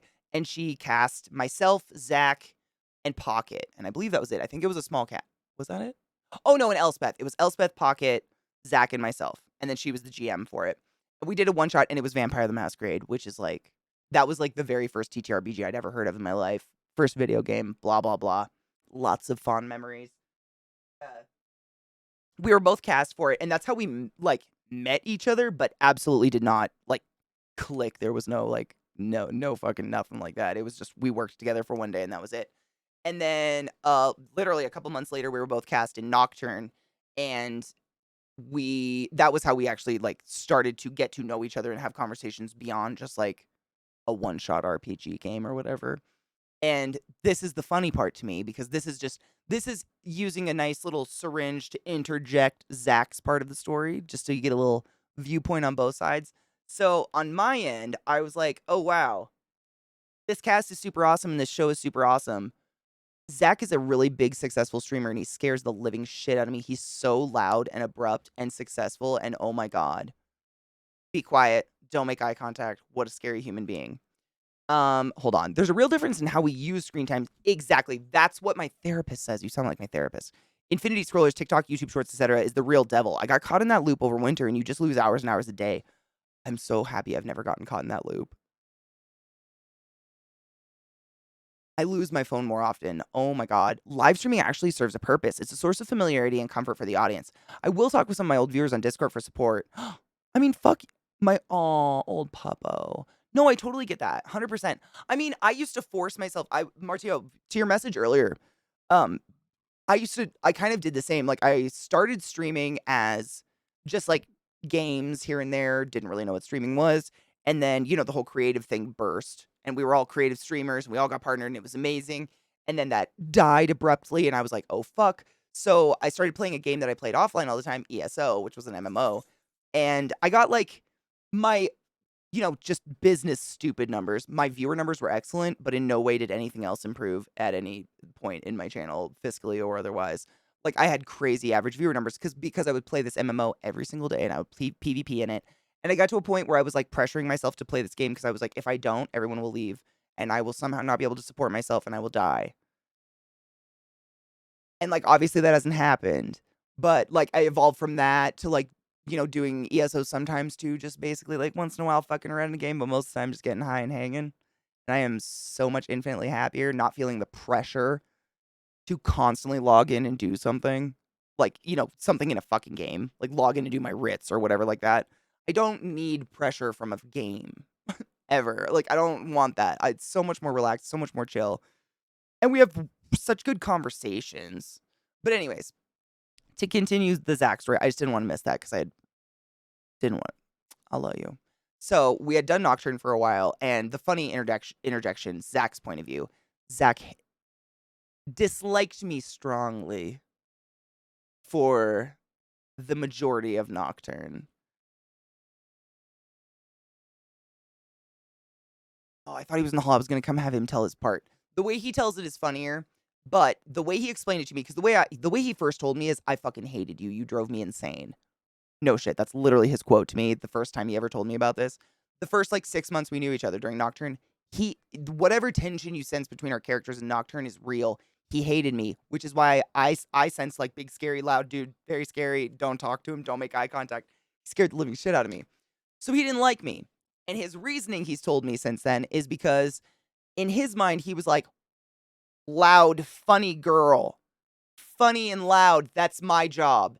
And his brain went into I have to be louder and funnier to prove I'm louder and funnier than that other loud funny. I'm not saying I'm funny, apparently. I don't know. Whatever. This is his words. That's why. And it turned into this weird resentment. And then I don't know what happened. Something clicked in his mind where he was like, maybe I shouldn't hate her. Maybe I think it was the show. He was like, maybe I should try to work with her and be witty in the show together. And then we actually started talking, and he was much nicer. I don't know what I cannot remember what the flip was, but he totally hated me. I think it was something about us just being insanely alike, and he jealousy flared, I guess. I don't know. I didn't sense that he hated me. I sensed he was scary, but he is. He's very big and very loud. I mean, David, you're right. You're right. Hmm. And that was towards the end once he got over whatever the fuck he was wrapped up in his own head about competition or whatever. I don't think we're that similar, especially in like I don't know. I don't know. Don't think we're that similar. You think? Nah. Nah. We are a lot alike. We are. It's actually painful sometimes. Lizzie, that's me with most any of that scrolling content. And I don't know if that's my age. Like I wasn't born into the forever scroll. I was like, and I'm sure you were kind of the same. Like, well, I'm older than the internet itself, but the first social media that was out there was like Facebook, and it was like you would scroll until there were no more posts from whomever you followed, and you would scroll for like 30 seconds and it'd be done. It would literally say that's the end of today, and you'd be done. There'd be no more to scroll. And so I got used to that, and I never liked Facebook. Like I was never really into the whole like look at me stuff really. So I never really got sucked into it, and I think that's why I didn't get sucked into the other forever scroll stuffs. Like the only reason I really use Instagram or like Pinterest or something is to find references for art or tutorials or patterns for sewing, etc. When did you get on my lap? When did this happen? How long has he been here? What happened? My boy. I didn't even realize. Oh my god, you're right. Jesus Christ. See, we just hang out and the day flies. It's fucking weird. Bo, bless your heart. He has a way prettier penis. The difficulty is making money in streaming makes running the blacksmith business feel like a fucking cakewalk. It's an actual joke how much easier running a conventional business is. Oh, I believe it. I believe it. I believe that. 100%. Your taxes must be so much less confusing. Every social media has into scrolling. Nowadays, yes. I mean, pretty much, right? At a certain point, doesn't it just start showing you the exact same stuff over and over? I remember when Facebook didn't have posts. It was just a page, had like your interest and favorite quotes. Yep. Yep. I do too. I never understood it. It just seemed weird and like it look at me, look at me, look at how perfect my life is. I don't know. It's one thing if there's something super outstanding, but like I don't care about your latte art unless it's super outstanding. Like if someone etched Bulbasaur on your latte, show me. But if it's that squiggle, I just don't want to I don't care. Unless you did it and you're teaching yourself, in which case good for you.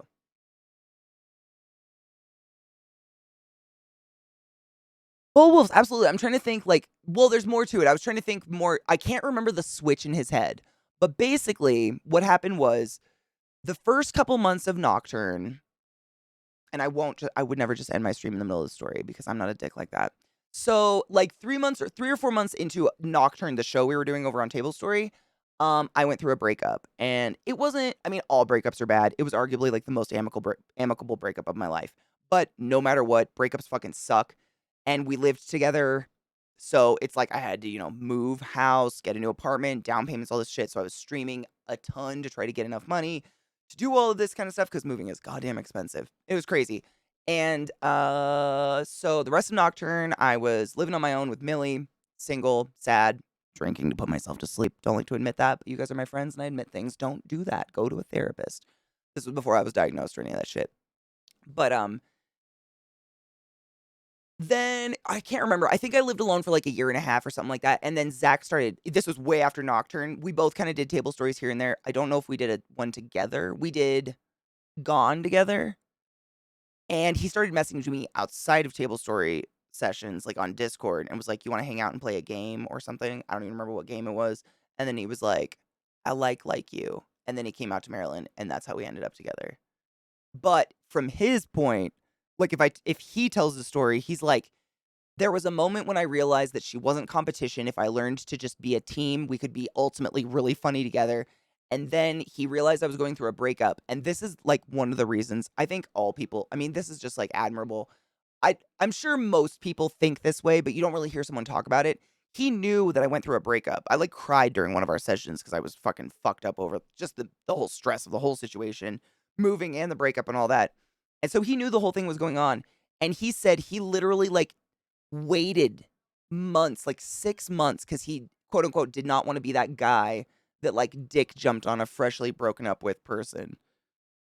And that was just like, but his internal like anxiety and stress that someone else would do that before he tried to. It's just, it sounds really weird when I talk about it, but when he says it, I'm like, oh no, that makes sense. He's like, I was so torn because I was like, I really want to approach you and be like, I like you and I want to like try to like you more. But like, if I do it too soon, then I'm a skis bag. But if I don't do it soon enough, someone else will do it. Help. It's just a cute story. He tells it cuter. His side, it's cuter. The internal monologue, gravity right. Hydrate, bitches.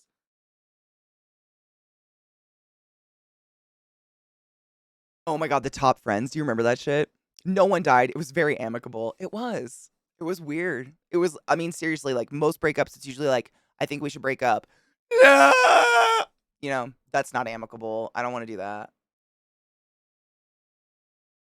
Katie might hate your art projects, but I think they're neat. I'll eat it. I won't not eat it. Oh my god, Emma, I totally would. When I say generation, I mean like target demographic, I guess, like millennial and shit like that. When I say it, I usually just mean whatever the social definition of it is. Because that, you can't beat that. Whatever everybody thinks it is what it is. I'm a millennial, and apparently I don't own a home because I eat avocado toast. Allegedly. I still haven't had avocado toast, but I hear good things. Right? The relationship shuffle. God, that shit sucks. Shout for him to come and tell it for us. I know. Trying to think what's today. I was trying to think of a good day to have him tell it. Because it is funny and it's so interesting. I mean, it's so infrequent. You meet someone as honest as Zachary over there. Like verbally honest. You know what I mean? And I guess what's the word forthcoming? So honest and forthcoming. Most people, you got to dig that shit out of them. Like you'd have to be like you wouldn't even know. I wouldn't dig something like, how would you even know that's in there? Like most people would never tell you those inner thoughts or like all that background information at all. They would act like they were smooth motherfuckers and it was a chance. It was like a meet cute. You know what I'm saying? It's so rare to meet someone who is just like, "Ugh," and I love it. It's great. It's so fun to get the inner workings. My ex and I split one morning. We're kind of bored. Want to split? Yeah. Spent the day packing her stuff and we ended it nicely. She then saw I was fine, spent 6 months trying to win me back. Oh, when I decided to give it a chance again, she went, great, I win, and then immediately fucked off.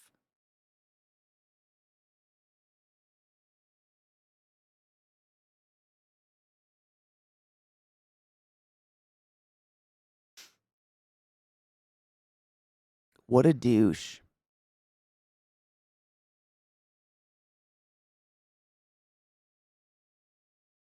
She's like a dog. I want that toy I don't have anymore. Now I have it and I don't want it. But they have it, now I want it again because they have it and it looks interesting. I don't want it anymore. But now they have it and I want it. It looks interesting because they're having fun with it. Give me back. I don't want it. Grow up. I hope you get your dick wetted by someone worthy of said wetness. Because that's fucked up. That's fucked up. That's just weird. People are weird. That is weird. They have to see that in themselves, right? The fuck. Avocados, honestly, I like them, but they're always with something else that adds flavor, right? Can we do Zeke's makeup while he tells us the story? Oh my god, but as what? As what? Avocado toast with cayenne pepper, yum. I'd put hot sauce on anything, let's be real. Your life is always going to look like whatever people decide it is from an external perspective. From breakup to next boyfriend, whether it's 6 minutes or 6 years, someone's going to turn it into whatever they want, right? The key is not caring. Like, truly not caring. Greystone in that shit. She was a character. That's a really nice way to put it. You're very kind. I'll say it for you. What a cunty bitch. I would like to full arm slap her. It's insane to think back now. I spent 5 years of my life with exactly that. I mean, I would go so far as to say the majority of us have done something similar. I've definitely dated a level of crazy for far too long. I have, like, that symptom of effervescent hope. I'm always like, "Oh, but it'll get better," and I'm really patient, I guess, sometimes. I don't know. I think I'm just horny. It's the worst. We've all been there. Sometimes we are the crazy, who knows? It's fine. I've been with my current partner for almost 2 years now, and it's been great through and through, not feeling safe in a relationship. Wait. Now feeling safe. I was gonna say, I ain't here to kink shame.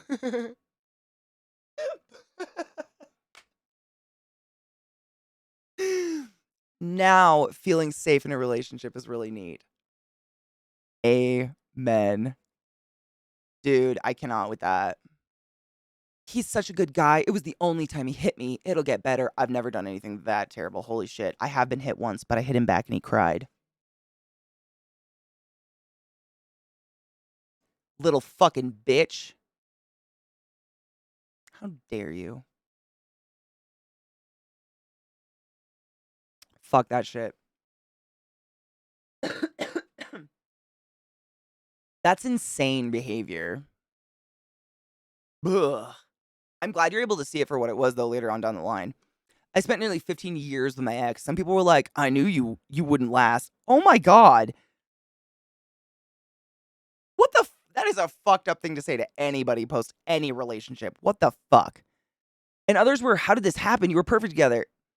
Honestly, I almost think that's worse. I've got to a point where any relationship I mostly just keep completely private from my family because I went through one breakup that was like with a longish, like a I don't even know, some years boyfriend. It's been a while. And like for years after the breakup, my mom would be like, you know what? I miss so and so. And I'd be like, the one who hit me? And she'd forget that part. I miss so and so. How's so and so doing? And to this day, she'll be like, so and so on Facebook or something she's on. I'm like, you're insane. That's insane. So I just keep it all private so I don't have to hear about it. Because honestly, no one else's opinion matters other than mine at the end of the day. Fuck that shit. For guys who are chronic takers, they're terrible at taking a punch. They're pussies. When I was little, my eldest, honestly, I think most people that are willing to hit their significant other in an argument, it's out of fear that it might happen to them first. I think they are ultimately the most scared person in that situation, and they lash out. It's like like a scared Pomeranian, like yay, yay, yay, yay. You know what I'm saying? Yay, yay, yay, yay, yay, yay. And you just gotta like stomp on their head before they get a chance to know that they can do that, and that you're scared of ankle biting. You know what I mean? Not everyone's 6 feet tall and can do these things, but I will. Like a scared little poop. Bo Wolves, you silly fuck. Thank you so much for gifting 5 subs in the channel. I appreciate your generosity, you hoe. Goddamn, Black Beast 22 GY. Hey! Beach, I appreciate you. Lady Emma 13, 8 bits, 1 beard, Saragnon. Why am I like this? And Matt 83 Monkey. Well, your all but was just the height of why. Hail the Dank Lord! Your all but was the highest order. Go forth and be consensual in all the ways because nothing in this world is sexier than pure sober consent. My throat keeps catching. I swear, I'm not stuttering. My throat goes. Ah. If I lose my voice, I'm gonna be so upset.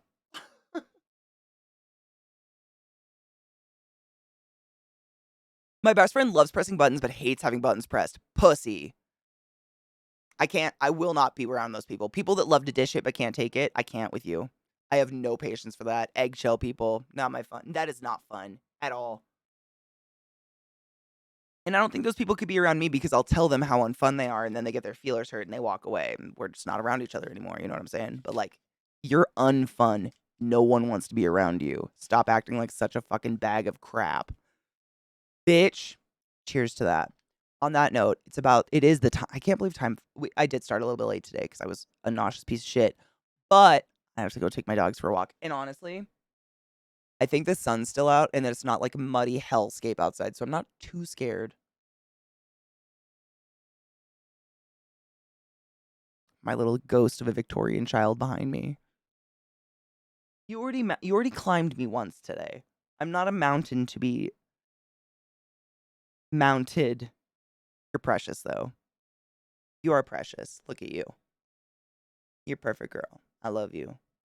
You're wanting to go on a WAL. How come they can spell now? On a yog?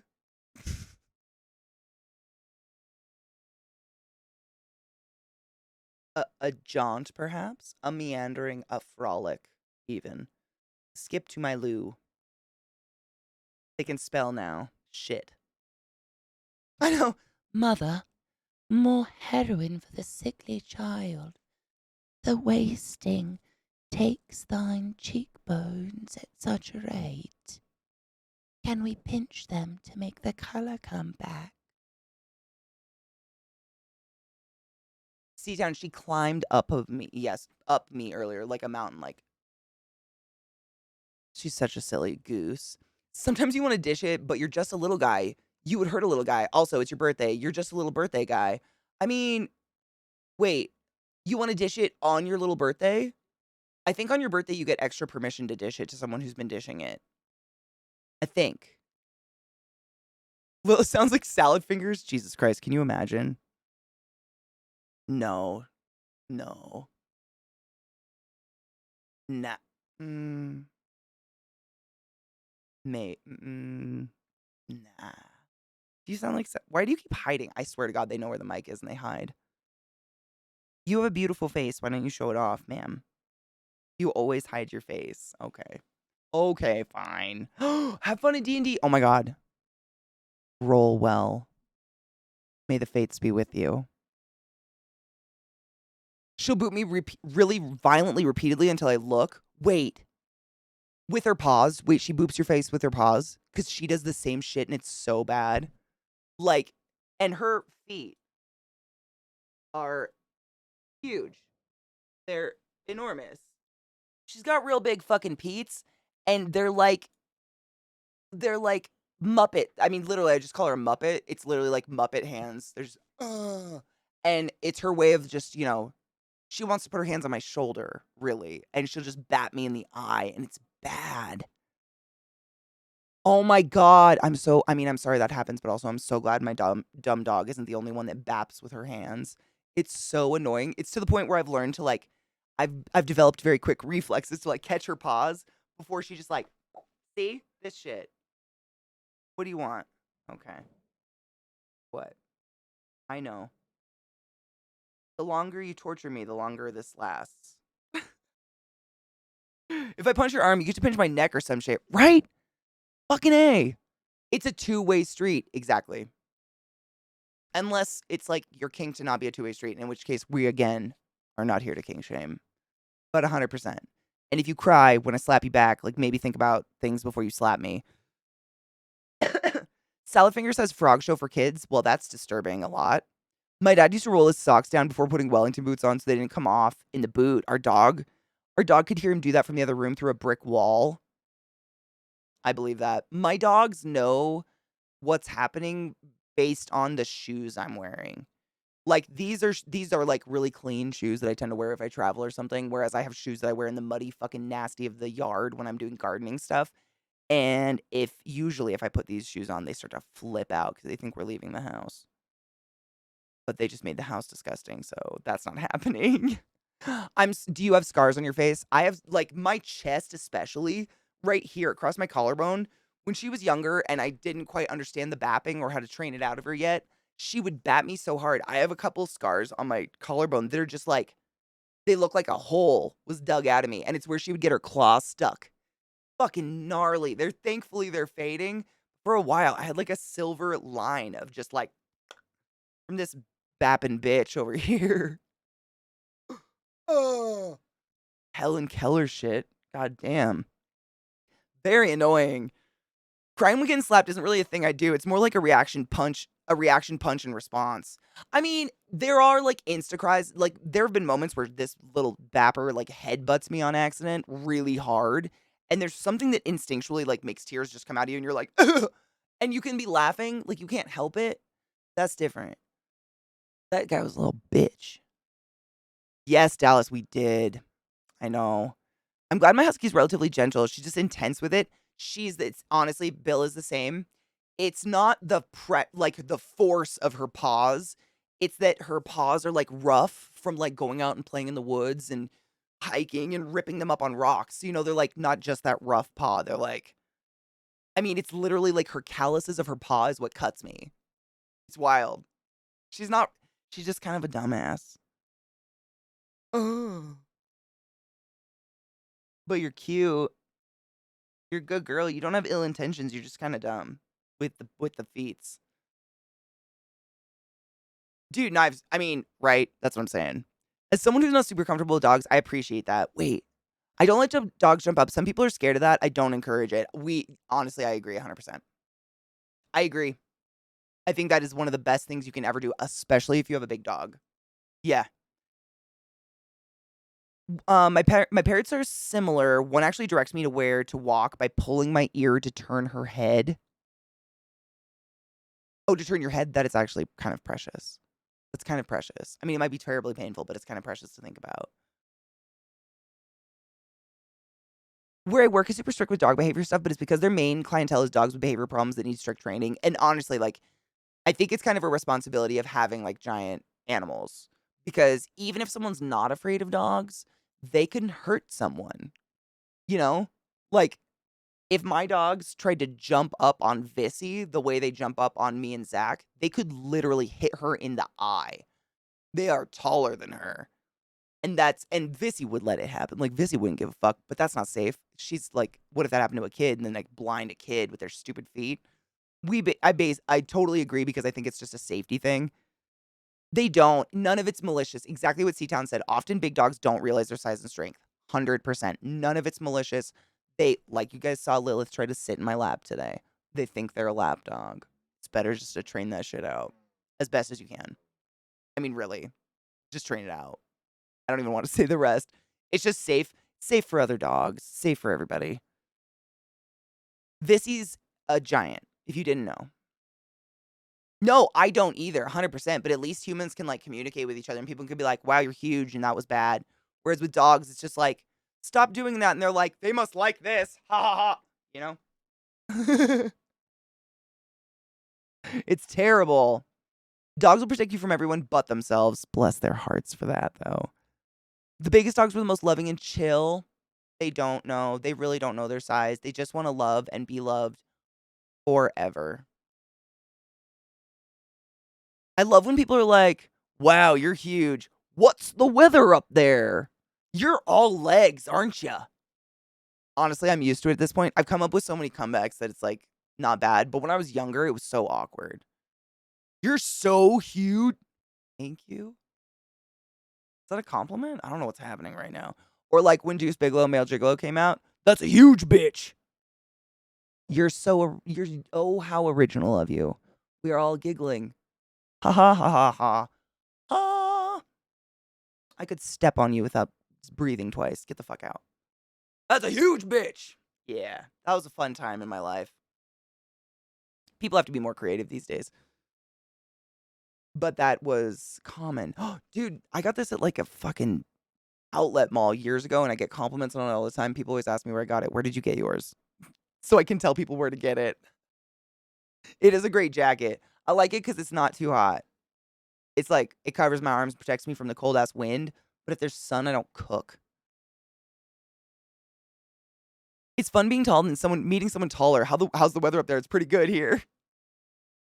Whenever I meet people my height or taller, there's something in my brain that thinks to itself like, "Oh my god, it's our species. Would you care to do tall people things with me? Would you like to reach things around short people and laugh maniacally?" Ah, oh. It's like, it's just so rare. It never really happens. We're too awkward to say those things, but that's what I'm fantasizing about in my head.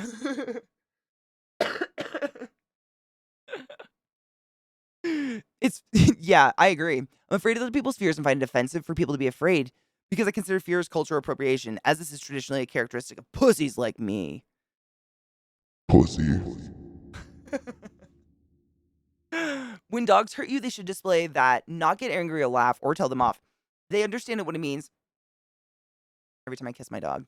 to hurt a friend by accident, whereas they won't learn from angry or laughter and might not understand what you're telling them off for. True. Yeah, that's so true. Being being tall is fun sometimes. Sometimes. Asterisk. When we meet, I fully expect a attack hug. I probably will, honestly, because you might be one of the 5 people in the entire world that I could do that to, and in no way am I running the risk of you falling over. And I don't say that as a flex or being flattering in any way. Like these are just facts. There, there's so few people in this world that I could full on run at and not think like, oh, you're gonna die after this. 6, 2 in the morning, 6, 1 in the evening, 6 foot at supper time. You can be 5'12 in the evening, you can be 5'11 anytime. Spine compression is fun, isn't it? I've been trying to find someone to raid, and the Twitch page just isn't loading, so fuck it, whatever. I just want my tall friends to understand that when they take 1 step, I have to take 3. So if we're walking somewhere, they need to slow down a bit. I know how to slow walk. I've gotten pretty good at a mosey. Just watching my little friends have to take 3 steps for every one of mine is hilarious, but also I pity and I don't torture. I try not to. If I'm playing with my smallest cat and say, ow, she'll stop and look at me. I have hurt you. Oh, I have hurt you, mother. Oh my God. Yeah, no, I totally get it. I kind of think the same. I'm like, wow, someone's taller than me. What's it like for you? Has life been terrible? Where do you get pants? Like, I have all these real life questions I want to ask. Like, do you feel like you're hunching in your sleep? Do you burn in different places than other people? Where's your belly button? Because there's like, an average body size where everything kind of looks like, a doll, and then what most people just picture in their minds. And then there's tall people, and we stretch out. Things get put strange places. It's weird. Shoes are terrible. I just live in boys' shoes, honestly. Like, the only women's shoes I own are like heels. I've never owned a women's shoe that isn't a heel. It's all men's. I'm wearing men's shoes right now. I gave up on it at the ripe old age of 12. There's just no point. There's no point even fighting it. The reason we asked, my mom literally took me to like a department store. She was like desperate to find me shoes. And I don't have huge feet. I have like a size 10. It's I would say proportional for my size, my height. But I don't have like there are women shorter than me with like size 11, 12, even bigger feet. It's crazy. I do not have huge feet for my size. But we asked one time a reseller because I picked out like 5 different shoes and they did not have a size 10 in any of them. Not even a 9.5 to suffer in. Nothing. And like the person almost walked away and my mom was so frustrated. She's kind of like me. She doesn't like confrontation, but she was so fucking at her peak because she was angry for me. I was like crying, couldn't get shoes. And she was like, why does no one have any shoes this size? And the seller, without missing a fucking tick, turned around and goes, oh, when we order stock, we get one of every shoe in a size 10 and a size 9. And once it's gone, it's gone. And that's it. So I stopped. That was the moment I was like, fuck that shit. I'll wear skate shoes until I die, I guess. They're more comfortable anyways. Pants are still hell. I just live in leggings. Stretchies. Stretchies go on forever, so they'll fit any length of leg. Jeans can fuck themselves.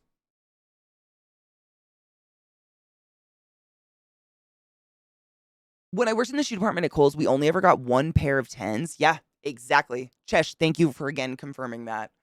It's fucked up. Per shoe, 1. That's fucked. And this was before the age of the internet, so it's not like you could go, you had to like, this was like, I'm sure most of you are my age or older, so I'm not saying like there's a lot of young people here, but for those who aren't familiar with the day and the age, you had to go to the seller's desk, like at the shoe department store, and they'd like go into their little DOS fucking computer and be like, we can order a pair of 10s, and it'll be here in 6 to 11 years. And then you can come back to the department store and pick it up. Oh, that's a 2-hour drive for you? That's okay. We'll hold it for 24 hours. Then we'll send it back. Or we'll sell it.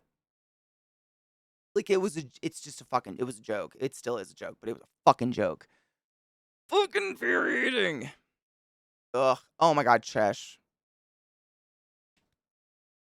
So sorry. My heart. My heart. It's stupid. 10 is not a big foot. For those who want to reference, I think a 10 in women's is an 8 in men's, right? It's like 2 sizes down of the gendered footwear. I don't think I've ever known a man with a size 8 foot that I'm aware of. That's a small fucking foot. And yet, here we are. A 10 is not big. Like, that's a very average foot. 13 wide? Oh, dude, I dated a guy who wore 13s. That's, like, the one size that's the most I think, honestly, though, I think 13s are hard to find because they're so common. I've known a lot of dudes who wear a 13. I think that it's a common and they go away. It's, like, almost like, they don't plan ahead. No shit. Your oldest is a size 15 wide? How tall is he? Holy shit. 43, that's 10 in America. That's what I am too. I think I'm a 43 in Europe sizes, actually. I think. I bought shoes there one time for some reason. I think shoes and clothes should stop being gendered. I think they should just have clothes be made for human bodies. What a fucking coincidence. I always end up looking in the men's shit anyways, or the unisex, because women's shit is made for children. Like, oh, you have boobs? That department won't fit you. Go to the maternity or men's. How tall is he? 6'6". Oh my god, he's a baby BDO. He's a baby BDO. Precious. He turns 31 this year. I hasn't old. Shut up. No. No such thing. He's getting an old, though. I bet he's plucking grays from his pubes and swearing in the bathroom. Fuck. Oh. That's about the time.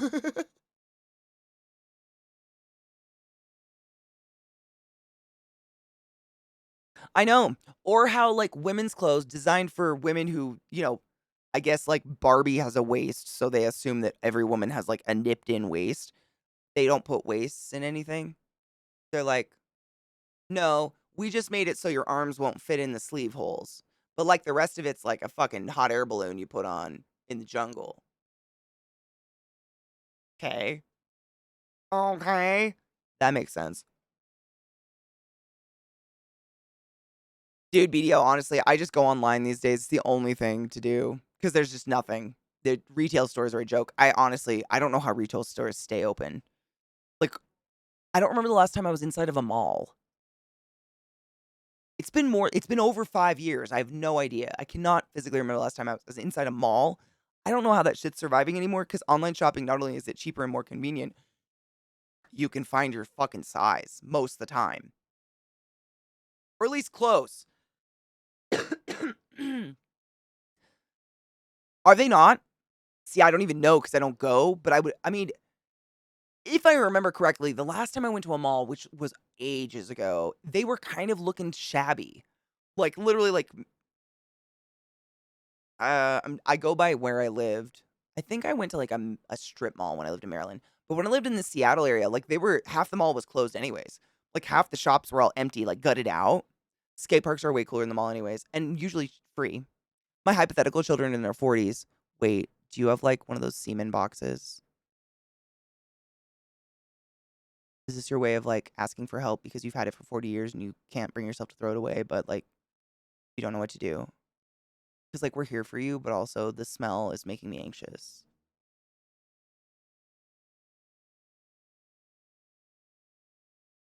You know what I mean? I know. Let's see if Twitch loaded. I know, ma'am. I know what time it is. I'm aware. I just hate not. She just farted so much. I so wish my mic could pick that shit up. And a burp. You fart, burp, all that gas. Just, you saved it for me. Hmm?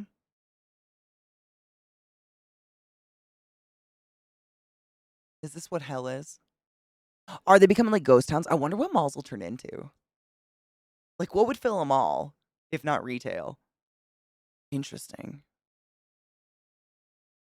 If you're short with a bigger curve of your bottom half, your choices are mostly pants that fit your hips but are like 6 to 12 inches too long. And I have the exact opposite problem. Yeah, I feel you. No stale semen involved. Good. Thank you. Excellent. Good to know. Who doesn't like pull and peel Twizzlers? I don't even like Twizzlers, but I'll eat a pull and peel Twizzler because it's fun to eat. My best friend's little bro lived with me when he was in college. He's 6'8". Damn. One day, I went to get the mail or something and asked if he could wear my shoes. Stop. Said sure. He puts on, whips around, and goes, "We wear the same size shoe." Shut the fuck up. There was a girl on my basketball team who was 6 foot and wore a size 5 shoe. No shit. It was wild. Wild. She looked like she was running like a. Oh my god, you're right. Maybe I don't know. Maybe I'll just have to type in a random name and guess. Do you guys know anyone that's live that would be awesome to raid? I just can't get the fucking any streamers to load on the raid thing to raid somebody, so I don't know who's live. But I'd take a suggestion, Glut, or anybody that Valen. Oh fuck, let's raid Valen. We haven't raided Valen forever. Good choice. Good pick.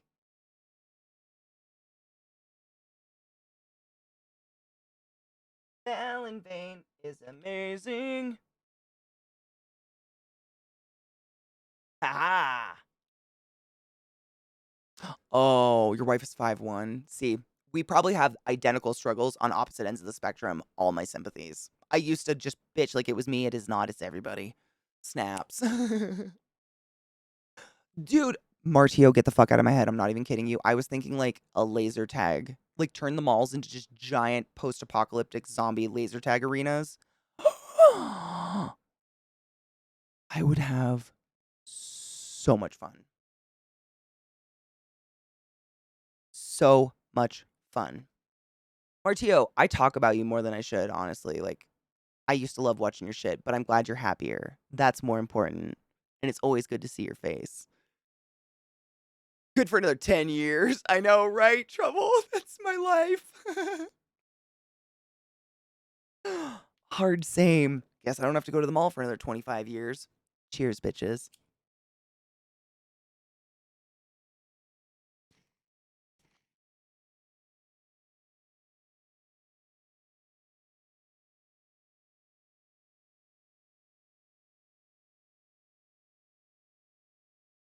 The girl on my team literally looked like she was running like a ballerina, but it was her full foot. She just had a size 5 foot. It was crazy. She had balance. Tiny little feet. Right? David, we're going to do it. We're going to buy up malls. We're going to turn them into giant laser arenas. That would be so much fun. Tomorrow's Faded Friday. Bring good music. I wants it. I needs it. OBB, OBB. Clean your bong. Take your joy. Wash your faces. I'm going to go take my dogs out into the mud. Enjoy, Valen. I love you. Bye.